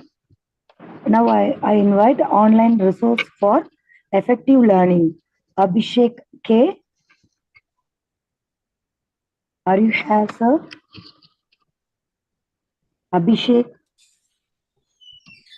The next presenter, online resources for effective learning.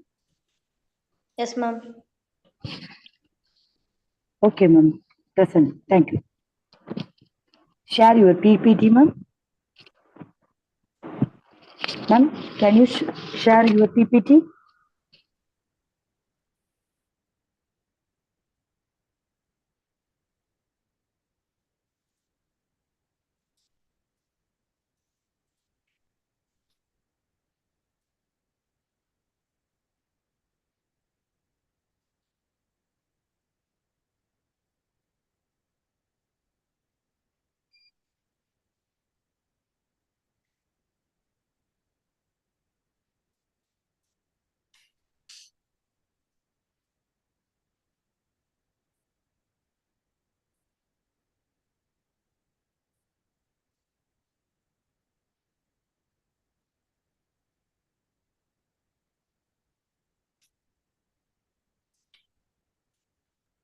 Ma'am, Hi. is the screen is visible?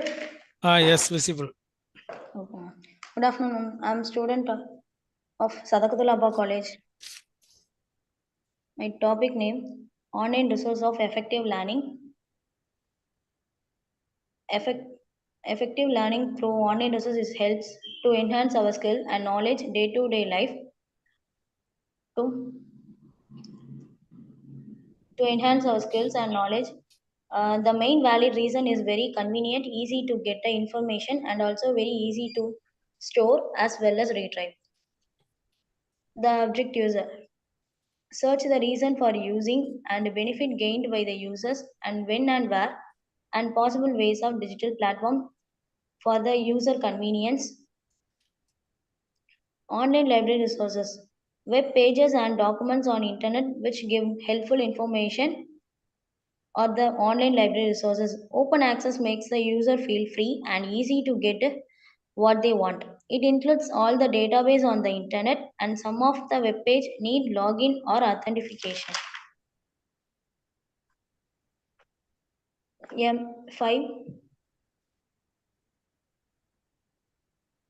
Five best ways of using online library resources more effectively.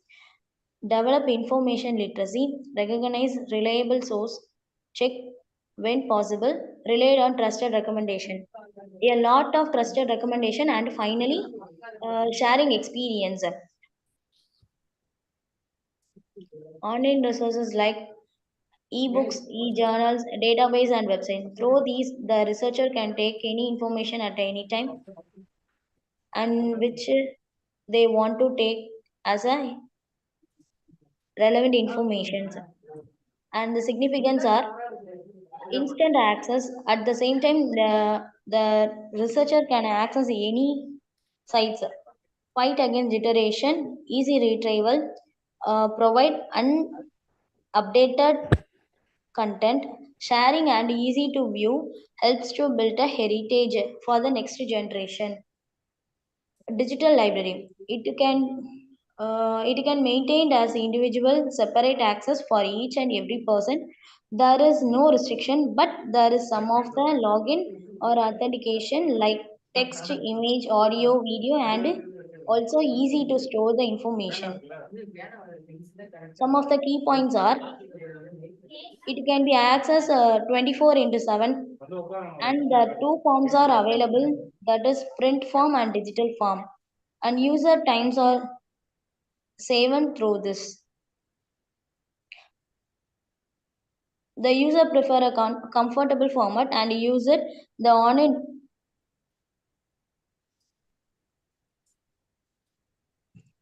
and the conclusions are online library resources have revolutionized the way we access and utilize information. Online library resource plays a crucial role in prompting knowledge, fostering a more accessible and also interconnected with the global learning environment. Thank you. Thank you. Thank you, ma'am. Now I invite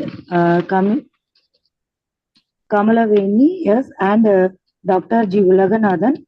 The title is Application of Designing Thinking in Academic Libraries. Are you presented, ma'am?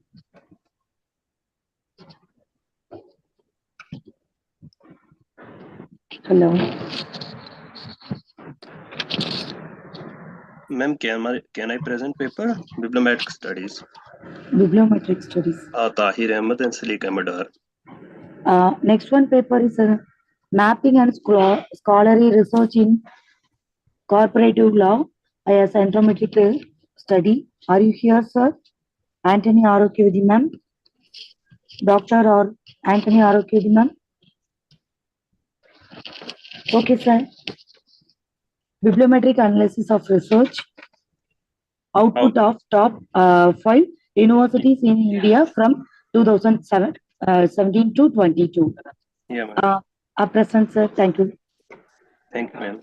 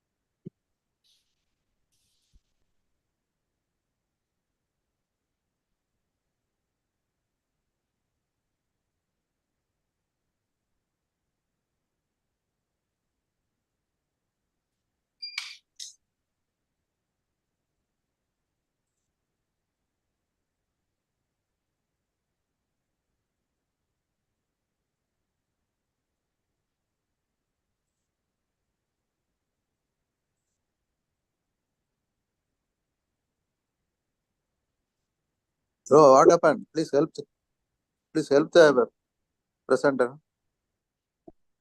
I'm actually not able to share my screen.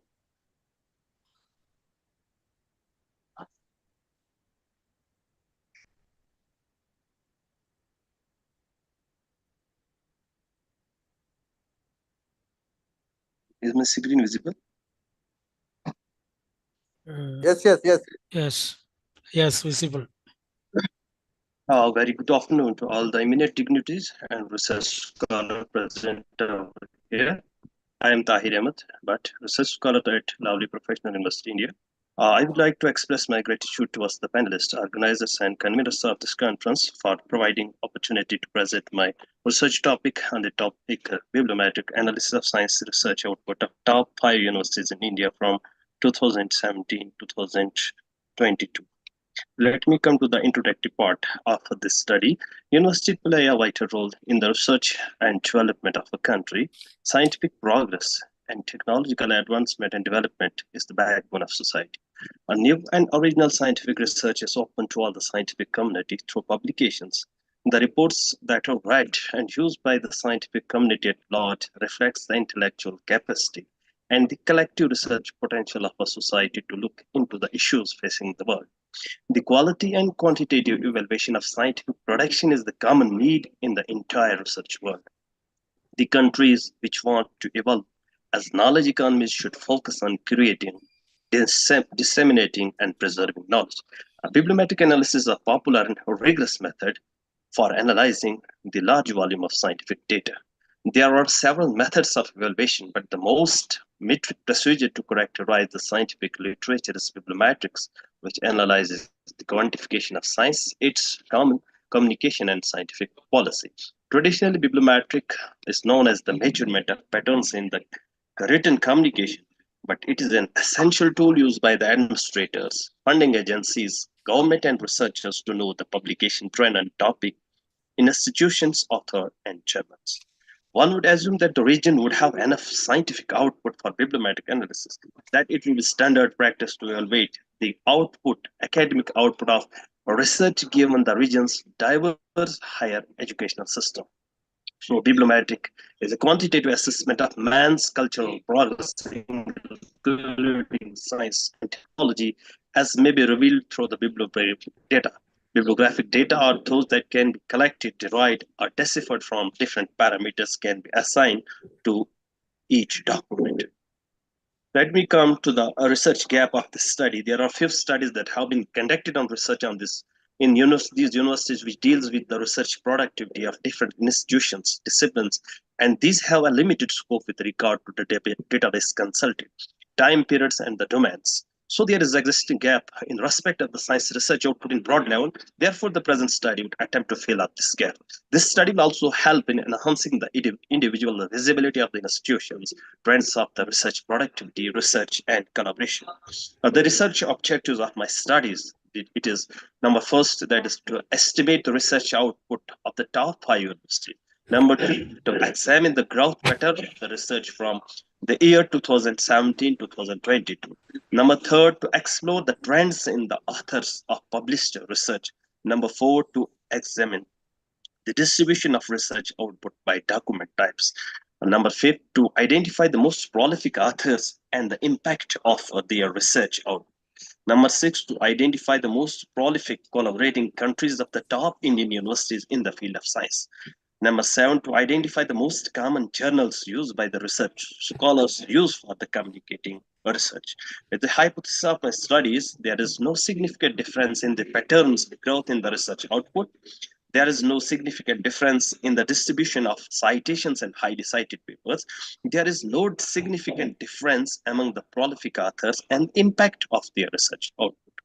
There is significant difference in the contributions among faculty members, that is gender-wise, in the field of science. There is significant difference in the research papers published in the national and international level. The research methodology and data source for my study, they use this bibliometric analysis methodology for achieving these objectives. Because this study covers the science subjects of this university from 2017 to 2022, the source data will be retrieved from the Web of Science core collection, that is Science Citation Index expanded, an online bibliographic and citations indexing service maintained and published by the Clarivate Analytics. This database is chosen because of having the oldest and comprehensive record of the citation indexes.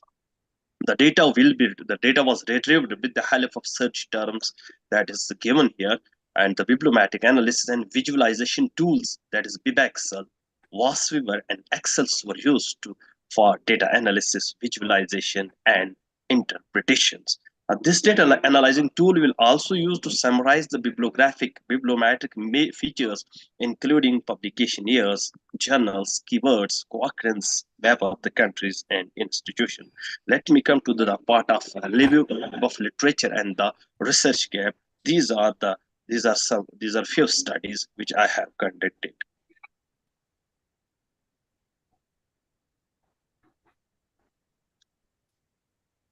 Now, analysis and discussion.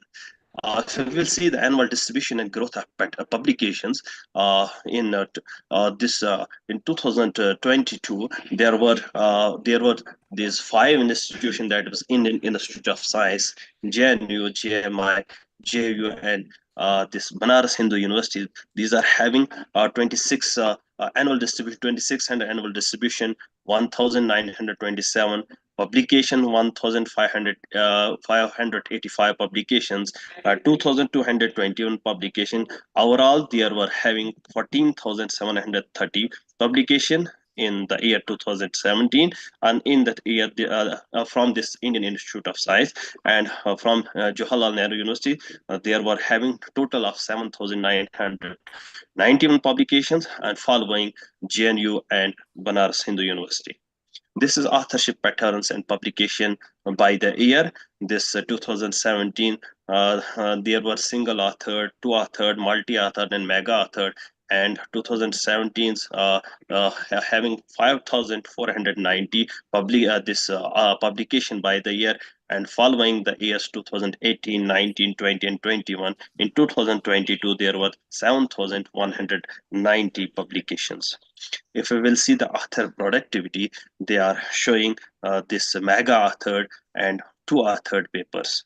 Now, when we are seeing the distribution of output by the documents, these the parameters that were used, that were these research papers, reviews, meeting abstracts, proceedings, book chapters, showing Indian Institute of Science 14,730, following JNU, this JAU, and Banaras Hindu University 7,484. And when we see the subject-wise rank distribution of publication, top 10 research areas, number first rank, that was physics.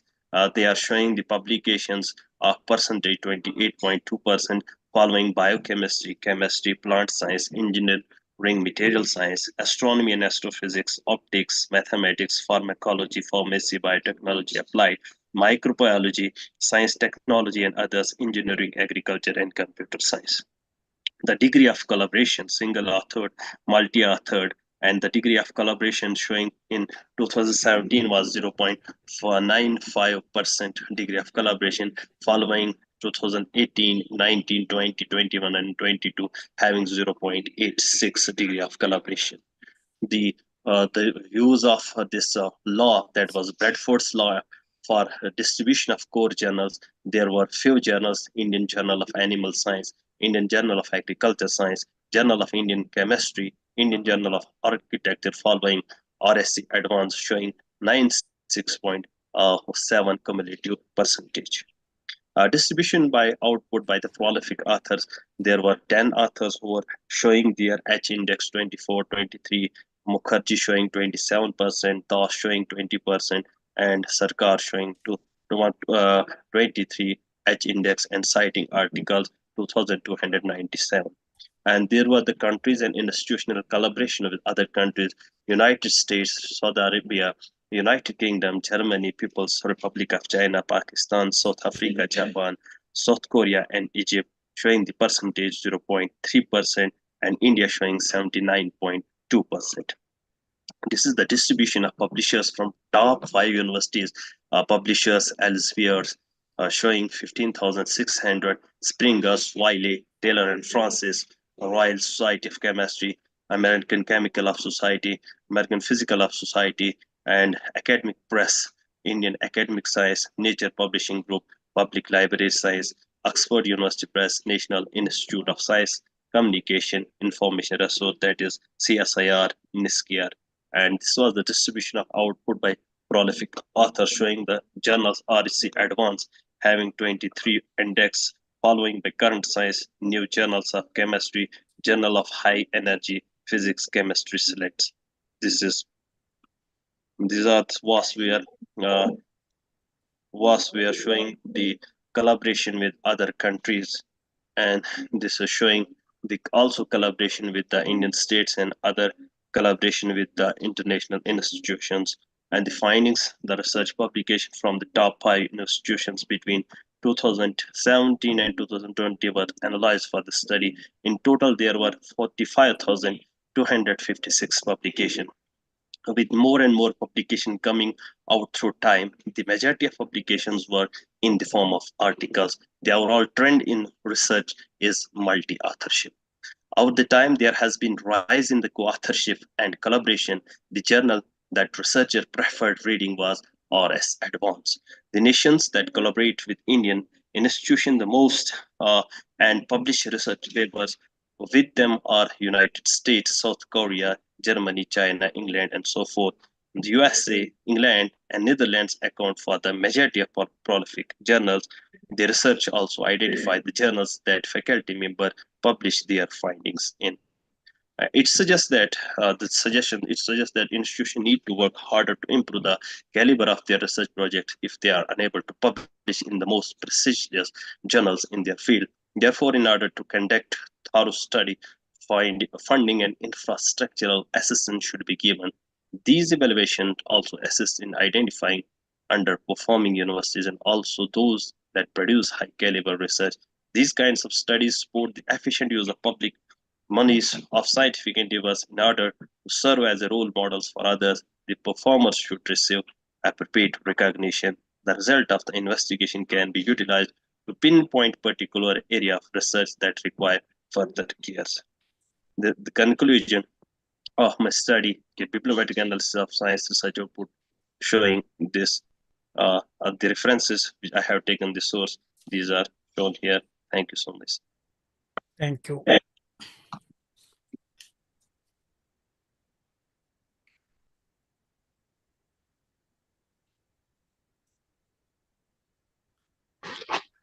Thank you, sir. Thank you for your nice presentation. Now I invite Dr. J. Domain C. Indraji, use of Internet of Things. Ma'am, they have completed, ma'am. Already completed, Yes. ma'am. Yes. Next. Next, I invite Indian contribution of biomedical engineering Excuse me, ma'am. research with. Yes, ma'am. In chat box, 3 members are available yes. chat box. Give them. 2 number of your SPC student, 1 of the lecturer also willing to present the paper, ma'am. Okay, sir. But this order mentioned after willing to this person. Okay, ma'am. Okay, sir. Gishwanan. Next one paper is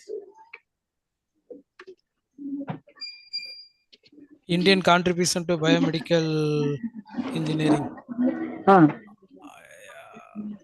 Okay, I invite India contribution to biomedical engineering research with special reference to Scopus database, a scientometric analysis. Dr. J. R. Mugam, sir, and Dr. L. Radha, ma'am.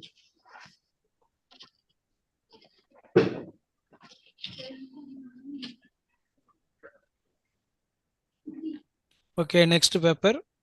Next one is available and use of information sources and services of Physical Education College Library in Tichandur.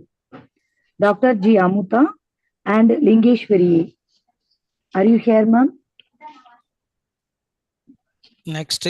Next one is information seeking behavior of undergraduate student at selected arts and science colleges in Madurai district. Dr. G. Amuda and Balaji. Are you here, ma'am? The next one is a study on information seeking behaviors and information needs in medical colleges at Pondicherry. Affiliation to Pondicherry University, a study. Dr. P. Ramya.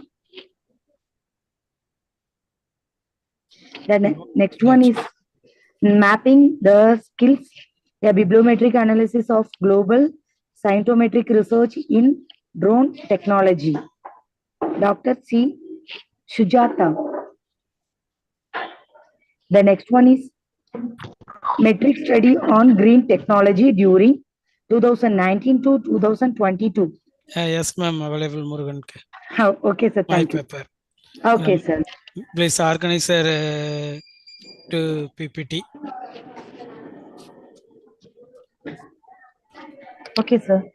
Are you present here? Thank you. Organizer, ma'am, please my PPT.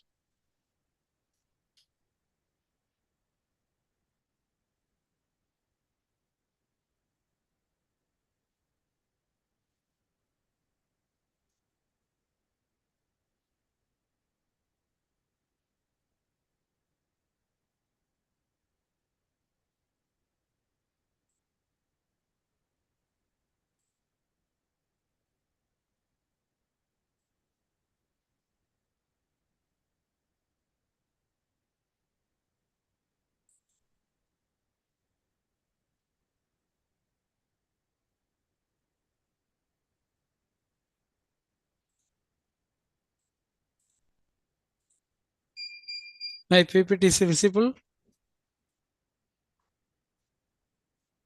Not yet, sir. Visible? No, sir. No. Ma'am, please sharing my PPT. Okay, sir.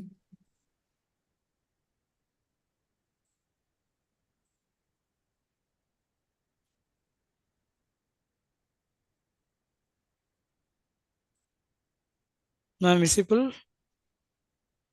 Present my paper? No, sir.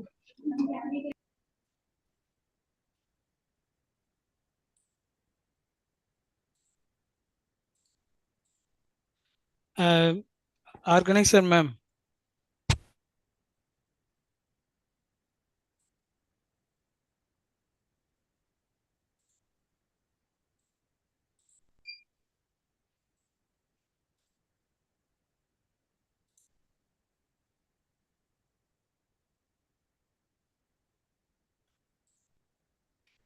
Okay, my paper presented on metric study on green technology. Opening, sir. During 2019 to 2023. I am presently working Sri Paramakalyani College, Alvarkurchi, and my co-author Dr. S. Ramesh, library assistant, Manoormuniyam Sundarar University, Tirunelveli, and Dr. E. Sugirtha Kumar, librarian, Sarah Tucker College, Tirunelveli.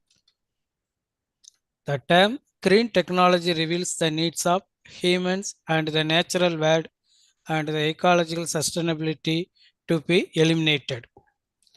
Going green depends the environmental factors change to protect sustainability using the future generation of natural resources. Publish or Perry software program collected from the Google Scholar data. This website of https://www.horsing.com. Metric based on the software published or Perry software is a open source software. These are collected for the data of the total number of paper, citation, average number of citation per paper, author per paper, papers per author, and H index. Methodology. The data collected from the published or Perry software from the website https://www.hersing.com. The keyword searching green technology among the 5-year periods, only 500 documents were selected. Objectives of the study. To carry out the citation metric study in green technology during 2019 to 2023, to examine an authorship pattern, to evaluate the top 10 Google Scholar ranking in green technology, to the contribution of publisher, to investigate the top 10 sites green technology, and to explore the top 10 title citation per author. The citation metrics during the figures, these are publication year 2019 to 2023, citation year, paper already mentioned there. Authorship pattern wise research productivity is single author 27 records with 5.13%, two authors 70 records with 13.31%, three authors 144 records with 27.38%, four authors 137 records with 26.05%, five authors 113 24.28, 1.48%, and so on. Top 10 Google Scholar rank in the green technology. The author occupied N. Nasir, development of green technology from the past to the future development in a systematic literature in year 2021. The sources of systematic literature review and meta-analysis got it to the GS Google Scholar rank is first. Then followed by P. Bradu, A. Biswas, C. Nair, Sri Valsa Kumar. Recent advances in green technology and industrial revolution 4.0 for a sustainable future in 2023 Science and pollution is a second rank. IGAAB Devi Krishna Vijaya Business a bibliometric analysis in 2022. Pioneers Business is a third rank. Q Wang JQP Wang Innovation Development in China in 1990 to 2015. In 2019, Science of the Total Environment followed by fourth rank. L. King T. Chung S. Quick A. Diagnostic and Exma. What myths about technology, innovation, and financial performances relationship? A bibliometric analysis review in 2022, economics in fifth rank. Publisher-wise, green technology research output. The Elsevier 184 documents with 37.10% is a topmost level. Next to mtpi.com, 96 records with 19.35%. Springer 73 documents with 14.72%. Frontiers in ORG 29 records with 5.85%. Wiley online library 21 records with 4.23 and so on. Top 10 sites of the green technology. K2 PLive is on. Empirical evidence from patent data in 2019, 521 sites, followed by K2 Cheng Ya. Environmental regulation and industrial structure, upgrading the road to the green transition of the Chinese cities in 2021, 505 sites. K2 Lee towards a green world. How do green technology innovations in 2019, 476 sites. Ioc-Ico, Sjsu, Song, Li, Sjsu, innovation in heavily polluting industries, evidence from the Chinese listed companies in 2020, 374 sites. Top 10 titles, sites per author. K2 Jili towards a green world, how to green technology innovate in 2019. Sites per author 238. Tu, Liu and Yan. Do green technology innovations contribute in 2019? 174 sites per author. Du, Seng and Ya. Environmental regulation in 2021, 168.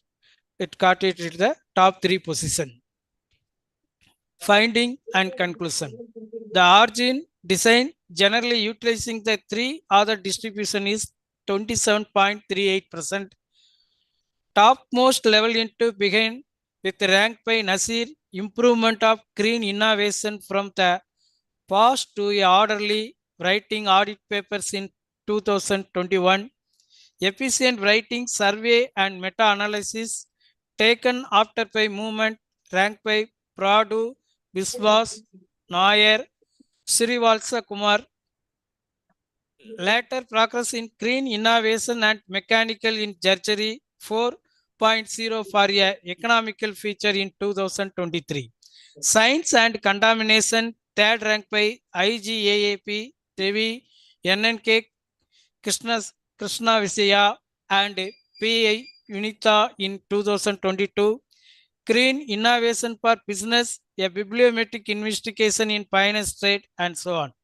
The distributor category in differential distributors within the best 3 position is publisher wise, driving to Elsevier 180 paper with 37.10%, taken after by mdpi.com 19.35% and Springer 14.72%. The distributor category is different, distribute within the best 3 positions already mentioned Elsevier, MTP.com and Springer. Site of green innovation is chosen from the best 10 position, contributed Du, Liu, and to green innovation developments contribute to carbon dioxide emissions lessening in 2019 inside sites 521. Among the best 10 citations per creator are Tew and Klee, who contributed to the title Towards a Green World. How do green innovation affect total factor carbon efficiency side to 38 records in 2019? Then conclusion. The among the 5-year contribution is among the to introduce and motivate to Indian others to green technology. Thank you, one and all. Thank you, sir. Thank you. Now I invite Dr. Anjana Muthupuri, a quality of work life of library professional in selective autonomous engineering colleges libraries in Hyderabad region. A study. Are you here, ma'am? Yes, madam. Here am I. Okay. Now presented, sir. No, I don't have PPT, madam. Present my paper through the reading, whichever I. Share your PPT, sir. No PPT is mentioned there. Okay, present the paper, ma'am. Radha, ma'am. Sir. No PPT mentioned there. Sir, okay, present the paper. Okay. 1 minute. Are you, sir? Huh? Are you willing to present paper? Okay, sir. Are you share your PPT? I don't have, madam, right now. Okay, sir. Vijay, ma'am. Vijay Lakshmi, ma'am. Radha, madam, just. Okay, sir. Okay. Thank you. This is Ramesh, librarian from Hyderabad Institute of Technology and Management, Telangana, Hyderabad. This is my PhD topic. First of all, thank you to organizers, SPC, Salis, as well as University, SJSC University. Consider my paper as a interdisciplinary concept theme.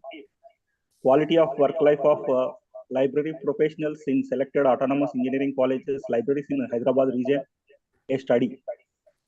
Suggested by my guide Anjay sir. Very wonderful topic because multidisciplinary theme.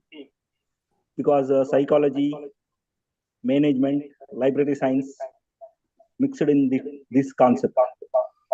So, quality of work life concept is wide scope and involves not only work related factors, but also factors related to personal life, personal choices, and impact of individual behavior at work. Quality of work life can be measured by measuring a personal level satisfaction, both organization and outside the organization and inside satisfaction. The level of contentment person attains because of employee in particular organization, it is varies from organization to organization, person to person, satisfaction levels. Every employee expectations fulfill the needs. So companies motivated their employees perform better outputs and their salaries and infrastructure. Need of the quality of work is important for long-term sustainability of life employees in workplace organizations. In 1972, Louis Davis marked an important year for quality of work life. Formation of International Council for Quality of Work Life in 1972. First meeting, international conference.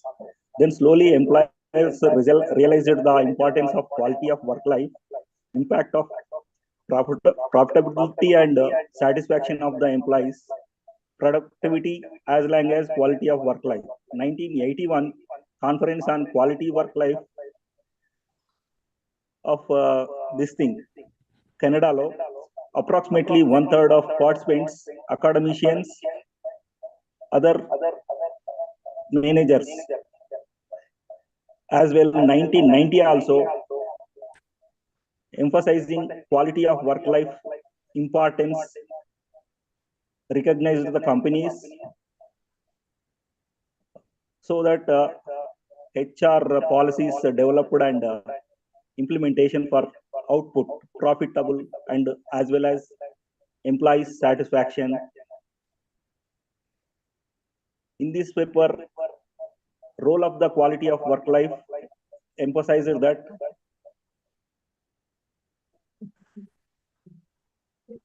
nowadays social and technological aspects also impact of the quality of work life, speed and easy work culture. That is also impact on quality of work life. My research design is following methods. Data source from primary and secondary sources. In that primary sources, almost 104 library personnel among 22 colleges. That 22 colleges also my guide suggested reputed before 2008 established colleges based on placements, based on result, based on name and fame. Those autonomous colleges I selected and given a presentation. Secondary resources are journals, books, magazines, newspapers, as well as colleges' websites. Methodology is selected questionnaire for collecting the data as a sample, random sample. As I said, 104 colleges and 22 colleges, 104 staff members of various colleges. Almost all as a reputed colleges, they quite response 50%. They given a response. In this used techniques are statistical techniques used, chi-square test also used, Likert scale also used.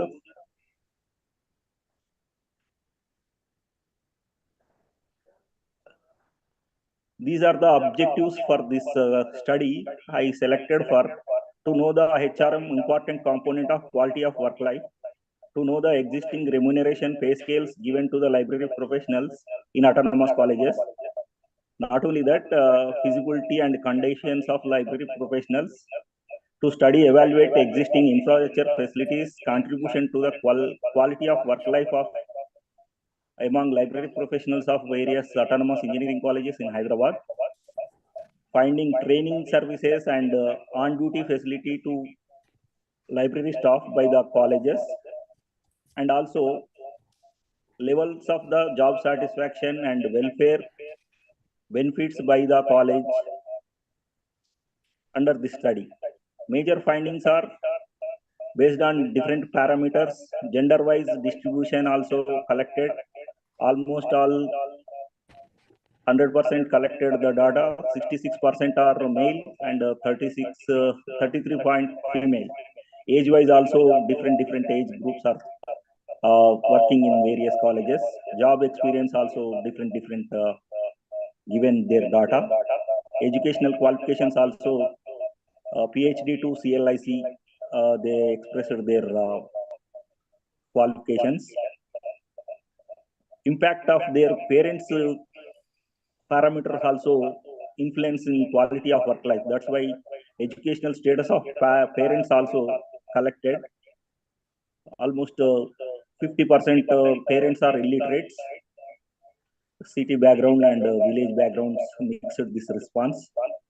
Pay scale, as I said, pay scale also major role in quality of work life parameter.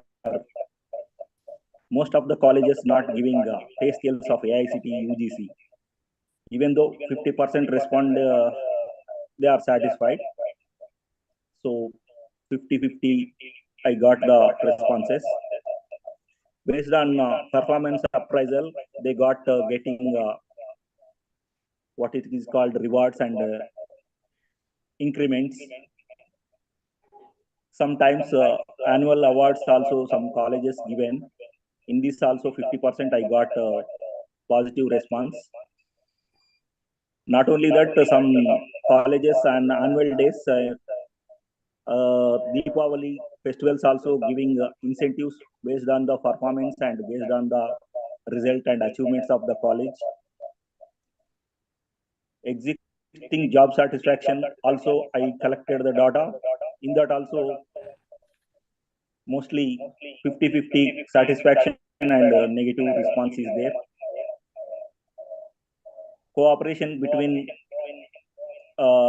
departmental wise coordination also they positively responded. Salary enhancement also year by year after COVID, I don't know, but I collected before COVID. 66% responded as a yearly 5 to 10% increment, like that they expressed their feedback. Motivation of workplace also a very positive response, they expressed their opinion. Good environment, infrastructure also, I got 72% library staff happy with their infrastructure facilities, like free transportation, flexibility of hours, working hours.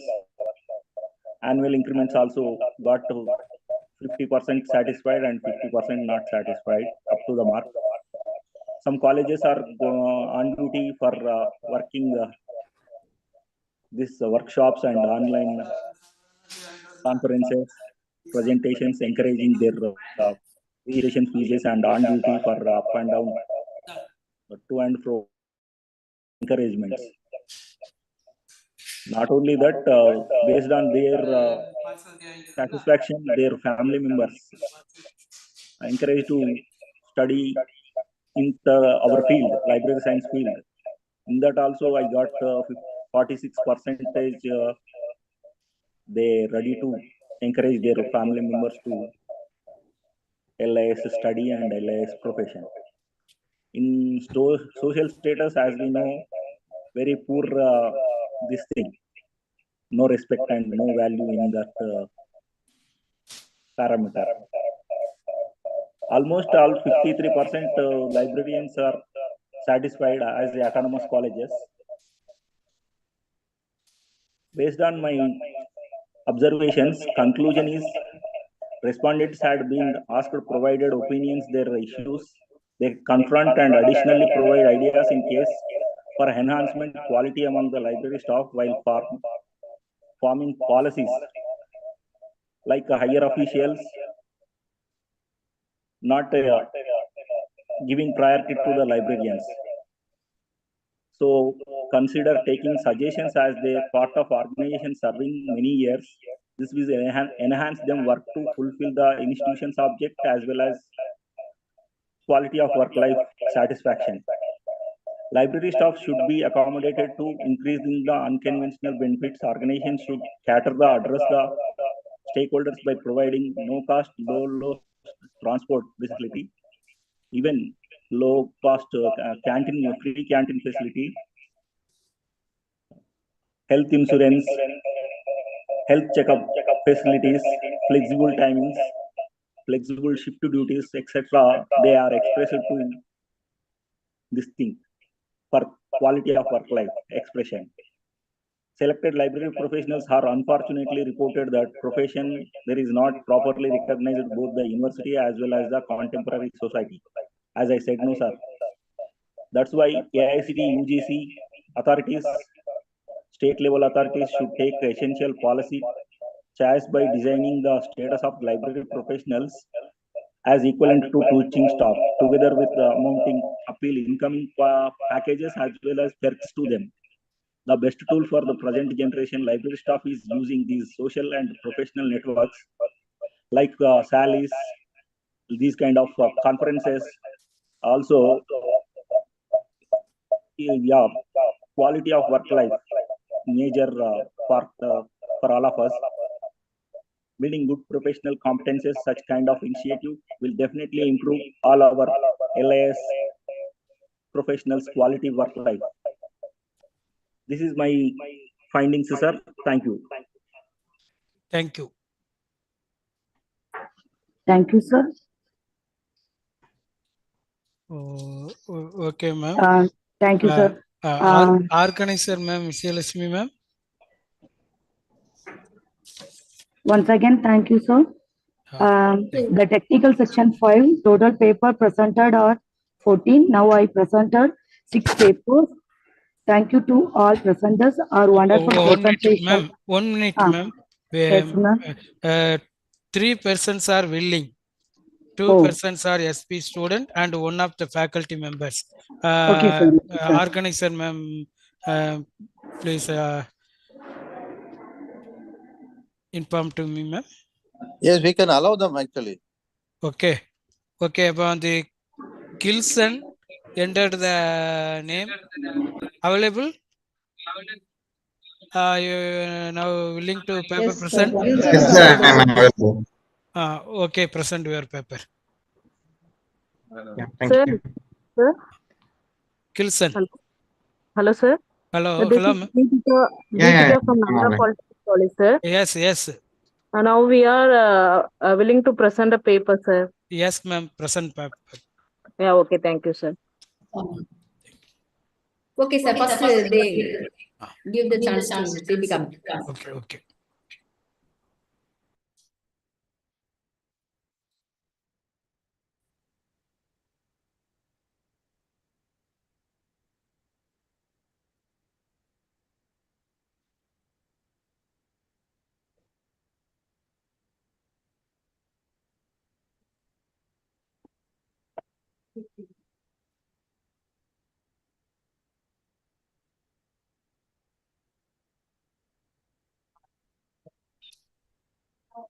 Kilson. Hello. Hello. Ready? Sir, my screen Okay, is okay. visible now? Yes, visible, visible. Thank you, sir. Good evening to one and all present here.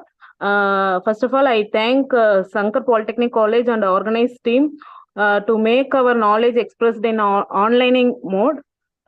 Thank you, sir. And myself, Deepika, and my student Prajit Taran, we are going to present a paper topic on IoT-based wireless sensor network using anti-poaching system for forestry. My students will continue, sir. Okay, ma'am. Now we are going to see abstract. In this generation, now published and upcoming newspaper and magazines mainly include smuggling of expensive trees like sandalwood and segment. As the demand is high in Indian market as well as foreign market, particularly these two trees are smuggled because of the less in quantity and high in cost. These trees are mainly used for making medicines and cosmetics. So smugglers tend to cut these trees and make huge profit in huge amount. So government has implemented more laws and regulations in prevention of smuggling. Now we are going to next slide. IoT enabled forest fire detection and management. The main motive of this paper is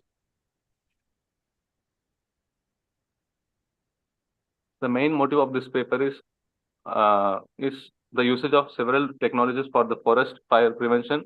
Due to forest fire, several forest living beings face problems and are found to be dead. In prevention of this, IoT technologies like DTH and flame sensors are used. The MCU microcontroller is a Wi-Fi module which is used to record temperature and humidity variations. These data of the humidity and temperature are transmitted to the cloud data and data storage, and the data is referred by the forest department. This step will be helpful to prevent the forest fire.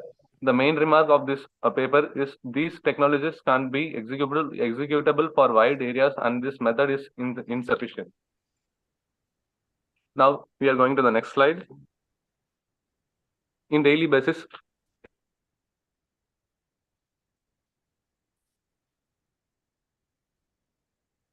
because making medicines and cosmetics. As previously said, the cost of these trees are so expensive.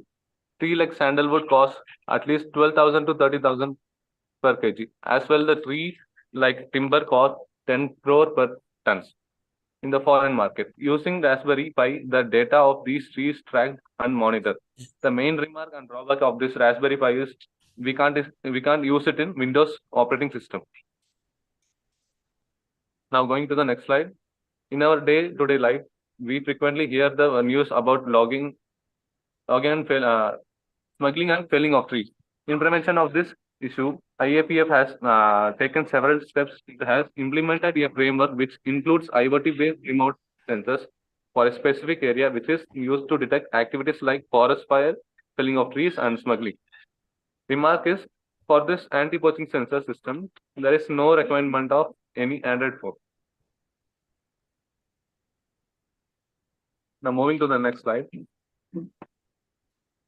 In our daily life, we hear the news regarding smuggling at least once.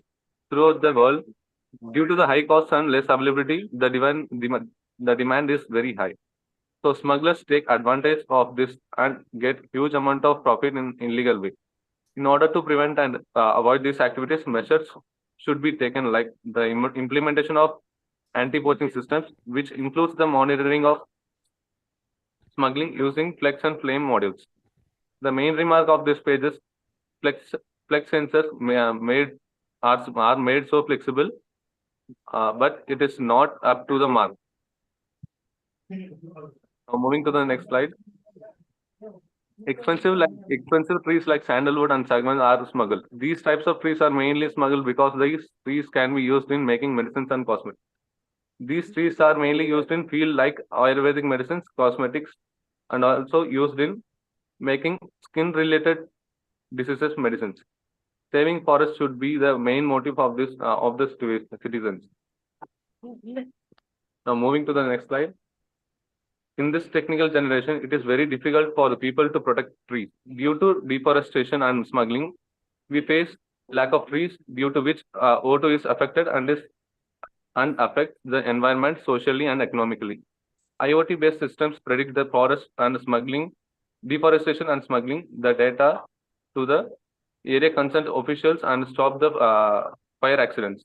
To avoid objectives, IoT devices are used. The main remark of this page is the cost and investment could be high due to the use of many sensors. Now my class teacher will continue the speaking.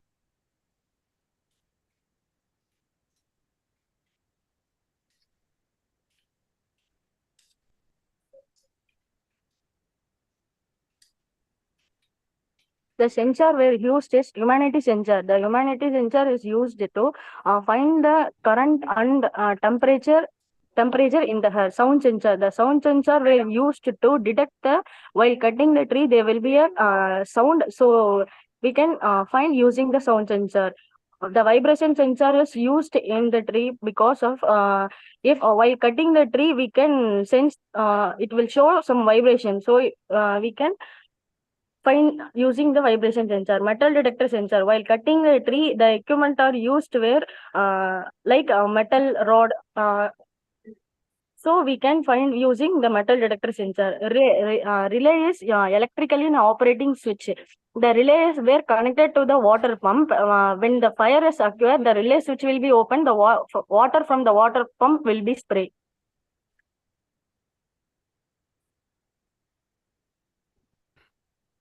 Arduino Uno. The Arduino Uno is a main to easy to use and open source of board. Fire sensor. The fire sensor were used to detect when the flames occur in the tree.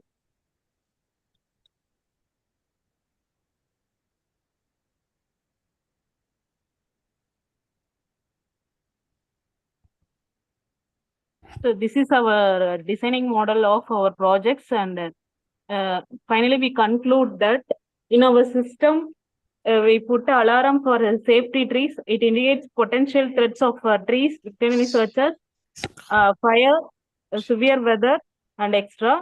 Our motive is continuously monitoring to stop smuggling, and our future enhancement is we use a human sensor, RFID camera, The three techniques are used to enhance our in future, sir.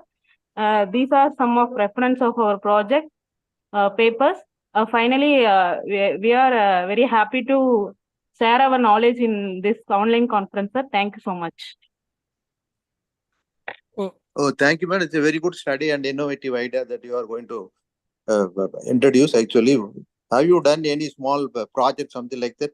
Because the system we have models, sir. So in this model, we elaborate a paper and send it to your site. Okay, actually, it's an innovative idea. Of course, there are many countries they are using, but the forest is a vast area. You may know the forest is vast area. That how you are going to implement this sensor? No? Because based on the Wi-Fi system, there is a sound and full effective Wi-Fi system. You have to use it. How you are planning? So we are just creating a small model, but in future we implement Wi-Fi, sir. That's what. Any idea you have? Wi-Fi implementing Wi-Fi, because the vast area and it's very difficult to put the sensor each and every tree. No, there should be a effective Wi-Fi system that you can propose it. But really, it's a very good study, innovative idea, and other thing. Definitely, our congratulations and for your for further research and to the system effectively. Maybe you can approach some of the funding agency in Tamil Nadu, the Tamil Nadu Council of Science and Technology or DST, and then you can further enhance the study. Thank you. Thank you so much for valuable comments, sir.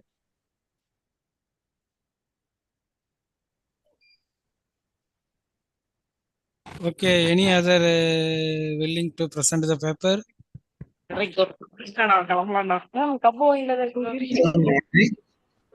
Ma'am, organizer, ma'am. Okay. Yes, we can. Design is ready.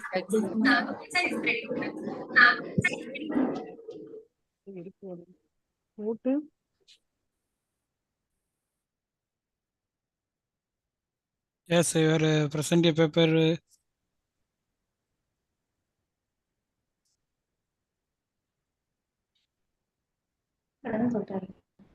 Yeah. Sure.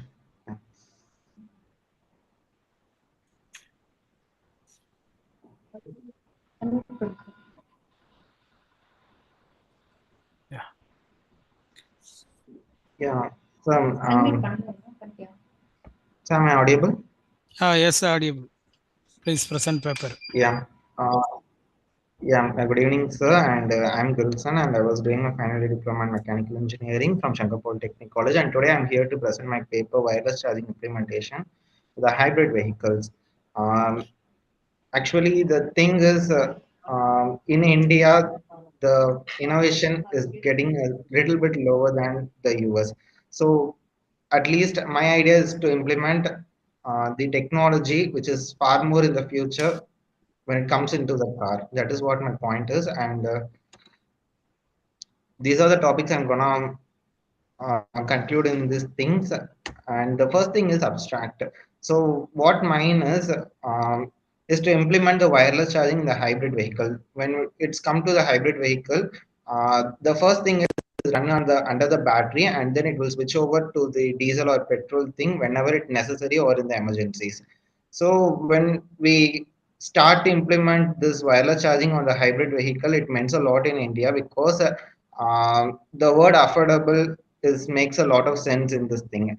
Because when it comes to the affordable, the IIT Kanpur had made a research, and they have said like the middle classes nowadays, in the middle classes, the affordable means if a product meant like 100 rupees, then 35 rupees is the affordable for the middle classes.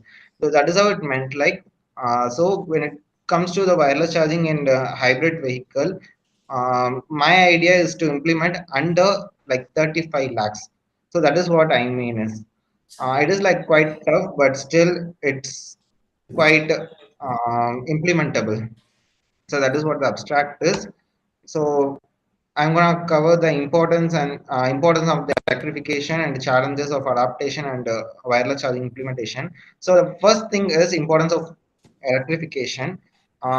When we come under when we compare the electricity as well as the diesel or petrol, the electricity means a lot because it doesn't pollute the environment as well as it doesn't make a quite lot of change in the environment when it comes to the harmfulness. And the changes in adaptation is like we are changing this entire thing to the technological world in the India, because India is a developing country, not a developed country. So we have to look forward for the future things, and wireless charging implementation is quite easy. Like that is what we are uses under the that is what we uses in the iPhones or whatever the higher brand things. But implementing in the affordable is quite different because we uses a technology which I will explain in the slides. So these are the festival analysis. So when I come after to analyze what happened when we implement the wireless charging in the car, I was came up with these three things: technological maturity, cost effectiveness, and incentives, as well as the regularity framework. So the first is technological maturity. That is what I have said in the first thing. India needs to get developed in the technology, especially in the car. And the second thing is cost effectivity and incentives.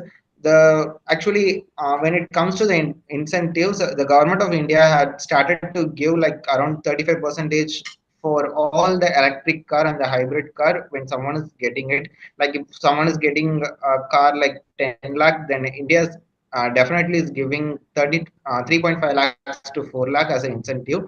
So when it comes to the cost effective, the initial cost is quite high, but also but the maintenance as well as the regularity cost is quite low when it compares to a normal diesel or petrol car. When the third one is regularity framework, when we implement something new, then the regulation of the framework will changes a lot, because when the mobile brand started to change over to the USB Type C from the micro USB, the regularity changes, but the innovation gets boosted up. So the thing is, when we come after to charge the cars or the vehicle wirelessly, the regularity might change, but the implementation is quite so great than the previous one. And the next is technical aspects. This is what I said on the last thing. I was having a quite a good idea. So first thing is normal power transmission mechanism, which uses the normal wireless charging method. And the second one is aligned optimization. The thing aligned optimization means that is what we are using in our smartwatches. In here, the both the car as well as the wireless charging pad get aligned up on a straight line, so that the energy is directly get transported without any loss of energy. When we come after to the power transfer mechanism, the loss of energy is quite lot than we expect, because the wireless charge, when we come after to the wireless charging, the gap between the two particles means a lot of loss of electrons, which actually come up with the slow charging. The alignment optimization meant a lot, because the efficiency of the charging is so high. And the next thing is economic implementation. So the first thing is long-term economic gain, which is where like it reduces the fuel consumption. Also, this car or vehicle is lower in maintenance, as well as it improves the air quality. But when it comes to the industrial market impacts, some might get worked, because the petrol and the diesel industries based things will get it load up, but the electrical based industries will definitely get up a little bit high, because in India we are like going after to the electrical vehicle. But when it comes to this hybrid car, both the diesel or petrol engine as well as the electrical things will get up a little bit high than the normal electrical vehicle. So and the next thing is environmental impact. So when it comes to the environmental impact, we all know like it decarbonization transport is a type of technique where the fossil fuels are reduced during the fossil fuels are reduced during the process. So the smart grid integration is a type of integration where the wireless charging is getting implemented by using the power which is obtained from the renewable resources. So the smart grid integration based companies will get up a little bit high when we use this type of techniques. And finalized advantages and disadvantages. When it comes to the advantages, it meant a lot in economical gains because the wireless charging contribution is lot more greater in the decarbonization of the transport sector. It reduces the emission of harmful gas, but in environmental impacts, the maintenance is quite low. But when it comes, like if an accident get caught up, then the parts and the other things will cost a lot than we expect. That is what the disadvantage is, and the advantage is economical gains. And these are all the things we have already know. And my conclusion is, when we come after to implement only the electrical vehicle, it might make a change. But if we come after to the hybrid vehicle, it can makes lot and lot of changes in India. That is what I'm conclude this. And these are the reference. Thank you so much. Thank you. Yeah, please Yeah. sharing here.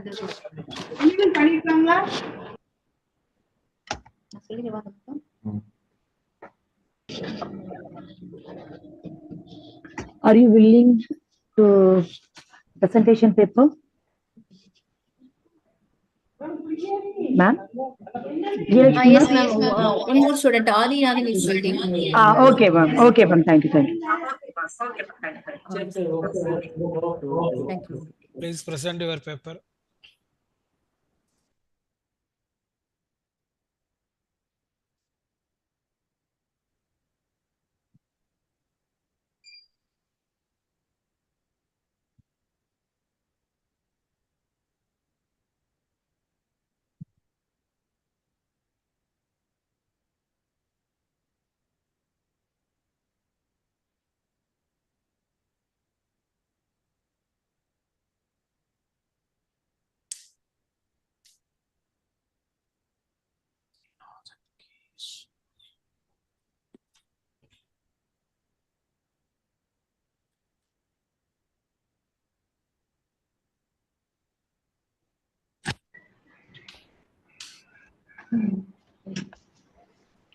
A very good morning to all, and this is Adi Nathan, and I am here to give a presentation about driverless car.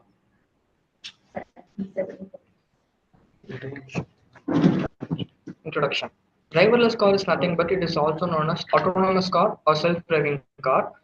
An autonomous car is a vehicle capable of sensing its environment and operating without a human involvement. A human passenger is not required to take control of vehicle at any time, and even the human passenger is not required to be present in the vehicle at all. It can able to drive without a human involvement. That is a concept. What is self-driving? And the thing self-driving is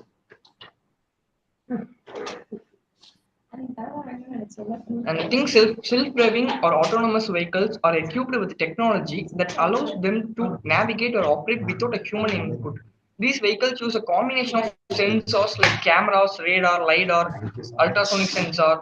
So, by these sensor, the goal is to create a safer and more efficient mode of transportation by reducing human errors and involving overall traffic flow.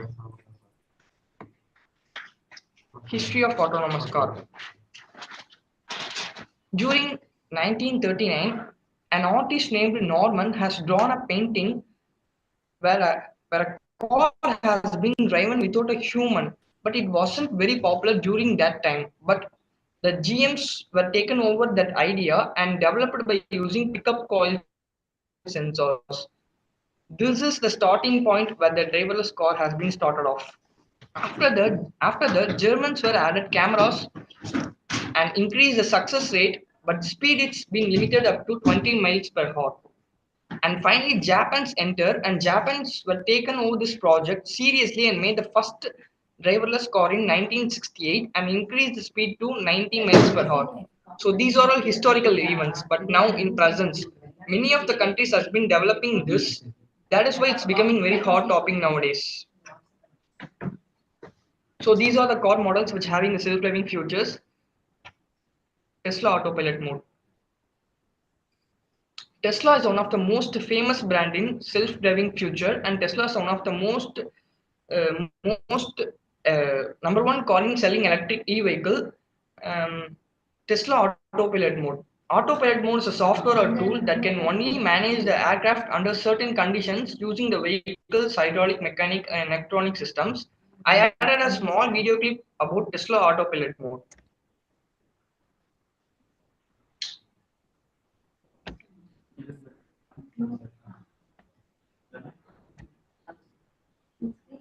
Let's see that.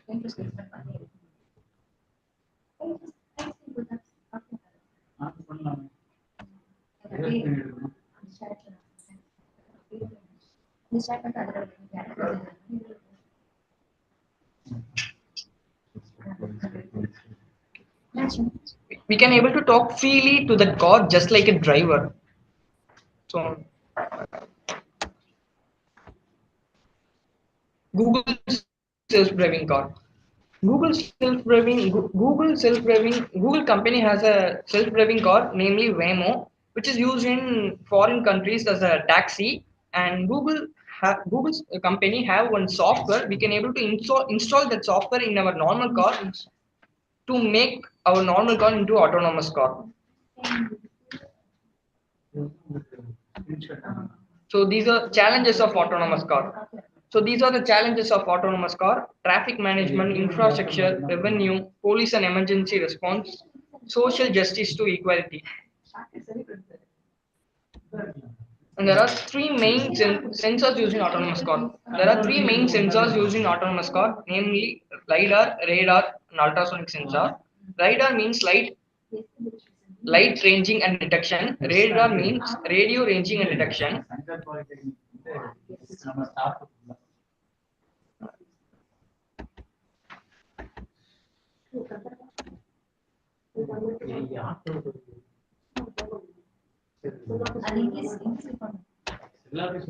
Artificial intelligence used in autonomous car. AI enables self-driving cars to sense, perceive, and navigate their environment as well as make real-time decisions based on data gathered from their sensors like radar, ultrasonic sensor, LiDAR, etc.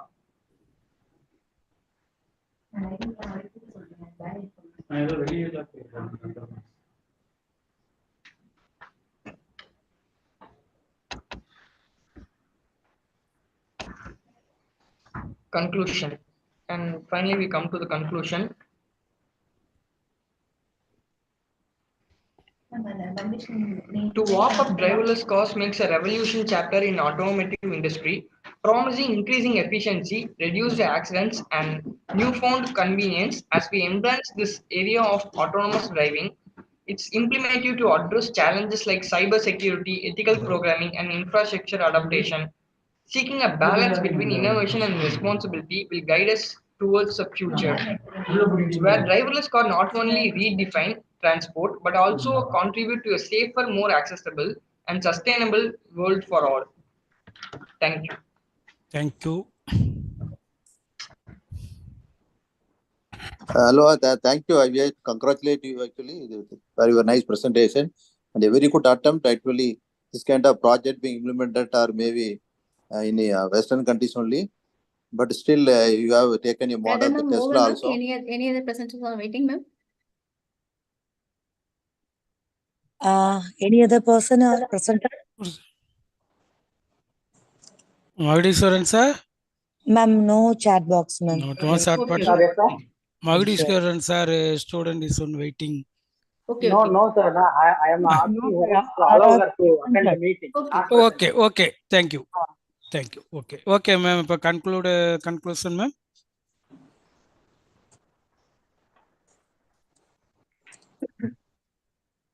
Radha ma'am, are you going to give any? Okay, ma'am. Thank you.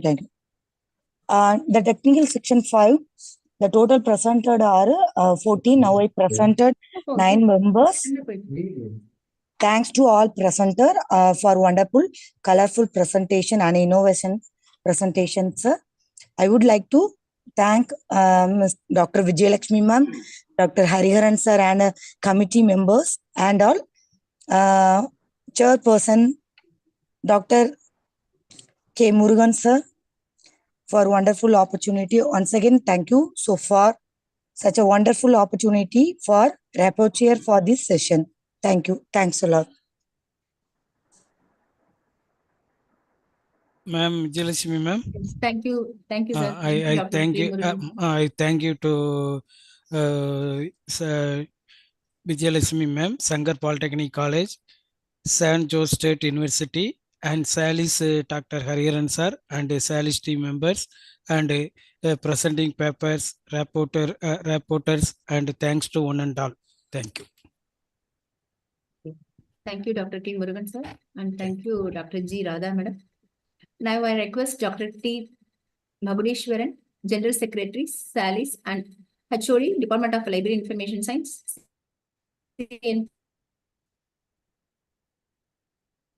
College, Erode, to propose what? No, before that, I would like to make a couple of announcements, madam, actually. Okay, sir, please. Actually, that, it is, anybody would like to become member of Salis, they can easily download the Salis app from the Google Play Store and fill up the details, pay the amount in the app itself, and get the certificate within 15 minutes. So another announcement, actually, that we are organizing one more conference. The topic is actually artificial intelligence in the application of artificial intelligence library at Nanda College of Technology, Erode on April 20th. So you are welcome to to publish papers. Maybe you can visit the conference website. Various themes are there. You are requested to contribute papers and also attend the conference. So these are two things I want to make it. And before that, on behalf of the organizing committee, and Mr. we can thank Dr. Vijayalakshmi, actually, who has put a lot of effort in the last 4 months. So let us give her a big applause. Thank you, Vijayalakshmi, for all your hard work and other things. We have been coordinating with you for the last 4 months. Even then, we have come across all the adults and other things. And thank you very much for your hard work and planning and other things. So all the participants, let us congratulate her by giving a big applause. Thank you. Over to Dr. Modi, sir. Sir, am I audible, sir? Yes, sir. A very cheerful good evening to one and all who join globally through online in this 2 days international online conference on interdisciplinary collaboration and opportunities, social science, STEM and information science. I would like to thank the authorities of Sankar Polytechnic College and the San Jose University to jointly with Salis to organize this 2 days international conference. On behalf of organizing committee, I thank Dr. V. Vimal Kumar, Reference Assistant, Mahatma Gandhi University, Kottayam, and Dr. Anjali Gulati, Associate Professor, University of Lucknow, for their plenary session. I take this opportunity to extend my deep sense of gratitude to Dr. C. Balasubramanian, University Librarian and Head of Department of Library Information Science, Manan Medium Sundara University, and Dr. Mani, Librarian, DDGV, Vaishnava College, who served as the chairperson and rapporteur in the 4th technical session. It is my privilege to thank Dr. K. Murugan, Librarian, Sri Paramakalyani College, Tirunelveli, and Dr. G. Radha, Librarian, Sri Sarada College for Women, Tirunelveli, who acted as the chairperson and rapporteur in the 5th technical session. It gives me immense joy in thanking all the authors, contributors, and the presenters in the online international conference. Without your contribution, this conference will not be a fruitful one. So once again, I thank all the authors, contributors, and presenters. Thanks to everyone who have contributed their share of goodwill and selfless efforts, directly or indirectly, to see this conference come out in a flying colors. I thank one and all those who joined online for success of this conference. Thank you for the opportunity. Thank you, Jai Hind. Thank you, sir. Over to Jayalakshmi.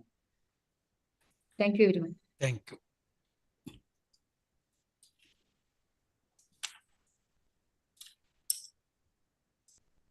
Yes, sir. Recordings. Shall I stop the recording and quit in the meeting? Shall I end the meeting? You can formally conclude the end of the conference. You can just. Okay, sir. Okay. Good evening to your honorable present here.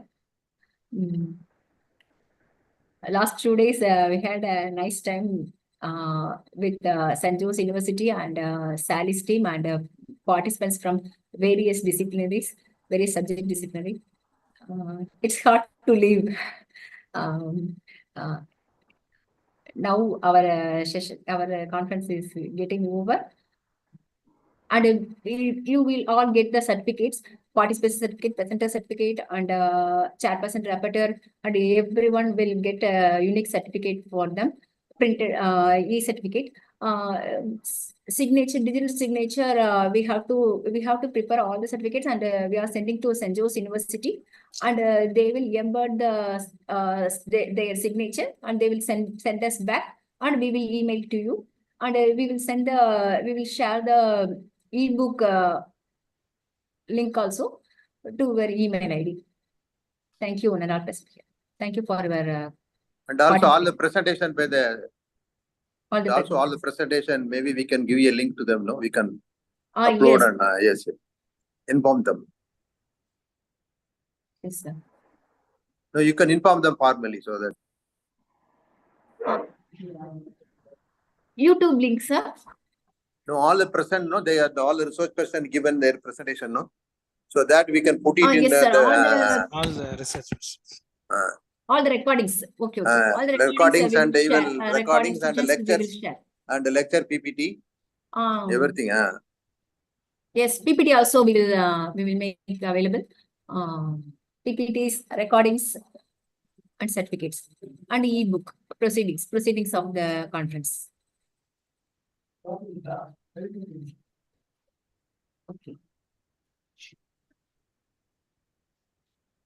Anything else, sir?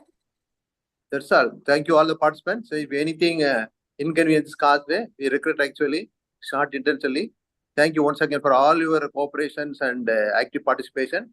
Let us again congratulate Dr. Vijayalakshmi for her hard work for the last 4 months.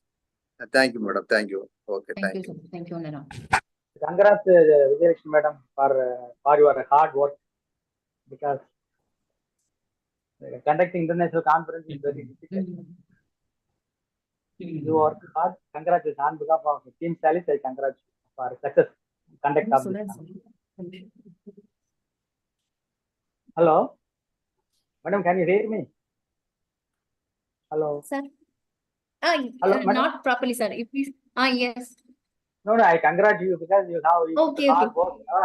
Because conducting an international conference, even online work, it's very difficult coordinating all people and getting support from your management side and the staff. It's very difficult. Anyway, you have cope up. All the best, madam. Congrats. You've done a great job. Founder President also helped me a lot. Yes. Thank you, sir. Okay, madam. You can stop the recording. Then unofficial, if you want yes. to okay, we shall share stop any. You stop the official recording.